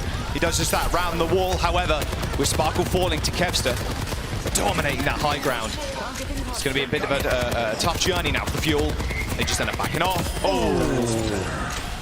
Clean tracking. And you can see the difference of the Gladiators versus the Atlanta Reign. The Gladiators don't want to allow the Dallas Fuel to take space, move around the map, and then converge eventually. They want to play aggressive so that it feels like the Fuel have to take a head-on fight time and time again. Nice TP from Edison there. Received the bubble. Forces Kevster down from the high ground. They're so scared. Pretty well charged right now. Edison in a little bit of trouble, but not for long. And now you're in my house. That nano boost is doing a fair bit of work to that shield, but can they get more done? It doesn't look like it. Once again, Kevster coming up massive. Killing off Sparkle, but a good sleep onto Reiner. Stopped him putting that shield in front of Padapan's ice block, and the Blizzard gets absolutely nobody. Stone cold right now are the Gladiators, but they're stone cold killers going straight to the spawn. A nano boost. Oh my. And Gladiators walking straight to where the Fuel want to leave. Dallas Fuel getting a taste of their own medicine from the Gladiators, touching the spawn challenge. And they just can't get any space, and Sparkle especially. Every time he tries to move around, he's just getting peppered by Kevster and Shu. They're just sitting on the high ground, and funny Astro just booping anyone down who tries to go anywhere. This is so difficult. Oh, aggressive charge. Oh, nice charge cancel. Shatter, there's the wall. No way you're escaping that. Just a masterclass right now on defense of Point A Kings Row from the Gladiators. Dallas Fuel, a minute and 40 to go. And this is what the Gladiators did in the last time they met Dallas Fuel. Just this unreal amount of aggression, and people just aren't able to build their ultimates. We're 2 minutes and 30 seconds in, and no one's even at an ultimate, but they are starting to come up, and the Gladiators have used everything to get to this point. Attempted wall and pin there. Didn't result in too much. Edison on the height. Has the Death Blossom, but has to check Kevster on the side. Your effective range is pretty much useless. So Sparkle, surprise attack. Kevster wasn't expecting that.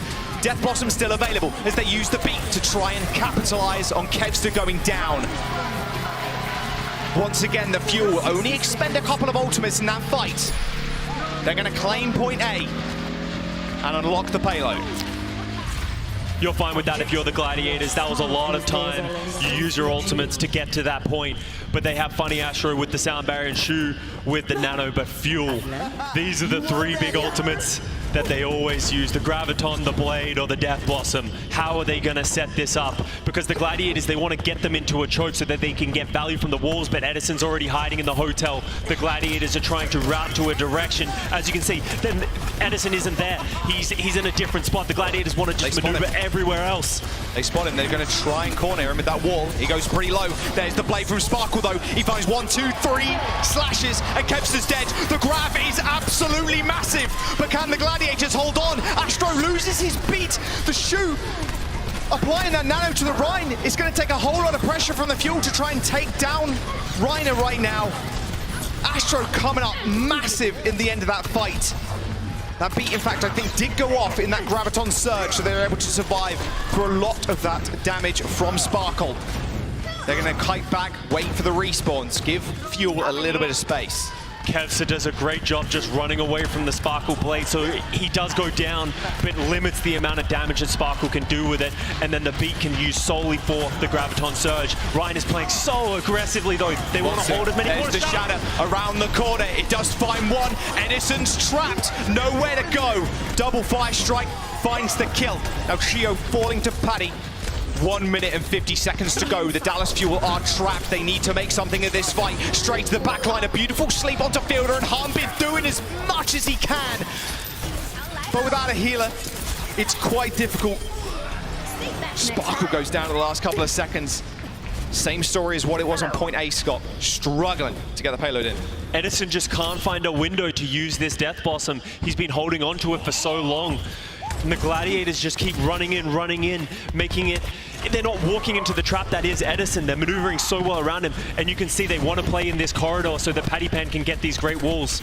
Nano and Death Blossom is available, but Edison's playing just in the front line. No sneaky, no funny business. Padapan's ready to start that Blizzard. Nice little wall, a good nade, but are they going to be able to survive it? Doesn't look like it. Once again, Padapan's wall and Blizzard usage so clean. Reiner is sleeping, but we're losing two like that. The Fuel have to go again. Sparkle finding reset after reset, in fact. Look at that, Shu and Padapan end up going down. Shio escorting Sparkle in and out of this fight with pure precision. That's forcing the Glads back. The Dallas Fuel, you can see them stepping up. They want to use these ultimates. They have so many left in the bank now. Blade. Nano Blade, Sparkle's been so good on this Genji, on this second point, getting picks. I want to see them go before the Gladiators do. That seems to be the story, but once again, they're disengaging, so Fielder can get here. Yeah, Fielder's so far behind right now. He did die last. Almost 5 ultimates available for the Fuel. Nano Blade or Nano Blossom is their choice. But it's going to be a lot of damage, whatever they so choose. Nano onto Edison, wants to use the ult, but can't quite find a place to do so. Ryan is in a whole lot of trouble, but he's still standing strong. Kevster on the side, Nano tag visor, and a late shatter from Reiner.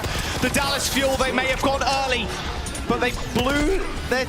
Well, I was going to say something rather cheeky there, but it's not going to happen over time. It's ticking down the Gladiators. They take map number 2. They need 2 more now. The Dallas Fuel need to find more gas in the tank than that. Edison not even able to use that Death Blossom, and we're at the end.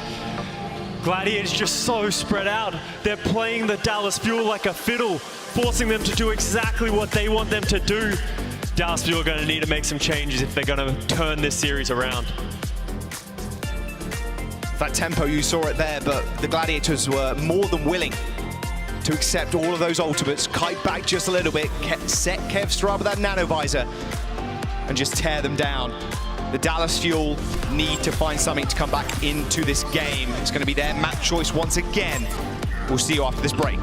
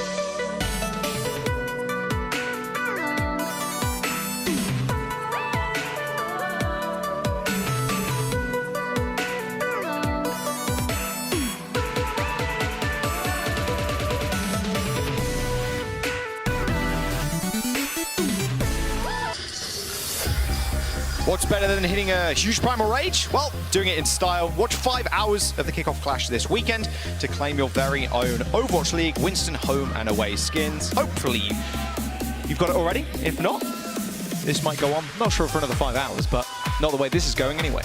Maybe if Dallas Fuel turn it around a little bit, but yes, they have been struggling, and the Gladiators seem to just have the answer to everything that the Dallas Fuel are throwing at them. But we go on, Dallas Fuel get to choose the next map, and we're going on to Route 66, which to me screams respect for the Los Angeles Gladiators on Circuit Royale. They weren't going to take them to a dive map, but Dallas Fuel have been winning Circuit Royale recently, at least. Yeah, and you best believe if the shoe was on the other foot, maybe they would have taken them to Watchpoint Gibraltar. For Route 66, way more in the wheelhouse right now for Fuel. You got to feel for Space. Space is just like, take us to Circuit Royale. I dare you, take me there. He wants to play. He's always been their pinch hitter to come in on that map.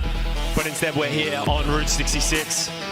And no subs, which means that we should expect a lot of the same. It feels like Dallas Fuel believe in the composition. They just need to find a way to play their style, because so far they've just been playing the Los Angeles Gladiators game.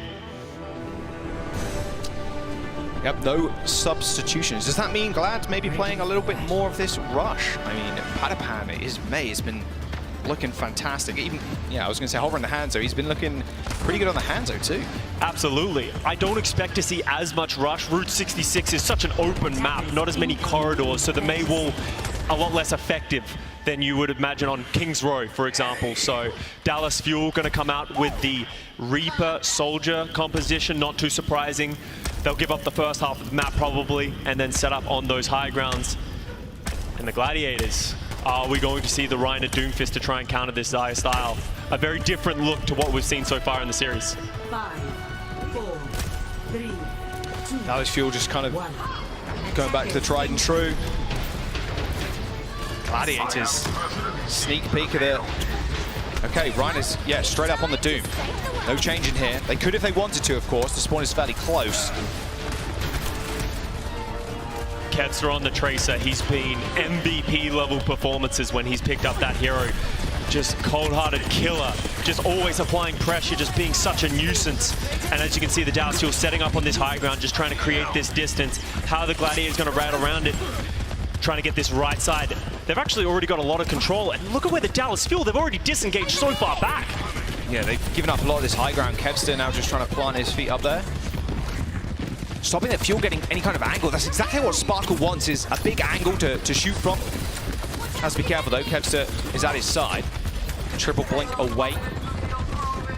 Now the Gladiators still pushing this payload. Dallas Fuel unwilling to act right now. They need to find Shu. Shu feels like he's able to walk around this map for free as Edison goes in with the bubble. Yep, straight onto the health pack. He does chase a couple of Gladiators away, but that's about it. Just needs to hold on this corner ideally, but Sparkle going down to Shu is not the start they really want. Kevster as well following up. The anti on the Glads was good, but there's no follow-up there now for the Fuel. They're just falling apart right now. It's like they don't have any confidence. The one thing that they've been oozing so much in their last few series. You can just tell they're just disengaging, falling back to the back of the point, not being confident with Edison to go in with the bubbles. And we're going to see a switch actually from the Fuel, hopefully allowing them to increase their tempo. Oh my, enormous biotic grenade by Fielder, but there's just no follow-up. Point A unlocked. Payload, again, moving at record pace. Very close hold though. The Dallas Fuel could just run at the back line. However, a beat from the Gladiators forces the Fuel to disengage. Kev's trying to burn away that shield of Heartbeat to lay down that pulse, but doesn't need it. He's just standing free firing. No one's checking Kevster at all.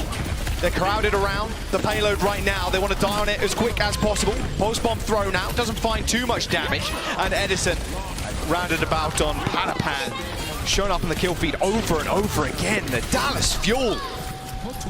At least they die on the payload, I suppose, and it stops it from moving. But the Gladiators, look at the ultimates they're lining up right now. They have so many ultimates. It's going to be so hard to engage in this. You can see Paddy Pen already rotating onto this high ground. He can receive that nano with the nano visor and put in a lot of work.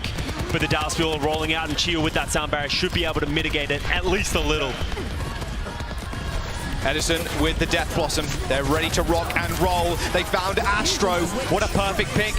Not normally, you'd see Astro going down first. Nano, tactical visor. Edison straight on top of Padapan. They end up trading as Kevza peppers in a little bit of extra damage to take care of Edison. They're able to continue to hold this high ground. It's going to be good for the Gladiators, but it looks like Fuel, they're trying to just force them away now. They expended every single one of their ultimates to do so, though, Scott. It feels like Kevster against this Moira composition is just free to move around and do whatever he wants. They just can't kill him. And if you can't kill Kevster, that's a problem. Nice nade. A couple of seconds before that bubble is available for Hanbin, but it doesn't matter. Spark was always there, ready to follow up on that dive. But with Hanbin isolated by Reiner and Padapan, there's nothing much left for the Fuel to do. And the Fuel is engaging and playing more aggressive with this Moira composition. They just don't seem to have the damage to kill all of the Gladiators. You saw them have that man advantage, and then they just couldn't do anything with it. Reiner's going to try and hold the door, but the Dallas Fuel are going to re-engage on this. Yeah, you got to make your stand somewhere. Might not make it here. Astro has the sound barrier, though, Scott. So we should be good to go. Wow, Humbin's going super low. Pulse bomb. Oh, he fell into it! That was below him. With Astro going down like that, there's no way the Glads can continue their assault on this second point. A much needed, fortunate pulse bomb from Sparkle. And now the Dallas Fuel, they can start to reset. But the Gladiators, they're coming up to some big ultimates. Reiner with that Meteor Strike. Funny Astro with the beat. Are they just going to run into the Dallas Fuel with these ultimates? Because they should have the sustainability. Nano boost coming online for Shu. Fielder needs the coalescence to stop this. Okay, Reiner going in pretty deep. Wants to be able to touch that payload. All ultimates expended. And now the jump onto Hanbin. They know the focus, they know the target that they want to go for. Edison actually just jumping in the way almost there of that punch. And Astro's already taken down Chio. Meteor Strike comes down, only a little bit of damage, but that pulse bomb from Kevster is absolutely massive. The coalescence couldn't heal Hanbin through it. And Padapan with the nano visor. There's point B captured, and with 3 minutes to go, they're making their way to point C. Not quite record pace, Scott, but still incredibly quickly. You can tell how much pressure they're putting onto Hanbin. Hanbin's having to use his bubbles selfishly, having to use them on himself, and they're still managing to just work him down in the Gladiators. They switch. They know we're in a narrow corridor now. We're on the third point. They switch over to the rush. They have so much time, they'll be able to get these ultimates, and Sparkle responding by switching over to the Echo. Fielder onto the Ana. Fielder onto the Ana, yeah. Away from that Moira, tries to get those bio nades. Sparkle has some crazy good dupe targets, but it's getting to that ultimate first. Getting that damage through that Reinhardt shield a little bit harder than it normally would be. Especially in this tight corridor. There's the beat from Chio. The Dallas Fuel surging on forward. Speed boost and beat. Nothing really the Glads can do there. They just want to fall over. They can go again. They have time to burn here, Scott. Just making slow and steady progress. That is the cost if you're the Gladiators of doing such a big swap over to the rush. They don't have any ultimates to answer that Chio sound barrier. Great play by the Fuel, but they still have 2 more minutes. They need to keep going, and look at this aggression. This is the better Dallas Fuel that I love to see. More confident. Armin should be with the grab in his pocket. Throws it out, catches 3. There's the nade, there's the kills. That healing station's got nothing to do with this fight. Astro now just dying on the point. The Fuel find a team kill. They need to keep this up. Keep playing with that style. Edison with the Death Blossom now. Gladiators have been so good at snuffing him out, never giving him that freedom. Edison going to a very, I would say, obvious spot. I wouldn't be surprised to see the Gladiators clear this one already. Oh, yeah. Already know. Still with it. He's going in with the Death Blossom regardless. Forced Padapan shift. Ice Block no longer available. Beautiful focus fire from the Dallas Fuel. And now a Nano in the back. Shu doesn't really expect it, but Astro did use that sound barrier to stop Shu from going down. Edison shift up in a couple of seconds. You can use it as a get out of jail free card, but now they have to run. Hold S. Reiner's got the Nano. Kevster with the visor. Fielder not quick enough. And you can see the Gladiators trying to clean up the scattered members of the Fuel. and the Gladiators' ultimates are starting to come online. And just in time, we got 35 seconds remaining for the Gladiators. Reiner with that shatter has been so good. It's so hard for the Fuel to deal with it, and Pattypan with that May ultimate, they might be able to just drop it on the point and then push the card forward, and someone from the Fuel hat is going to have to stop it. Reiner's lighting up, doing a little 360, trying to bait out some bubbles. There's the wall. Sparkle copying into the Lucio. Can he get the beat in time? He might just be able to. He's a couple of percentage points away. Boom, hits the beat. Reiner going low. He goes down. 10 seconds, turning into 5. Sparkle with an unbelievable big brain copy onto the Lucio. Gains them another support ultimate to use, and they're wiping away the Gladiators. Overtime ticking down, and the Dallas Fuel hold the Glads on 3rd. Gladiators just holding on to those 2 ultimates a little bit too long. Reiner gets bioignited and isolated with a great sleep from Fielder, and before you know it, they've already lost that front line. Great play from the Fuel, and on that 3rd point, we're starting to get shades of the Dallas Fuel that got them to this position right now. They're going over to offensive side. The Gladiators, I thought the Doomfist was a good look for them, but will it work on the defense? That is what you want, the confidence coming in. You saw Harbin stepping up. Edison too, when they were holding the door. As soon as Harbin has that grab, he knows how much damage can be done. And I think you can tell that switch when Edison goes in with the Death Blossom, doesn't get anything. They don't run away with the tail between their legs. They go in. Re-engage with the Nano. Yeah. That's the difference that we haven't seen from them so far in this series. Reiner actually going to play the Winston, a hero that sometimes does struggle from the high damage output from the Reaper. Let's see if it pays off for them. A look we haven't seen so far, other than on Ilios. Nice for holding the high ground though. Yeah. Contest the payload for quite a while with that bubble.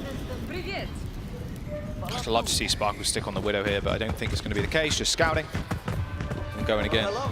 All right, clear win condition for the Fuel. Just basically a completion. Yeah, and they will win the map, and they a much needed map. If they go down 3-0 in this series, almost an insurmountable task to come back from that. Gladiators are going to do a close hold with the Winston on top of that. They have Shu and Pattypan playing back, cover firing for Reiner, who's trying to slow down this cart movement. Yeah, really nice play by the Gladiators so far. Quite scared to jump out in front of Reiner. Has to look 3 different ways. Edison, though, big nade onto Shu. Edison TPing to the back to try and finish the kill, but no, Shu actually finds the better of him. Wow, that 1v1 didn't go the way that they hoped. Oh, Astro! The right click from Hanbin, a couple of Cheerios thrown in, and Sparkle just lasering him down. Now the Gladiators don't know what to do with themselves. Stein on the point. Good start from the Fuel. And that's what they need to keep doing. Even with Edison down, they don't take the foot off the gas, keep playing aggressive. They start getting some of those picks. We have so much energy from Hanbin already, holding aggressive, forcing the Gladiators to jump past him to get to the back line, because look at this crossfire once again from the Dallas Fuel. Spark on the left, Shu on the right, you can't dive both. Nice little B-hop there to get out of the bubble. Hanbin's so charged up right now. Couple of seconds for another bubble, but he's near 100 anyway. He might not even need to use it. Pattypan goes down to Hanbin, just throwing out the right clicks willy-nilly. Nano onto Reiner. Hanbin's safe. The rest of the team should be also. Good protection from Chio there, just booping away Reiner. However, Edison going down. Not the best start you want to this fight. You do force out that nano boost, so that's not bad. But Reiner closing into that primal rage could spell disaster. Oh, just in time to get away. No connection. Kev's looking to go again. Still controlling this high ground. You can tell Kevs is just walking around for free, doing whatever he wants. Sparkle gets that visor up though, and he pops it. Spark with the visor, it is on the low ground, so maybe not getting maximum effectiveness, but forcing the Gladiators all the way back. A beat to make sure he doesn't fall. A nice anti-nade's good, but Fielder's still under a lot of trouble. Pattypan just pops the visor in return. You see Hanbin pop those bubbles, and hey, guess what? You got a whole lot of bullets traveling towards your face. The Gladiators, they're gonna hold, they've pushed Fuel all the way back, but right now, I'm looking at the ultimates. The Dallas Fuel have that Graviton Surge online, Astro with the beat. It's all about that little dice of death. Edison is struggling so much in this series right now, just unable to get any space to do anything, not even close to his ultimate yet. And it's just the value that the Gladiators are doing. Funny Astro, Shu, they're just such a dominant backline that Edison, every time he goes in, he's just getting punished. Another pulse bomb available for Kevster. She's got the nano, so if only one person tanks it, you can nano them and just pump them full of heals and they should be good. This Harbin grab needs to be big. 60 seconds remaining. Pulse bomb yet again goes wide, but Field is still in trouble. Padapan nano on the high ground trying to find targets, but unfortunately not right now. He's trying to jump straight in. Big grab from Harbin. Can they follow up with the damage? Yes, they can. Sparkle from height jumps down to low, just giving him a friendly love tap. The Gladiators wasn't expecting that grab, that beat from Astro fairly early on. That overhealth just chunking down, and Harbin responds in kind with a grab. They get through that first point, an important part for them. And now they got the cart moving, they have control. Edison finally getting up to that Death Blossom. Can he find some value with it? He's, as I said earlier, he's been struggling. The Gladiators have an answer to everything they try and throw at him.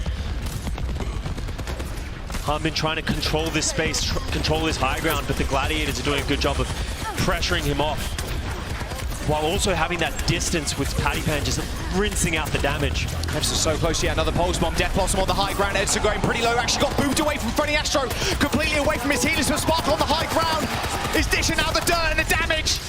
Kevster needs to run.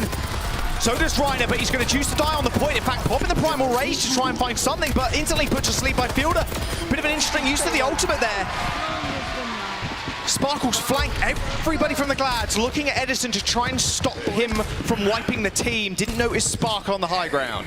If the Gladiators are going to invest that many resources into dealing with Edison, it needs to be Sparkle who steps up. He should be moving around this map for free, but the Gladiators are going to come back into this one. Padapan has the visor, Kevster with the pulse bomb. He's so deadly, but Dallas are going to beat aggressive. This is the confidence we want to see from Dallas. Shio with the kill onto Astro. He can rest quietly now, knowing he's done his work. However, the Gladiators take that as an opportunity to run down the front line of the Fuel. They do end up killing Sparkle, but with Shu falling, the Gladiators have a tough time, but Padapan off on the side. How did the Dallas Fuel let this happen again? It looked like a bad visor from Paddy. It looked like it was falling away from them, but somehow the Dallas Fuel just don't answer the issue of the visor, and they just fall. And that's a problem because we have 1 minute remaining for the Dallas Fuel. Yes, they have the Graviton. Yes, they have the Nano, but it's going to be so hard to enter into the Gladiators. How are they going to route around? It looks like they're going to go through this lower tunnel, through this mega room, go to the left, try and get this high ground, take it away from Padapan. Nano boost available for Shu. Reiner can be rather deadly if it's applied to him. Edison already going down though. You have to go again if you're the Dallas Fuel. Just try and taxi Edison all the way back. You've got 30 seconds to go and you need to touch the payload. It's creeping back, Scott. They're losing progress right now. Dallas isn't going to disengage. They're just going to try and bunker up in this low ground. They're trying to rotate around, but look at Shu's positioning. He sees it. He snuffs it out. He's so far away from them. There's no way they can get on top of him right now. They touch the point. Reiner now in the grab, but a perfectly timed beat is not going to be enough, however. That damage from the low ground is too good. Kevster throws the pulse bomb. Gets a little bit wide. Padapan with Nano on the high ground. Spots out two, but can't quite finish them. Edison on the height. How are Fuel getting away with this? Padapan closing in on this visor. But Harbin's on the point to try and defend. He's got a bubble and Padapan going a little bit lower than he so chooses. But still Kevster routing the Dallas Fuel. He comes back, Reiner in the fray, but Padapan free firing on the Fuel. They need to touch, but overtime is ticking down. The Gladiators snuffing out the Fuel's flame. Edison needs to be able to just contest, but it's unlikely to do so. A pulse bomb out. Shio with the beat, but it ain't gonna matter. The Gladiators put themselves on match point. Padapan just playing Kovacs on the high ground, just shooting down on the Dallas Fuel. Edison just has too much pressure to be able to deal with it. And the Dallas Fuel going down 3-0 in the series. Gladiators in control of this series.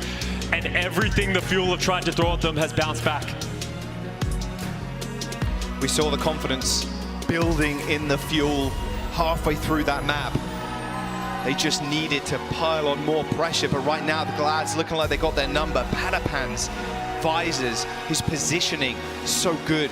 Very hard for them to kind of tackle. With Edison falling in that last fight super early, it almost looked a certainty. The Dallas Fuel can still come back. We know what happens when there's a potential reverse sweep scenario. Will we find ourselves there? Not sure. But the Dallas Fuel are definitely hoping we do. We'll see you after this break.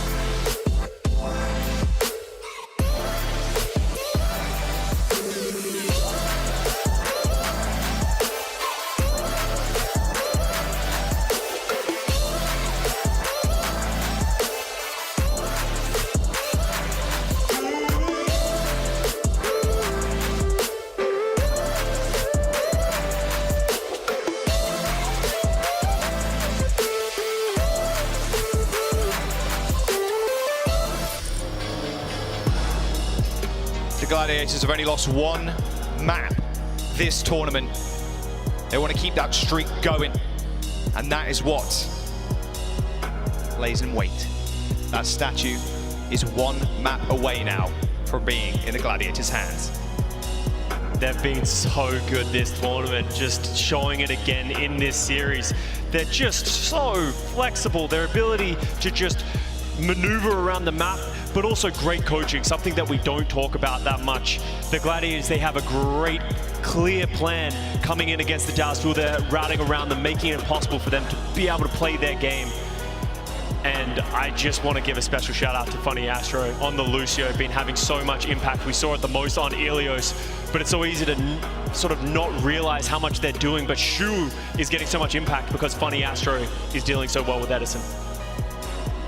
Now just checking the DPS players. The confidence in the Fuel is definitely rising. And this is a similar situation.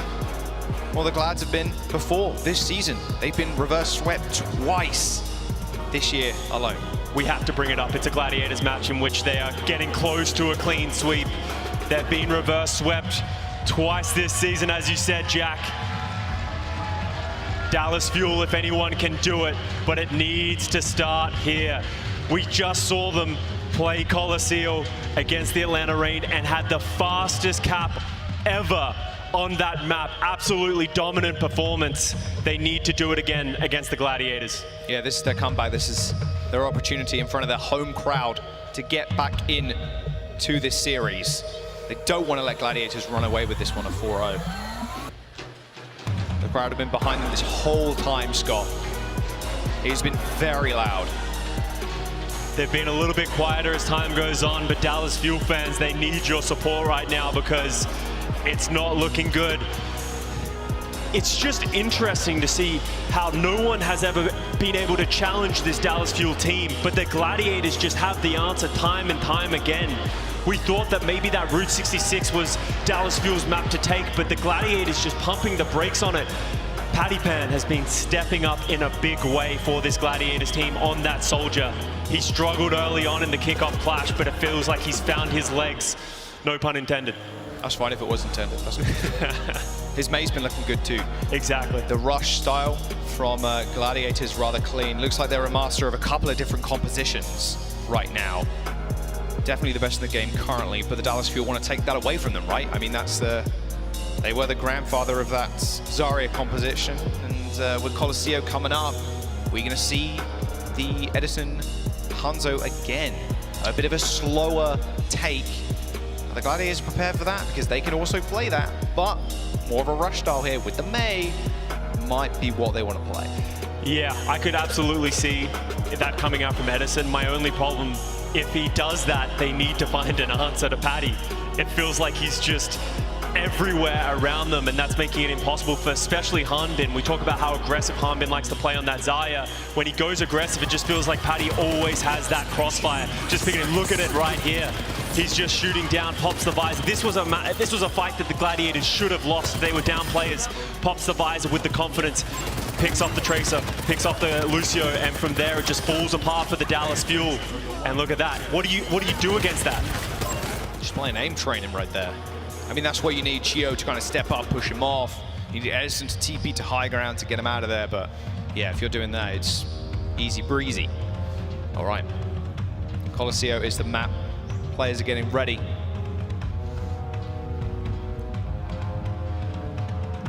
Dallas Fuel on their last legs.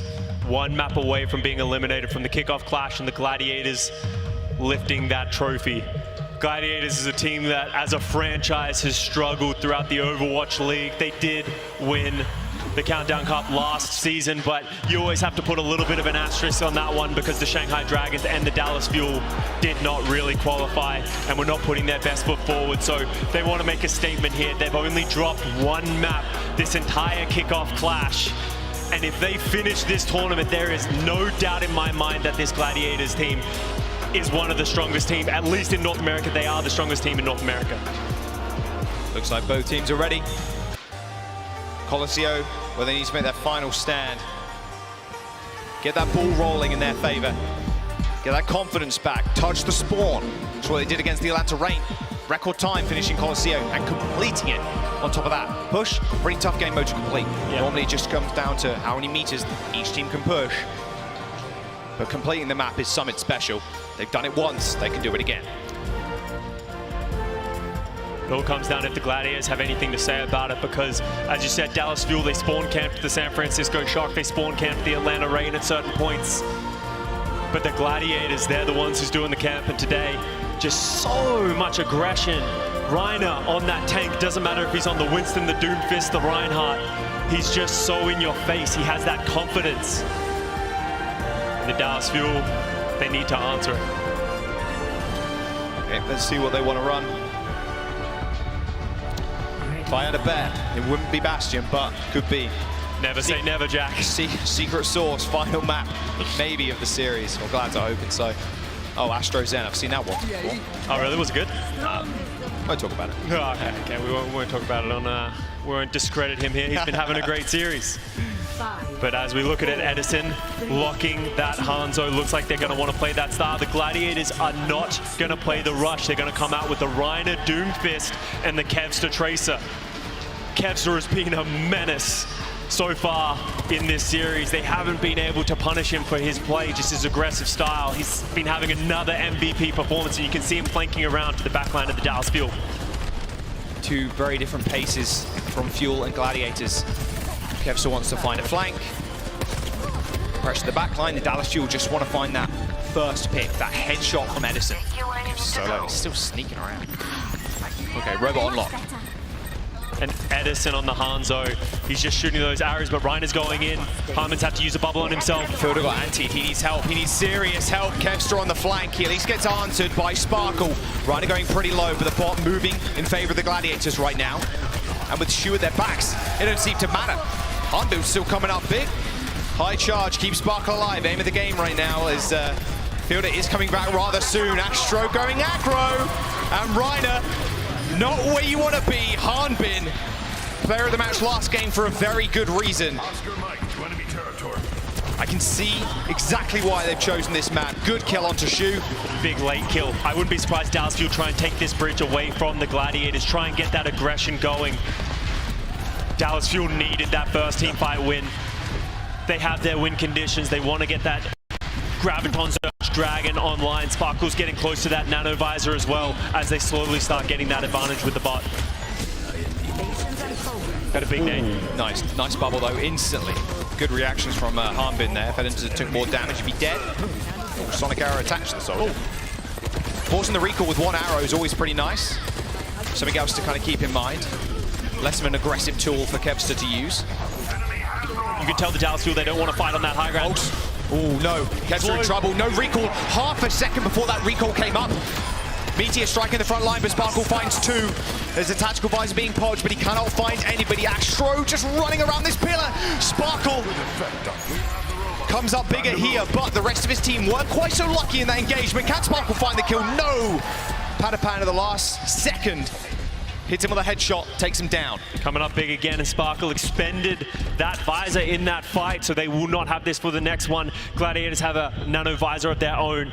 You're going to have to look at Hanbin. Oh, I was going to say the Graviton Dragon, but Edison switching away from the Hangzhou over to the Reaper, something that he has not been doing so well with, and Kevster over to the Genji. Okay, small comp swaps. Visor from Padapan from behind. He can get nanoed if he so chooses to.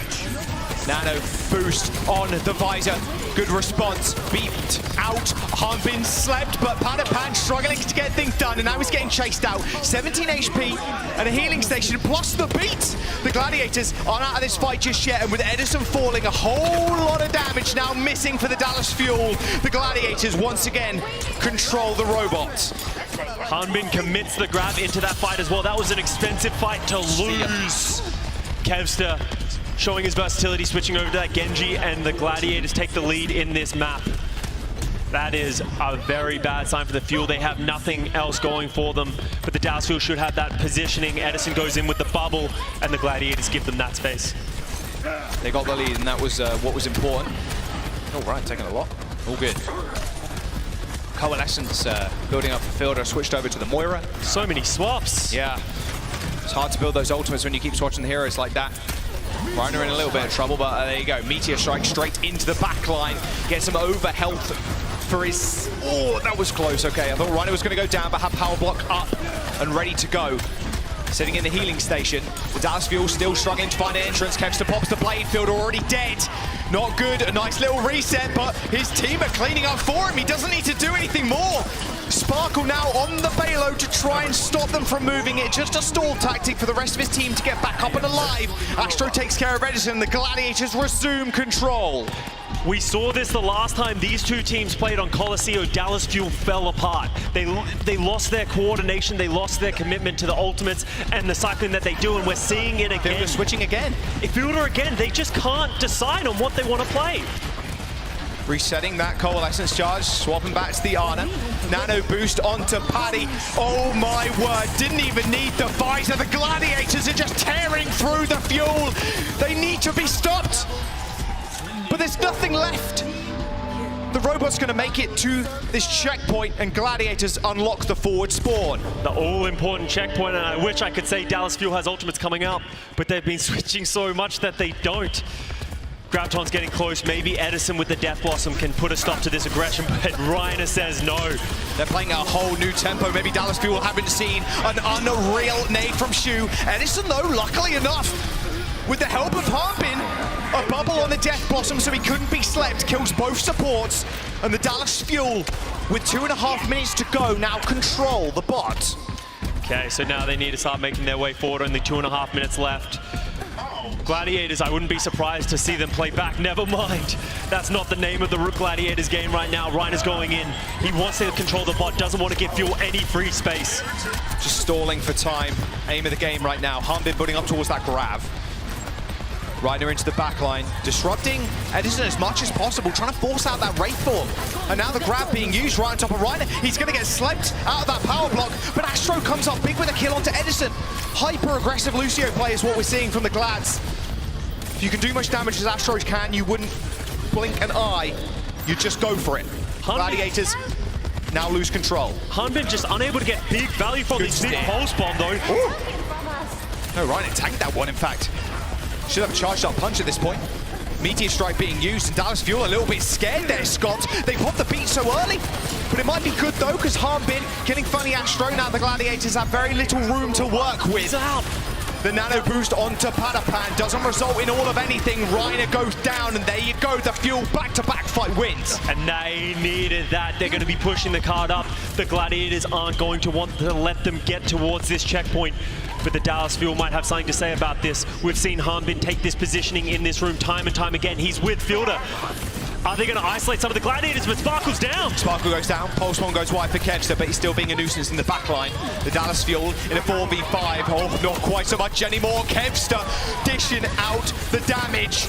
Harbin solo, no bubbles to spare, and Kevster's going crazy right now. The Gladiators, with 50 seconds to go, are walking the bot back. Funny Astro was on the bot before the fight even ended, so look at how far it's already gone. The Dallas Fuel are going to need to win multiple fights to get it even back, and there's only 40 seconds left on the clock, so the advantage is huge for the Gladiators. They don't need to push it any further. They just need to stop the Dallas Fuel from winning team fights, but Harbin has another Graviton Surge. I said earlier, he needs to get more value with this, but Paddy on the flank. He wants that visor from behind them. Dallas Fuel might not expect it. They must know Paddy's just not in the fight right now. The visor from Padapan on the back. The big grab from Harbin, the nade on top. But the Gladiators are just tearing them apart! Fielder and Shield already dead. The Dallas Fuel now need to defend for 9 seconds. I don't think the Fuel can come back. There's only one person that can do it.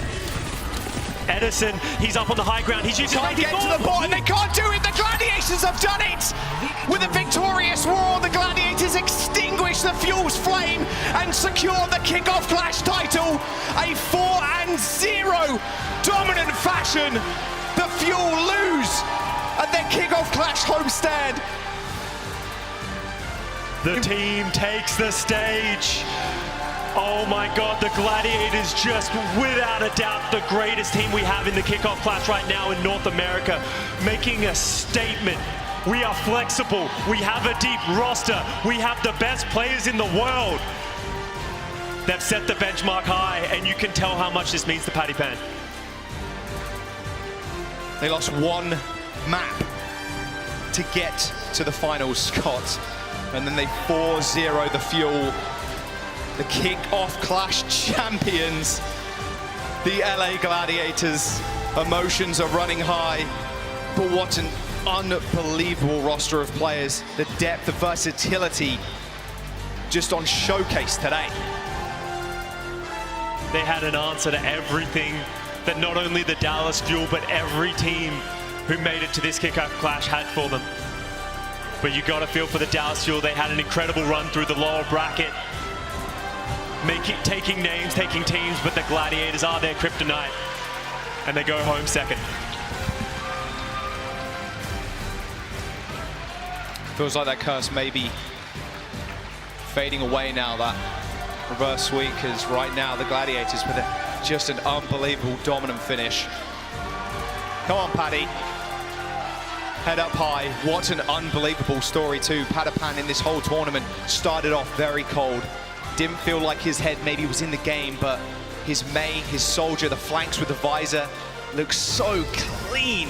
Coming into the very last day, it's like a brand new player. We've been watching him since he was 14. Absolutely astonishing player, getting the victory that he needed now. But honestly, the entire Gladiators team, you can talk about every single individual player playing their role. We have arms in space we didn't even see in this series, who have been stepping up when they've needed them in the Kickoff Clash. They didn't need them in this series, but important players to have on the bench. Yeah. Their depth of roster is unreal right now. And although Dallas didn't win in front of their home crowd, I mean, still a very, very good showing. Hanbin, Shio have been just exceptional performances this tournament as well. You can see them lining up behind the trophy. Everyone wants to live that trophy at least once in your career. These players have done it. A lot of these guys have been around for a very long time. It's awesome to see them get this opportunity.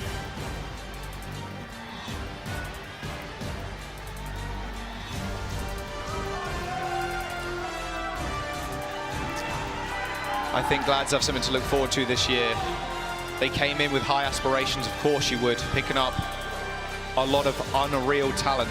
Padapan being one of them. I mean, honestly, anybody who picked up Astro would be extremely happy with themselves. He has also been an outperformer this tournament too. I think everybody wants words from the team. We're going to jump to Danny down on the stage to see what's up. Thank you guys. Yes, I am here with the Los Angeles Gladiators, and also I am here with Sean Miller, the head of the Overwatch League, who is going to be presenting this trophy to the Gladiators. Thanks so much, Danny.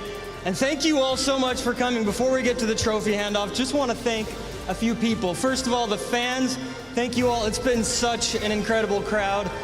Thank you. From all across the country, by the way, all across the world. This is a incredible, incredible venue. Thank you, an event. Second, I want to thank the Dallas Fuel, the NV organization, for hosting this tournament, and particularly the Dallas Fuel for making it as far as they did. Hats off to the team, hats off to that work, and thank you, thank you, thank you. So now, the champions of our 2022 Western Region Kickoff Clash, the LA Gladiators. Congratulations. Where's Kevster? Right here. Oh, Patty, it's to Patty, I guess.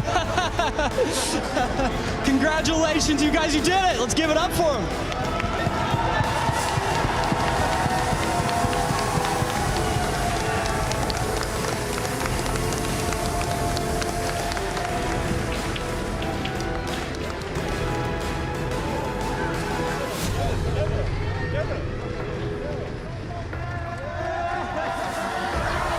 Ladies and gentlemen, give it up for your Los Angeles Gladiators!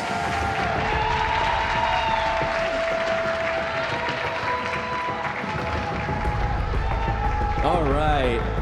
Let's, I think we're gonna take a quick time to just talk to our players. Patty Pan, you mind if have a quick word with you?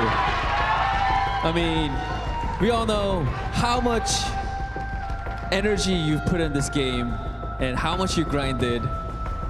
You retired, and then you came back this year, and now you're one of the champions. What is winning this tournament? Not only this tournament, but what does this moment mean to you right now? Yes, I don't have I can.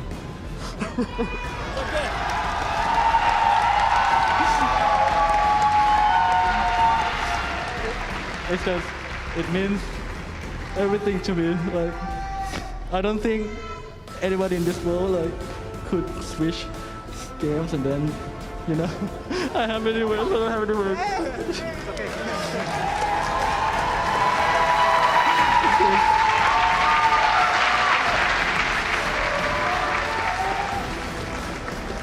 Everything is just too overwhelming for me. Like, I got shit on a lot, like on Twitter, Reddit. Everybody thinks I'm bad, and we did it. Finally, we did it, and I did it as well. Thank you, everyone. I don't know what to do.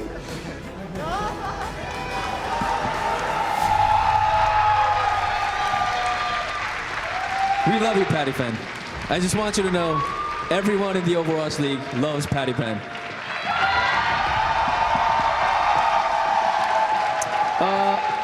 Kessler! Quick question. I mean, we gotta talk about what you guys have done in the Kickoff Clash tournament. Like, LA Gladiators, you guys just blazed through the whole tournament, and you guys only dropped one map throughout the whole Kickoff Clash tournament. Like, how were you guys able to be so dominant in this tournament? I think just we're very flexible as a team, and like pretty much every other team is very one-dimensional. So we can just like predict what they play and just like play against that pretty easily. Yeah. All right, Kessler, thank you so much. And last but not least, Mr. Shu.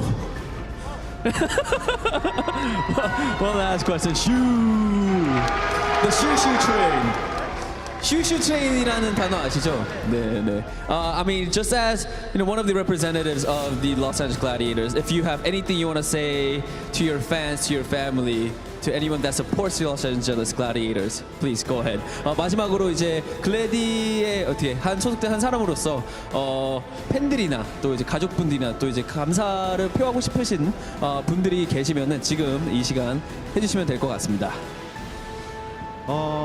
제가 이번 리그 2019년도 시즌2에 처음 들어와가지고 이제 리그 토너먼트 우승을 총 3번을 했는데 3번 다 결승전을 가자마자 다 3번을 우승을 했는데 정말 기쁘고, 그다음에 저희를 항상 믿어주는 이제 저희 글래디 팬분들 정말 감사하고, 그다음에 저희 가족들 너무 보고 싶네요. 정말 감사합니다. 들어와서. I mean, coming into the Gladiators in 2019, I just want to say I was really lucky to be able to win all of the 3 tournaments that I was partaking in with the team. So I'm really grateful for that. And also, I want to thank all of our fans who support the Gladiators, and also our family members. We really, really miss you. Shu, thank you so much. Ladies and gentlemen, again, please give it up for your Kickoff Clash Tournament champions, Los Angeles Gladiators.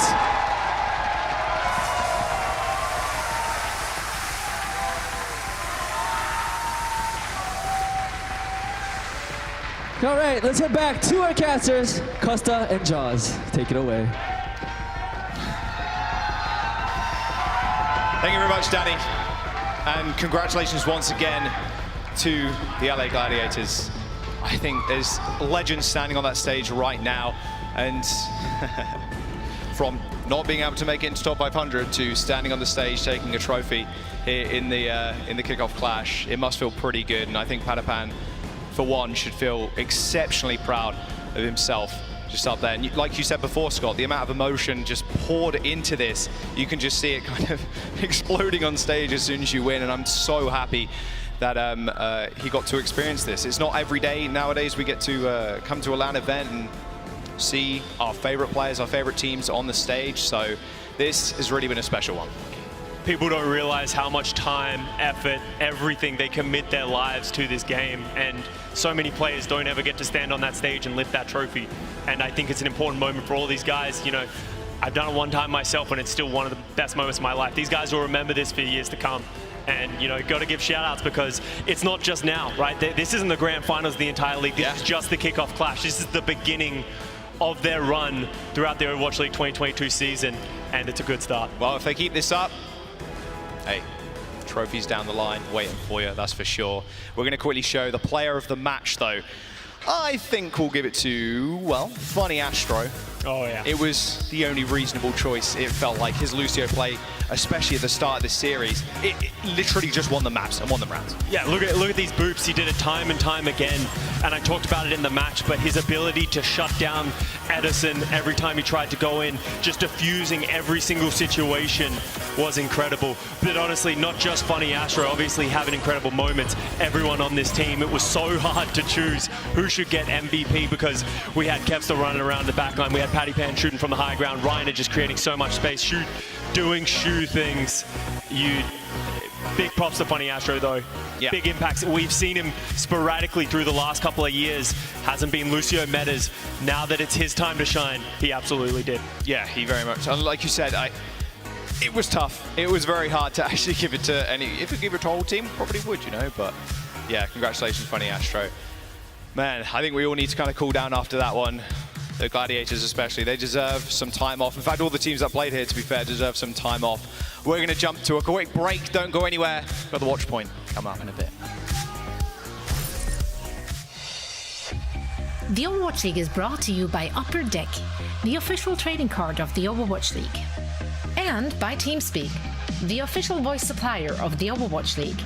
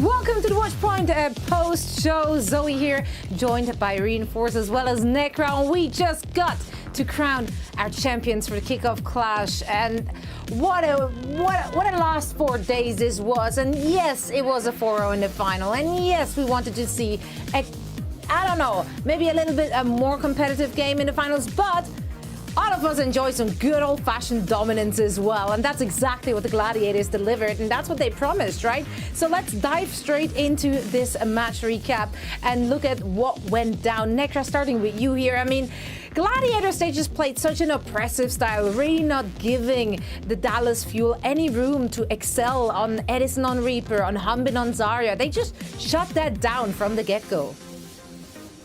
Yeah, that's right. I mean, whether it was Reiner just creating a ton of space with Doomfist, Winston, we saw so many different things coming out from the Gladiators today, so many different flavors of those aggressive compositions. It just really didn't look like Gladiators were missing a beat, and, you know, thinking about how to shut down Edison in particular, you know, our casters, Jaws and Custa, did call out multiple times that, you know, Edison just couldn't really quite reach the backline. Whether it was Funny Astro or Shu kind of keeping each other alive, that was just such an integral part of the Gladiators' success this series, because if Edison's not finding value, then it's going to be a little bit tough, I feel like, for the Dallas Fuel in particular to really make some headway. But great compositional diversity. The Gladiators just really gave us everything they had in this series. Yeah, I really like just like the rotations and their positioning as well. Too many times, too often we usually look at the composition, the compositional matchups. Well, can you really get away with playing this hero versus the other, etc.?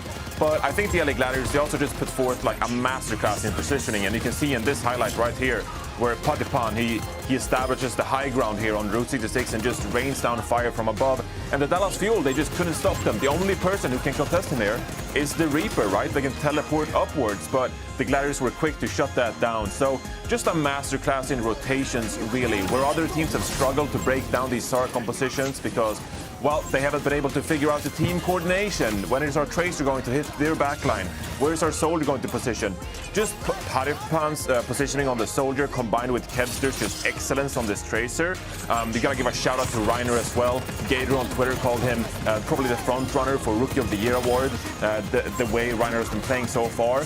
It all really just came together, and then as Necro said as well, the backline, Funny Astro and Chu taking care of each other, and Funny Astro's aggression on the Lucio. This is a perfect display of Overwatch performance from the LA Gladiators. They nailed it, everything, the compositions, the hero swaps, the rotations, positioning, ultimate usage, you name it. Incredible performance by the LA Gladiators, and a much-deserved 4-0 win. Absolutely. I mean, the depth of that roster is just absolutely incredible. They didn't even have to field everyone. Then you have, of course, the individual skill, and then everything comes together, and there you go. You got yourself a super team, and they rightfully carry that trophy back home with them. And love the post-game interviews there with Danny as well on the stage. Very emotional moment, of course, for players such as Patiphan, but of course for the rest of the team as well. But Patiphan is definitely someone who didn't just have his opponent in his side, but we got him in our side, and that's why we got some special highlights to showcase, and a little bit of a backstory here as well, Reinforced. Yeah, I mean, Patipan's story is just like one of the best in Overwatch. Very really, Cinderella. It just established. It is a Cinderella story. It really is. I mean, the first time this guy really popped up on everyone's radar. Of course, he spent some time playing in Contenders region, but the first global stage he played on was the 2018 World Cup qualifier event. I was there to play, and you know, in one of those matches, I found myself against Patiphan, and Thailand's just sheer ruthless aggression playing these dive compositions, and Patiphan became a fan favorite because of that event, because of his performances since. Now, he was 15 at the time, he was held back by age restrictions. You have to be 18 to perform in the Overwatch League. So it's been, you know, a rough 3 years, him trying to make a name for himself in Contenders. He swapped games at one point as well, and then decided to come back this year to the Overwatch League when eligible to try and get this trophy, and he did. Now, as I said, it's been a bumpy road for Patiphan because we'd be remiss to not mention that he actually started off struggling this stage early on. But that's not a blemish on his record. That's more another brilliant thing about this story of his. He was able to take those struggles early on in stage, improve and reiterate his game, and finally just figure it out. The rotations from him were perfect, whereas earlier in the stage, he went a bit too early perhaps. He caught himself off guard. He got sleep-darted during nano-visors. His game just wasn't there. He was missing that extra step. Well, just in time for the Kickoff Clash stage playoffs, he found his groove, and he has been a star player throughout this entire event. What a story, and what an incredible glow-up for Padipan here. I'm so proud of him, and his team just has to be so thrilled with his performance. Sounds like a proud dad. I kind of like it. Good jacket thing going on as well. Well, I think we all want to be Padipan's dad. You know? Yeah. I too want to be Padipan's dad. Yeah, Necro actually predicted dad, the Gladiators, so she had more faith than us. Exactly. Aren't we all a little Paddy's dad? Necro, if we're looking at the opposition though, Dallas Fuel, they had an incredible run through the lower bracket as well. So any highlights, any shout outs you want to give the Dallas Fuel roster here? I just want to give a shout out, honestly, to the entire roster. Dallas Fuel, you played so well this tournament, and I know that while the grand finals may not have gone your way, you have an incredibly bright future for the rest of the Overwatch League season stages. Cannot wait to see what this roster is going to get up to, and Dallas Fuel fans, y'all are cracked. I mean, we could hear you through the comms from the casters, and you could clearly tell how much that ended up resounding with the team, and so it just makes me ever more excited to get back to live events and continue to have them. Yeah, big shout out to the entire org for putting together that incredible event. We wish we could have been there in person, but the pictures alone got us at home absolutely hyped. Love the fans in there, love the signs. Keep those up. We missed them. We really missed those fan signs from the Blizzard Arena the first few seasons. And of course, incredible cosplay we got treated to as well. Looking at Lucio, who was skating around the venue. I wish we could have gotten a full-on shot of that. So if anyone has a video, hit us up on Twitter. Definitely want to check that out. And yeah, I mean, this is it for the Kickoff Clash. However, this is just the first tournament in our 2022 season. So let's take a look at the schedule to see when we're coming back with more Overwatch action, as our mid-season madness qualifiers will start on Thursday, June the 16th, and we're going to kick things off with the London Spitfire and the Florida Mayhem. Afterwards, the Dallas Fuel will go again against the San Francisco Shock, and we're ending that first day of action with the NYXL, or rather New York Excelsior, and they will go up against the Washington Justice. So honestly, at the beginning of this last tournament cycle, the first match for me would have been like not even that interesting. But based on what we've seen from the Mayhem as well as the London Spitfire towards the end of their 4-week qualifiers, I mean, those are incredible teams. Saudi? I don't know. Let's go. Yeah, but we're also going to play on a different patch, of course, so we can see some changes as well. Do you think there's a particular team you see that will maybe benefit a lot from the changes we have coming, Necro? I just think that it'll allow a lot of teams to be able to play the Zenyatta a little bit more comfortably, and so, you know, there's definitely some pretty heavy-hitting Zenyatta players in the league, and so I just would love to see how that interaction ends up changing things. I mean, the fact that Zenyatta can kick, I feel like it's going to remove a little bit of the Tracer diff that's kind of happening, that's really been pushing Zenyatta away, but we have seen Zenyatta pop off in Circuit Royale, so it's not out of the question. I do think it's going to become more prevalent in the future, so let's see what these teams got. Also, we got a bit of a Sojourn buff coming in as well.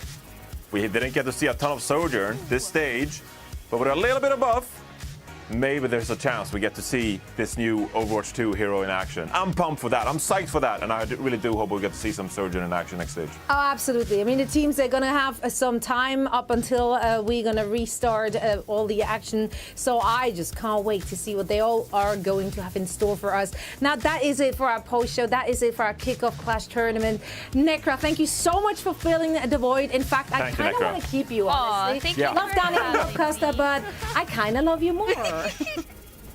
Well, thanks for adopting me this weekend. Of course, happy to be a part of the Watchpoint crew. I really enjoy being with you guys on the desk, so thanks for having me. Yeah, we'll have you back anytime you want. Say the word, and I kick those guys out of the truck. No problem whatsoever. No offense, but you get it, right? Hey, Hex, you need another producer? You need a producer there? I can help out. I can write stuff down. Come on. You're a great producer also. You're a great analyst. And you're a great friend. There we go.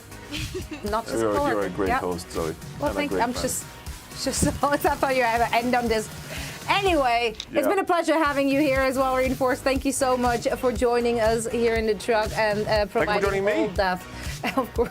Okay. We need to say goodbye now. I'm sorry. Yeah, we need to say goodbye. It's Chris really wants to go home. Bye. We want to thank all of you for watching. It's been a fantastic tournament. Thanks to all the team for providing all this entertainment. Make sure to stay tuned as we will be back with a mid-season madness qualifier on Thursday, June 16th. See you then. Bye.